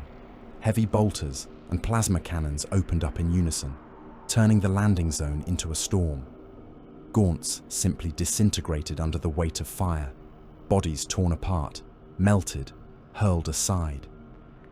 Plasma blasts vaporized clumps of them entirely, leaving only glowing craters that quickly filled with more bodies as the swarm pushed on. Missile launchers spat crack rounds into the larger beasts, Carnifexes and Tyrant guards, their explosions punching through armored plates and blasting limbs apart. The third company fought its way forward, carving a space of relative safety in front of the gates. Thunderhawks swooped low, heavy bolter sponsons raking the approaches, tearing apart back ranks to give the Marines breathing room. Underwing rockets streaked into the densest masses, each detonation flinging bodies and armor fragments through the air. "Secure this zone," Antilochus voxed, his voice entirely steady amidst the cacophony. "No Xenos sets claw upon these gates while the third endures. Assault squads, prepare to breach. We take the fortress back from the inside." Chaplain Orton Cassius landed in the midst of it like a hammer. His Thunderhawk's ramp dropped to reveal him striding down, Crozius Arcanum in hand, armor spattered with old blood, skull helm glaring. Vox amplifiers in his helm were already on full, his voice booming over the roar of engines and gunfire. "Brothers of Ultramar," he roared. "The beasts have fouled our walls, desecrated our shrines, butchered our kin. This day we repay the debt. This day we make Macraga a grave they will never crawl from." He waded into the nearest knot of gaunts, Crozius swinging. The power field around the weapon blazed as it struck, each impact smashing chitin and bone, hurling bodies aside. A gaunt leapt, claws extended, and Cassius caught it in his free hand, fingers closing around its throat. He squeezed, feeling cartilage and soft tissue collapse under his grip, and cast the corpse aside. His Vox channel remained open. "Do not look upon their numbers and despair," he intoned, rhythm steady, each phrase falling between breaths and blows. "Look upon their corpses and take heart. Every beast that dies here is one that will never reach another world. Every drop of our blood buys uncounted lives elsewhere. For the Emperor, for Guilliman, for the fallen." The gates loomed ahead, their torn edges dripping with frozen ichor. Once the landing zone was secured, the third company pressed inward. Dreadnoughts led the way into the interior. Ancient warriors interred in sarcophagus and steel, they had once been men of flesh and bone who had stridden battlefields in full power armor. Somewhere under layers of ceramite and adamantium, scars on forgotten faces hid. Their voices now came from Vox grills, distorted, echoing, but their fury was undimmed. Brother Oryx pushed through a breached portcullis, heavy flamer arm hissing as it incinerated the first rank of gaunts that skittered forward to meet him. The gout of burning promethium washed down the corridor, clinging to alien bodies, turning them into shrieking, thrashing torches. Biogrowth on the walls caught, gestation sacs swelling and bursting in bursts of steam and boiling fluids. "Burn," Oryx growled, voice booming through his chassis. "Burn, you wretched things. I walked with Guilliman to the edge of the galaxy. I have fought orcs on plains of iron and traitors at the Cadian Gate. None of you will pass me now." Behind him, Astartes moved with practiced step, firing into the gaps, finishing those creatures that tried to scramble through the fire. The tunnels echoed with gunfire, the reverberation making ears ring. The deeper they went, the worse it became. Rooms that had once served as barracks, armories and refectories were now charnel piles. Cassius stepped through a blasted bulkhead into what had once been a chapel to the Primarch. Now the walls were scarred and scorched, the stained glass windows blown out. The statue of Guilliman that had stood at the far end lay on its side, its marble face cracked, its stone eyes staring blindly along a floor knee deep in corpses. Tyranid bodies lay in mounds, torn, burned, smashed. Among them, the blue of ultramarine armor gleamed dully. Here, an arm, there a helm, a chest plate with the sigil of the 1st or 10th. Some lay intact enough to recognize the men they had been, slumped where they had fallen, bolters empty, chainswords snapped. Cassius's breath caught for a moment behind his helm. They came this far, he murmured, all the way into the heart. He forced himself onward. Clear this level, he ordered. Collect gene seed where you can. Mark the bodies of the 1st. They will be honored. The corridors narrowed as they descended, eventually opening into familiar spaces only hinted at in the codices, the deeper galleries where only the 1st and selected cadres had walked. At last they reached the doors of the Penitorium. They were scored and blackened, their once pristine surfaces marred by claws and blasts. Tyranid growths clung to the seams, tendrils probing. The seals had held, but only just. "Charges," Antilochus ordered. "We breach on our terms." Melter charges blew the doors inward in a blast of heat and steam. The air that wafted out was hot, thick with the smell of spent propellant, overheated metal and old blood. It carried a weight, a sense of something immense having occurred there. They entered. The Penitorium was a cathedral to machinery and faith. The power cores rose in cylinders around the central space, their surfaces humming, faint light leaking from cooling vents.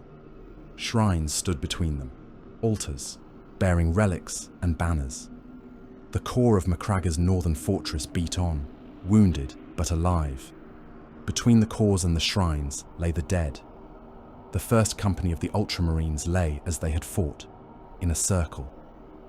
Terminators in tactical dreadnought plate formed a ring around the central shrines, their armor wrecked, their poses frozen in the last moments of defiance. Storm shields, shattered and dented, still faced outward, edges locking together. Power fists were locked in mid-swing, fingers embedded in crumpled carapace.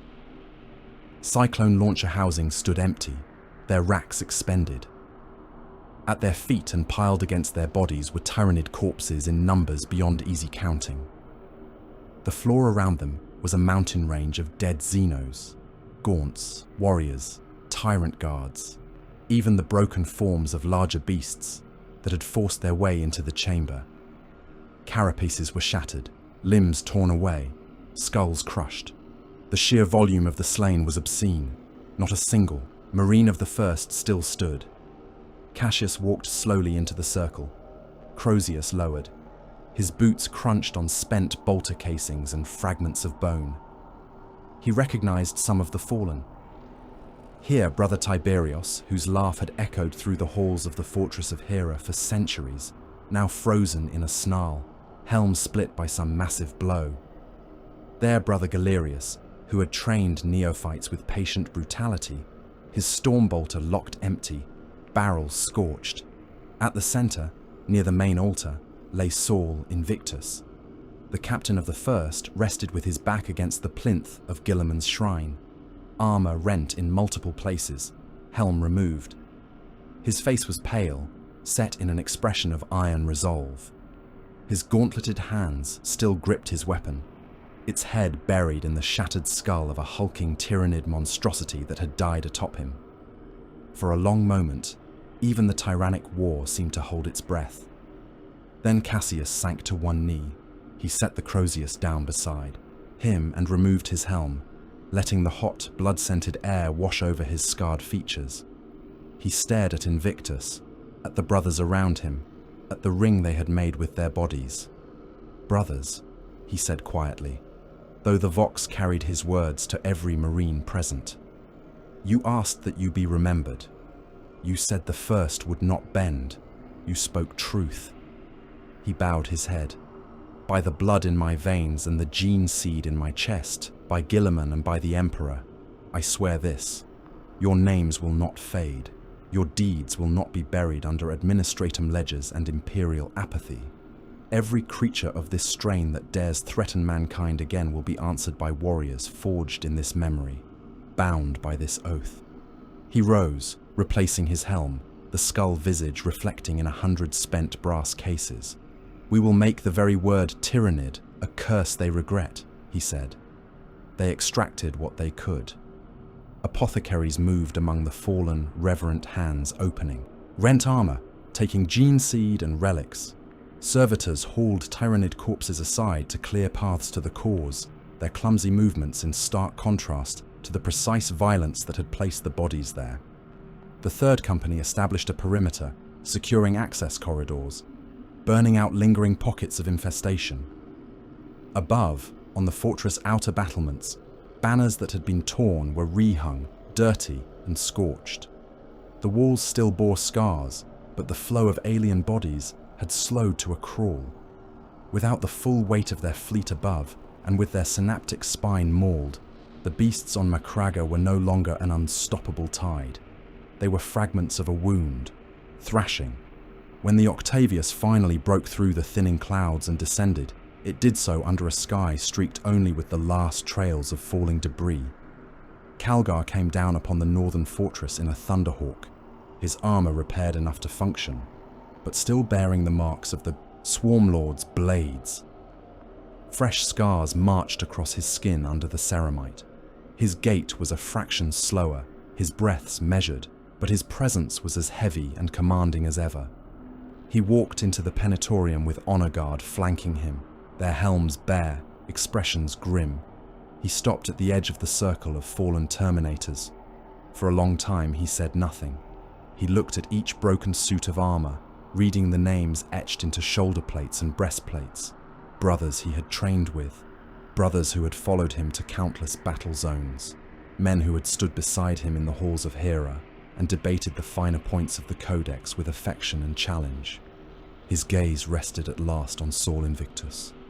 "My friend," Calgar said softly, "you kept your word." He stepped forward, ignoring the pain that flickered through his ribs, and went down to one knee before the dead captain. In full view of his chapter's survivors, in the very heart of Macragga's battered bastion, the chapter master bowed his head. "Let it be recorded," he said, voice carrying clearly.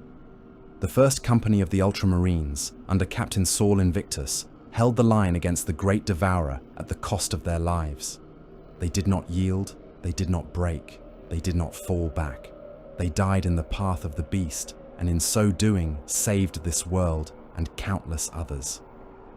He looked up at Cassius, who stood nearby, Crozier still in hand. "Their names will be inscribed in the grandest halls of the fortress of Hera," Calgar went on. "Their deeds will be taught to every neophyte who dons this armor. Their sacrifice will be honored beyond measure for as long as this chapter endures." He rose slowly. "Chaplain Cassius," he said, "you spoke of forging a new blade from this wound. Speak it again, so all may hear." Cassius stepped forward, skull helm tilting. "Lord," he said, "we have faced something the Imperium has never seen before. We learned its tactics in the most brutal way possible. We bled. We adapted. If this war has taught us anything, it is that we cannot simply cling to old doctrines when facing this foe." He gestured around them. "These brothers have given us a foundation in blood. I would see it built upon. I request permission to form a permanent cadre of warriors dedicated to the study and destruction of this Xeno strain. Veterans tempered by this war, trained in its peculiar horrors, armed and equipped to meet it wherever it raises its foul head." He paused. "I would name them the Tyrannic War Veterans," he said. "The memory of Macragge made manifest, carried to every battlefield where these things appear." Calgar studied him for a moment. In the chaplain's stance, he saw grief, yes, but also a pure, focused fury. Not the blind rage of a berserker, but the cold burn of a man who had seen a new darkness and refused to turn his eyes away. "So be it," Calgar said. "Your request is granted. You will gather those who survived this war, those whose hatred for this beast is as sharp as their blades. You will shape them. You will write new pages in the Codex, not to supplant Guilliman's work, but to expand it. The Tyrannic War veterans will stand as a warning to this enemy and a lesson to our allies. He looked again at the Ring of the First, and you will make sure that every time they take the field, every time a bolter is raised against a Tyranid, they remember whose bones lie here, he said. Cassius inclined his head, the motion slow, heavy with vow. I will, he said. On my honor, and on theirs, I will. Outside, the winds howled over the ice of Macragge, carving new patterns in the snow around the fortress foundations, erasing some of the more obvious scars. But in the halls of the fortress and in the hearts of those who walked them, the wounds of the First Tyrannic War would remain, raw and remembered, a promise carved in steel and stone, never again unprepared, never again taken by surprise, never again without a blade ready for the great devourer's throat. Years passed, but the scars of Behemoth did not fade. On the agri world of Talassar, there were fields which would never grow grain again. The soil there had been churned into grey ash, laced with the microscopic remnants of chitin and bone that the great devourer had failed to reclaim. On Prandium, there were no fields at all, only bare stone and the ghosts of orchards burned into the bedrock. Across Ultramar, from minor moons to fortress worlds, there were places where the air still smelt faintly of acid and burnt meat, and in those places, men still hunted. The kill team moved through the ruins of a hive city on a lesser world of Ultramar, a once modest industrial hub that had suffered the kind of grazing wound the Imperium called mercy. The main swarm had passed it by after stripping its atmospherics and reservoirs, but a rain of spores had still fallen here, seeding horrors in the dark. Now Tyrannic War veterans came to reap. Brother Varro signaled a halt, raising a clenched fist encased in scarred ceramite. The Marines behind him froze, boots crunching on a carpet of bone dust and broken plasteel. Their armor bore the deep blue of Ultramar, but every plate was overlaid with marks of another war. Chitin trophies wired to pauldrons, acid-burned purity seals, hazard striping around joints and seals, altered to resist corrosive sprays. Their helmets were etched with kill glyphs, and the badge of a stylized Tyranid skull split by a laurel-wreathed blade. Spore cysts ahead, Varro voxed quietly. Wall seam, 3rd level up. Note the resin pattern.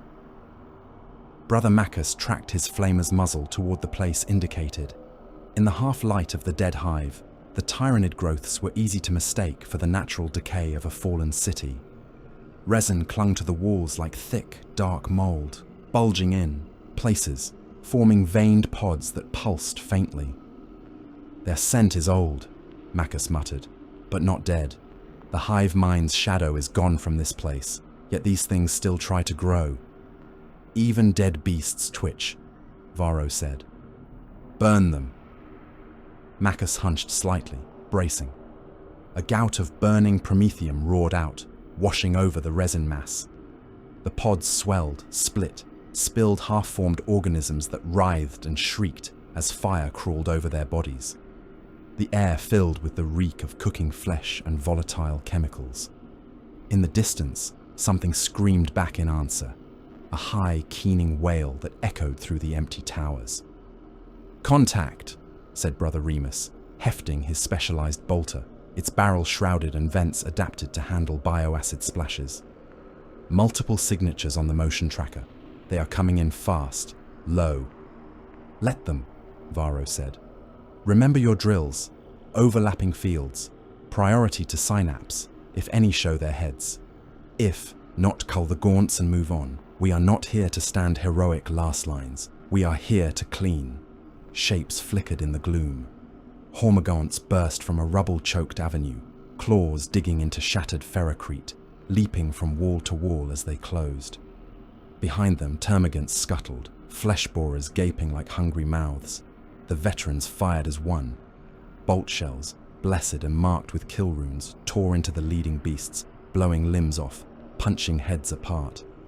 Maccus's flamer spat a wide cone of fire that caught a knot of leaping gaunts mid-air, turning their shrieks into gurgles as they crashed to the ground as burning lumps. A warrior showed briefly at the back of the pack, taller, armored, its head cocked as it tried to impose some kind of coordination on the feral remnants. Varro snapped 3 shots at it. 2 pinged from its carapace. The third found the softer flesh of its eye socket. The warrior jerked, stumbled, then crashed down, dead before it hit the debris. The gaunts wavered. Some broke off, scrabbling back into the shadows, instincts overridden by the loss of their guide. Others simply threw themselves forward into the killing ground out of habit, dying without purpose. "Mark the nest," Varro said after the last body stopped twitching. "Once we finish the sweep, the fleet will glass this city from orbit. We are here to make sure nothing important is hiding where that fire cannot reach." He looked out over the skeleton of the hive. The sky above the broken roofs was a dull, bruised color. A thin mist drifted along the streets, catching on the edges of broken hab blocks and rusted manufactoria. In the distance, a defense spire leaned at an angle, its guns long dead. This was what victory looked like in the wake of Behemoth. Cities scoured, then slowly reclaimed. Xenos burnt out of holes that had not existed on any chart a few years before. Kill teams stalking through the bones of civilizations, seeking the last, twitching fragments of a devoured will. It was work without glory. It was also necessary. Elsewhere, on the world that had taken the brunt of the beast's fury, the work of remembrance and readiness continued. Kryptman walked along the rebuilt walls of Macraga and traced his gloved fingers over scars that could never fully be smoothed away. The northern fortress rose around him, its bastions repaired, its defense towers straight. New adamantium plates had been set over the worst of the battle damage. Fresh gun barrels protruded from refurbished casemates.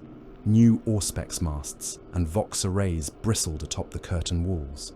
But if one looked closely, the ghosts were there. Here, a section of wall where the stone beneath the armor still carried the faint outlines of claws, gouges that no amount of buffing could quite erase. There, a gun emplacement whose decking had a slight sag that spoke of heat stress and overload, where once the weapon had fired until it melted. At intervals, along the walkway, set into the stone, small brass plaques marked places where men had fallen buying meters of ground. The wind at this altitude was cold and clean, though it still carried a faint metallic tang when it gusted from certain directions, as if the air itself remembered the blood that had soaked it. Ahead, near a redesigned bastion that overlooked Cold Steel Ridge's approach, Marneus Calgar and Chaplain Cassius waited. Calgar's armor bore fresh repair marks. Whole plates had been replaced, new ceramite laid where the Swarm Lord's blades had bitten. The paint was immaculate, the gold trim as bright as ever, but the lines of his face were deeper. A scar ran from just below his hairline to his cheek, white against his tanned skin. One more mark added to those the galaxy had already given him. Cassius stood beside him, black armor etched with the sigil of the Tyrannic War veterans.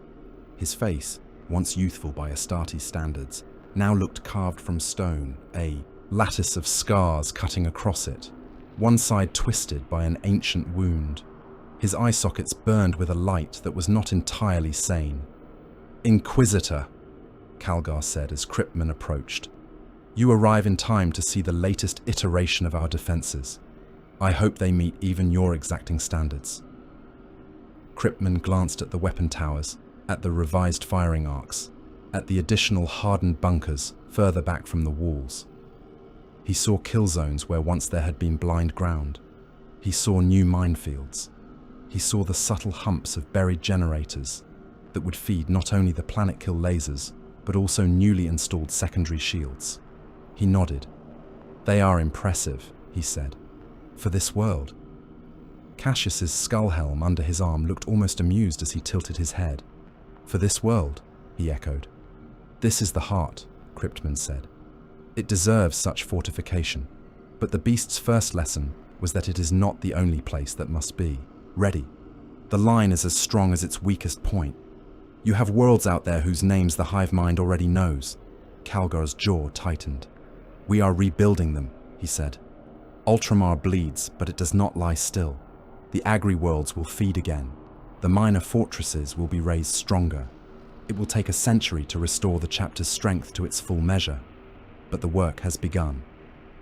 "A century at best," Kripman said.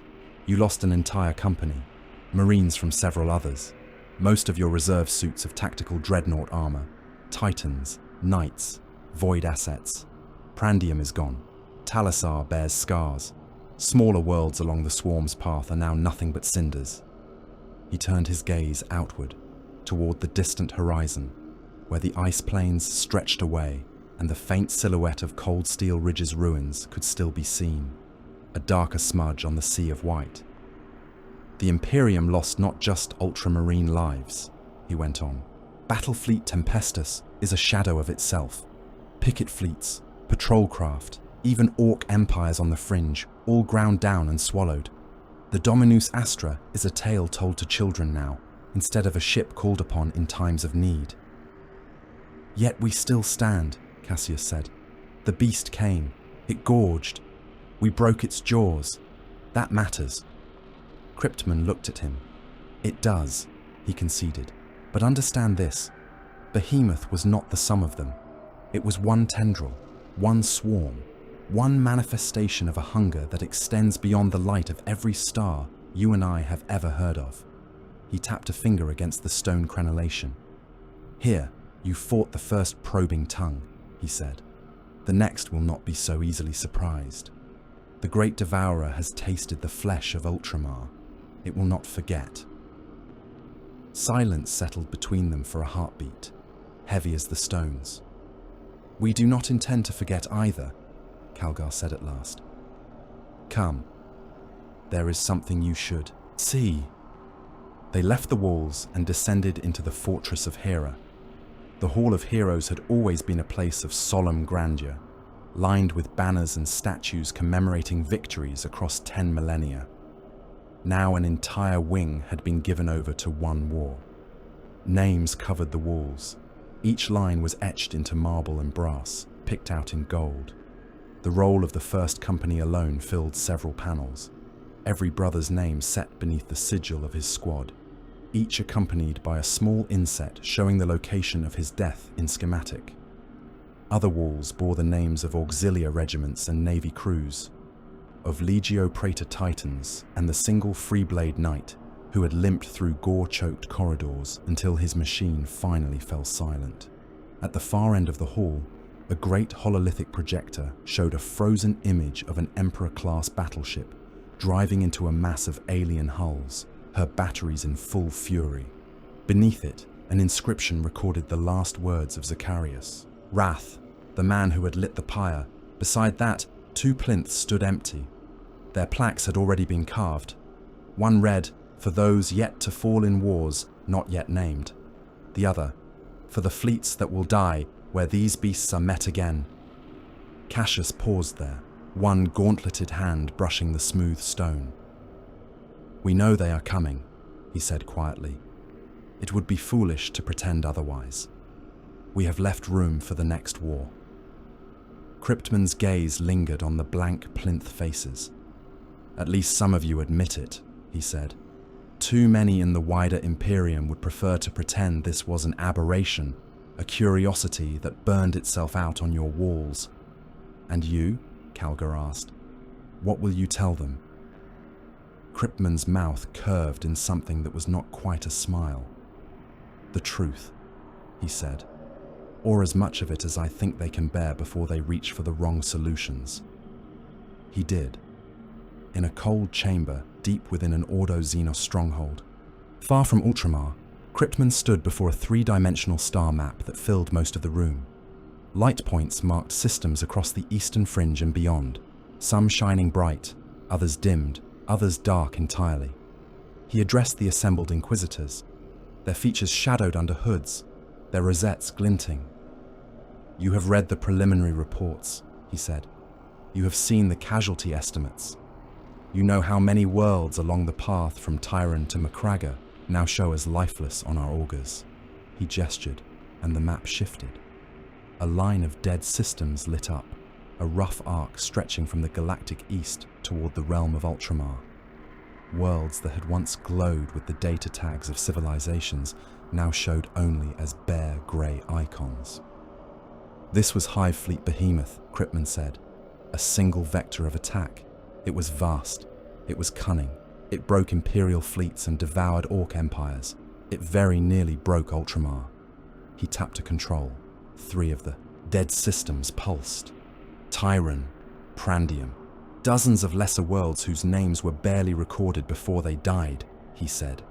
We stopped Behemoth at Macragga only by the sacrifice of an entire company of space marines and the detonation of an Emperor-class battleship's warp drives at the heart of the swarm. That is what it cost to break one tendril. A murmur spread through the chamber. Your recommendation? Asked one Inquisitor, his voice neutral. Kripman's jaw tightened. Highest threat designation, he said.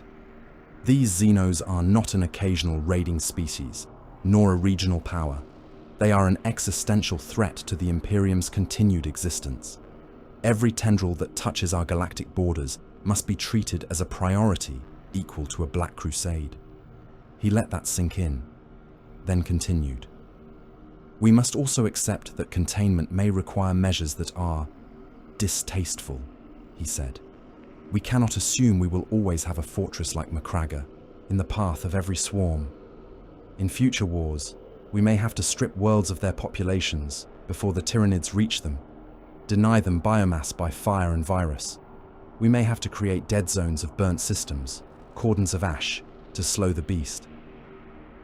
There were stiffening shoulders, mutters of disapproval. That is heresy to some, he acknowledged, to abandon worlds without a fight, to kill our own before the enemy has a chance. But better a dead world that feeds no one than a living one whose billions of souls become fuel for the enemy's evolution. He looked around, eyes hard. You asked for my report, he said. You now have my warning. Behemoth was the first. It will not be the last. Each swarm we meet and survive will make the next stronger, unless we change the terms of the engagement.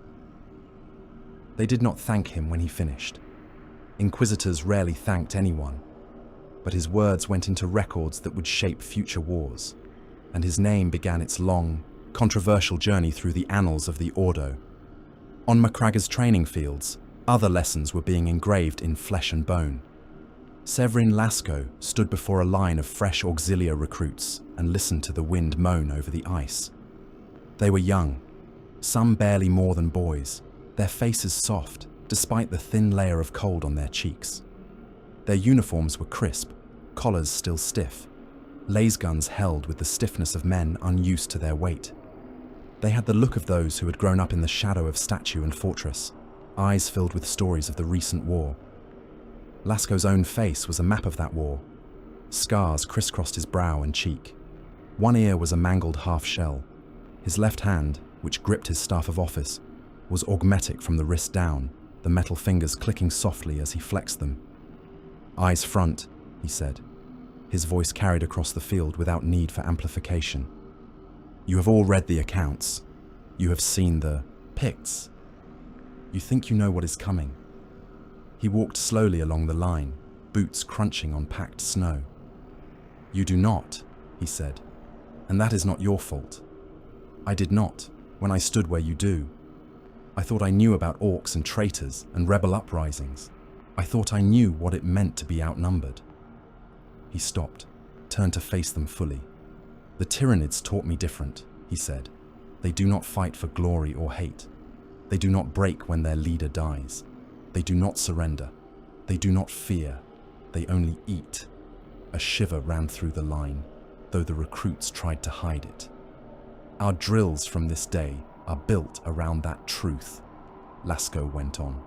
You will learn overlapping fields of fire, not because the book says so, but because if you leave a gap, something with too many claws will come through it. You will learn to prioritize targets, to put your first shot into the brain beasts and synapse things that herd the lesser creatures. Kill those, and you buy yourself moments, not miles, moments. You will drill fallbacks until your legs burn and your lungs feel like they are on fire. because you will retreat more than you advance. You will be outnumbered 1,000 to 1 on your best day, and a great deal more on your worst. He let that sink in. If that frightens you, he said, good. Fear sharpens.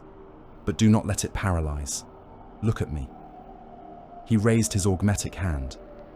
I walked out of Cold Steel Ridge, he said. I did not do that by being braver than the men who fell. I did it because their deaths taught me where not to stand and when to run. You will honor their sacrifice not by dying like they did, but by living long enough to kill more of the enemy in their names. He jabbed the staff's butt into the snow. Now, he said, form into your fire teams. We begin with bounding retreat drills. The first squad falls back. The second covers. Then they switch. If you stumble, you get up. If you give ground, you do it slowly and with malice. One way or another, you will learn to dance backward through hell. They moved, awkwardly at first, then with growing coordination as shouted commands and the crack of last blanks filled the air. Lasco watched, seeing not boys but the ghosts of the men who would stand where he once had, on walls and ridges and in the mouths of tunnels. In the shrine of the Primarch, another vow was spoken. Calgar stood once more before Robut Guilliman's suspended form, haloed in stasis light. The Primarch lay as he had for millennia, caught in the moment of his wounding, blade in his chest, features still, eyes closed. The hum of the fields that held him between death and something like it was the only sound. Calgar knelt. Lord, he said softly, I come again with news of war. He bowed his head. Behemoth is broken, he went on, not slain. Its main swarm was shattered in the void above Circe. Its tendril over Ultramar has been cut. The creatures remaining on our worlds have been hunted down and burned out. The paths between our planets are, for the moment, free of its shadow.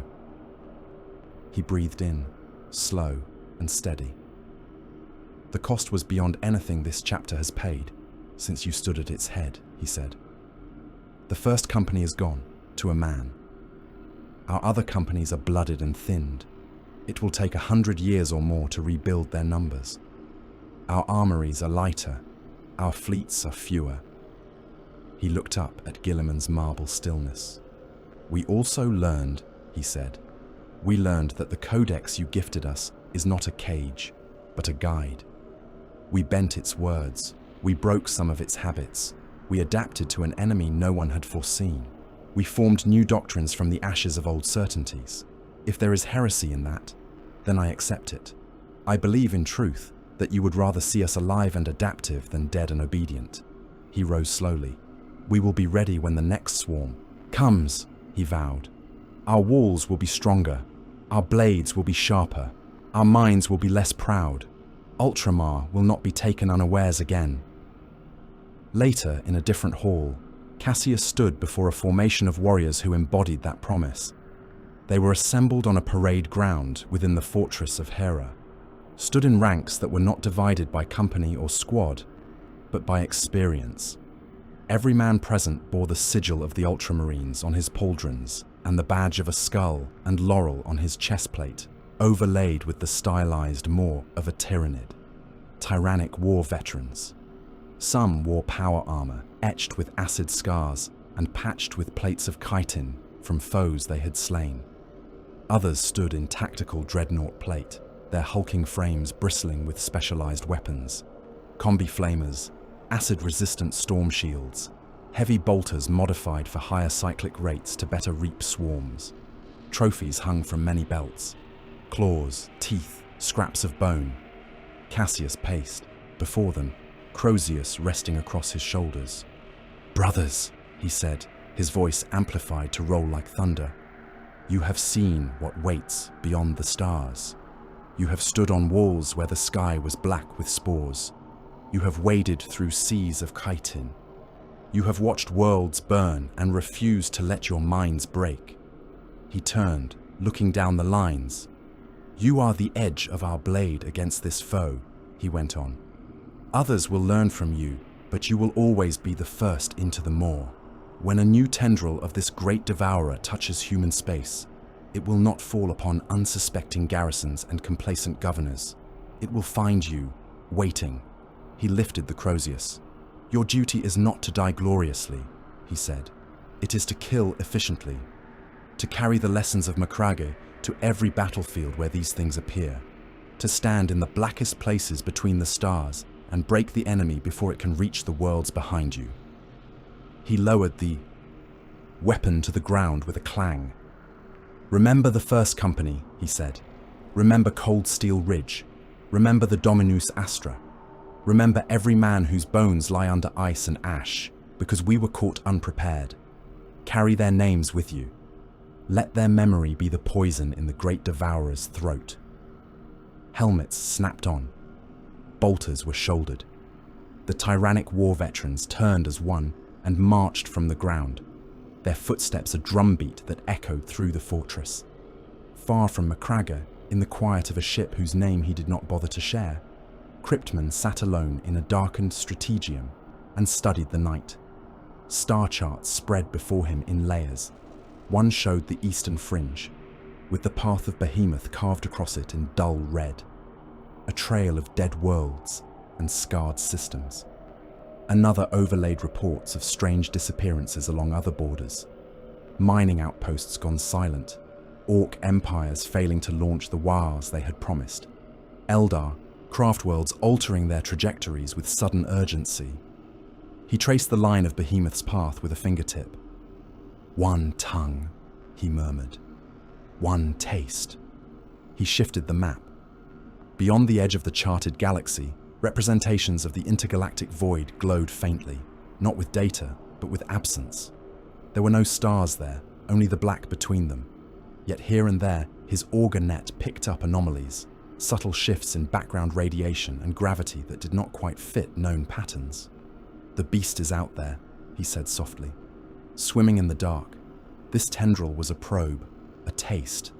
Now it knows the flavor of this galaxy. It will not forget.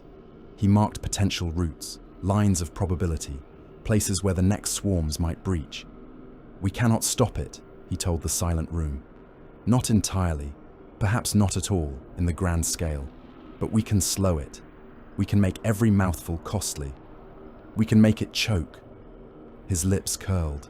And, if in the process, the Imperium must become a harsher, leaner thing to survive, so be it. He gave the order. The ship's engines rumbled to life, turning it away from Ultramar and back toward the wider galaxy, toward whispers of new horrors waiting to be confirmed. In the void, a larger truth took shape. On a galactic map, lit in ghostly blue, the path of Hive Fleet Behemoth arced across the eastern fringe, a scar of devoured light. Systems along its length glowed dull, signifying death. Ultramar hung at the end of that path, battered but bright, a bastion that had held. Beyond that scar, other lights flickered. To one side, thin tendrils of new activity curled in, like the reaching arms of some great unseen thing. Explorator logs and panicked transmissions from distant outposts began to cluster around a single designation: Kraken. Elsewhere, deeper toward the galactic south, augurs picked up multiple diffuse signatures, like a net being cast upward from below, a pattern that would one day be named Leviathan.